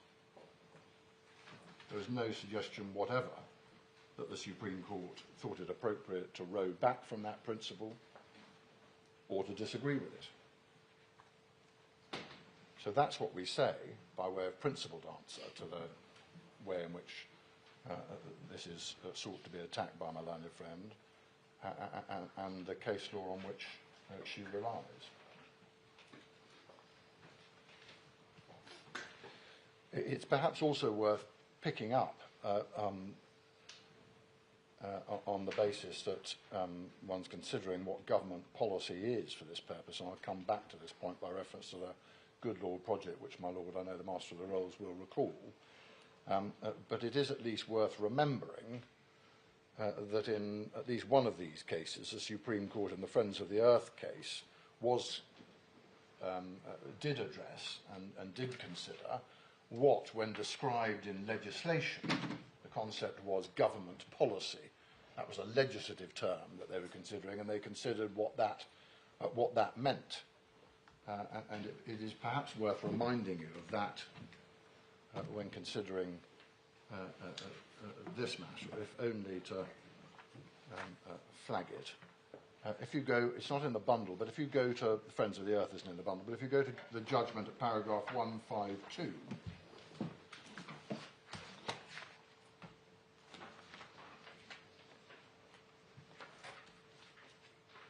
and the second paragraph, the second half of 152 on page 131, do you see a reference to Friends of the Earth, Supreme Court Friends of the Earth in 152, halfway, about 7 lines down, page 131? Can I invite you to read from there to the end of the paragraph?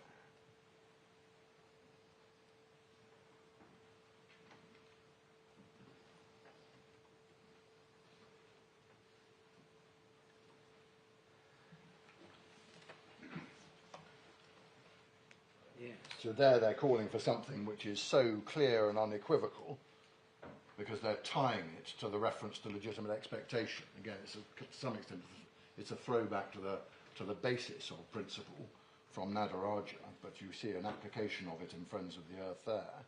And of course, if it's tied back to legitimate expectation in order for anything to get off the ground in the context of legitimate expectation, you have to have a promise of a certain nature, as you're very well aware. Lord Bingham and MFK, clarity and unequivocality being the moniker or the yardsticks of that sort of thing that would qualify as a policy. And there in Heathrow, they were saying, Friends of the Earth, they were saying in order to get within the statutory concept of a government policy, you have to have a policy of that kind. And there was a dispute about oral statements or ministerial statements and whether they amount to policies. Very different context, but it's that link back to the idea that you don't fall within the rubric, as it were, unless you've got that degree of clarity. So we submit that those are the principles of interpretation. No one is abandoning or inviting you to abandon the role of the court in interpreting these sorts of documents. I've accepted that as my first proposition. It is the role of the court. But the question, as ever, is how, in principle, does the court go about doing that? And there you have all of the notes of caution that I've indicated, including not treating it like a statute, including starting from the presumption when you're in an expert context that they've understood the policy framework. But that's not a presumption that applies of any relevance in considering what the meaning of the document is.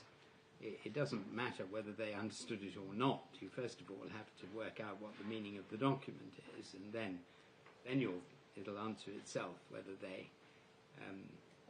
understood it correctly. I mean, you may take into account what they say, I suppose, unusually for an interpretation exercise. You may take into account what they say they thought it meant, but it wouldn't be the first thing you'd do.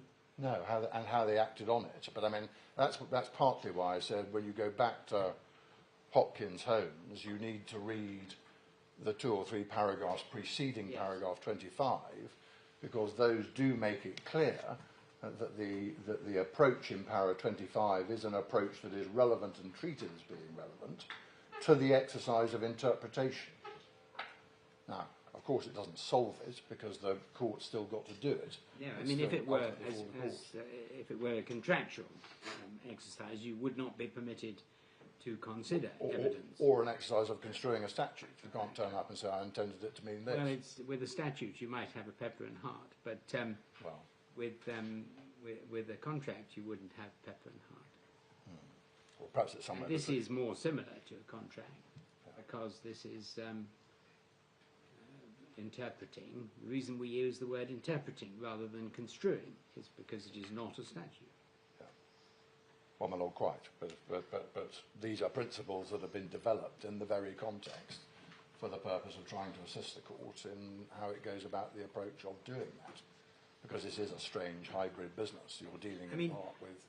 Do you accept that on a plain reading of the document, although it actually doesn't say it, that there is an apprehension that an RMB will be procured in the decision-making they were thinking about in the terms of reference? In the usual case, yes. It's describing the key tasks. In the situation they were thinking about, which is what, no doubt, RAVEC does every day, they would normally get an RMB. Yeah. Well, that takes, that sort of clears away a lot of the undergrowth here, doesn't it? It does. And I'm not going to quibble with that, the usual approach. The question is whether it's as it were, an absolute obligation. You say there's nothing in all cases. The document that refers to a situation of the kind they were dealing with here, so the thing was more open. That's what it'll come to. Can I come to the application of those principles? One can debate them uphill and down dale, but that's what we say in answer to my old friend's point on Hopkins Homes. And I say I don't want it to be taken as an overstatement of our position.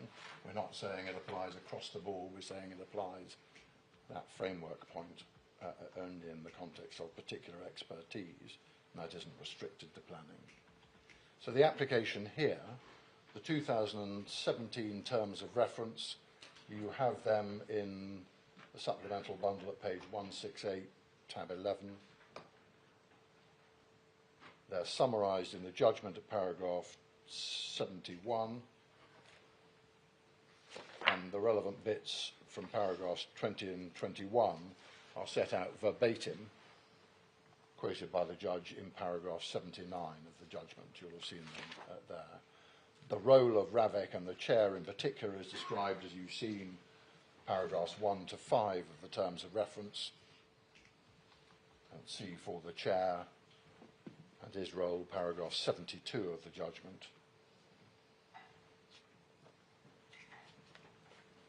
And the appellant does here rely on what we say is an unduly strict reading of the words at paragraph 20 of the TOR, outlining RAVEC's key tasks. The executive committee will, and then coupled with the third bullet is her case. The judge found that here, as elsewhere, the appellant's case had adopted and proceeds from an inappropriately formalistic interpretation of the RAVEC process as if it was a statute, which approach was, as the judge put it in paragraph 201, entirely inapt for the sort of decision-making with which we are here concerned. See also paragraph 178 on the same theme, and the judge concluded at 162 that the words could not be taken, as it were, as imposing an obligation in all cases, and shouldn't be treated as if they were to be applied dogmatically. And we submit that he was entitled and correct so to find. The basic nature and context are critical, we submit. My learned friend's submissions on the policy documents, including this one, seeks to portray them as having some sort of binding nature, as setting out some sort of mandatory set of rules to be applied by rote, when there are no such thing, we submit.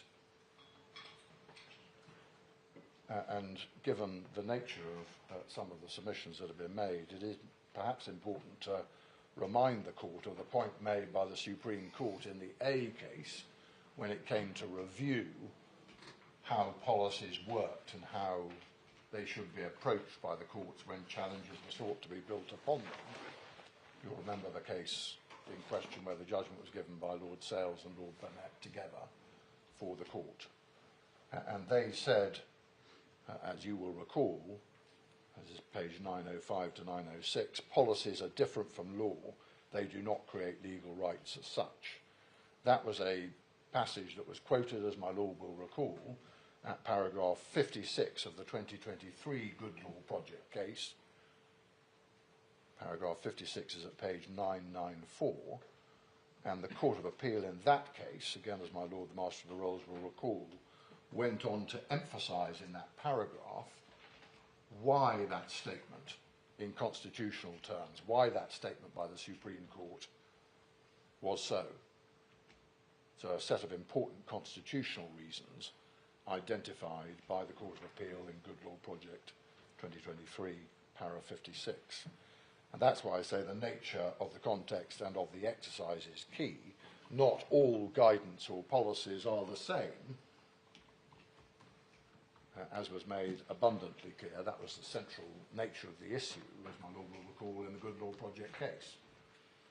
There are different types of policy. Everything depends on context. Everything depends on the specific facts. And it's no good, it might be thought to be something of a flaw in my learned friend's approach to the principles that she set out at the very beginning of her submissions, which is you can't simply take a bunch of principles from a whole variety of different contexts and then present them as though they were absolute or general. Almost everything in public law is critically dependent upon context, and our context is no exception.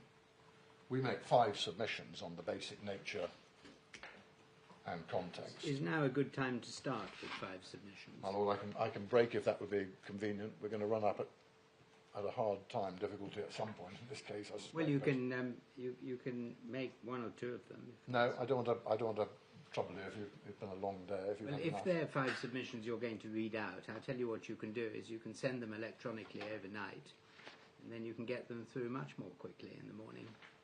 Yeah. And I still urge Miss Fatima to get her team to send her principles in writing, but electronically, please. Okay, well, we will break there. We will have a bit of a time issue, Sir James, so we'll try not to interrupt you as we tried, perhaps unsuccessfully, but mostly successfully, not to interrupt Miss Fatima tomorrow. And I would urge you to be as economical as you can, so that nobody feels hard done by the time pressures. Very good. 10:30 in the morning.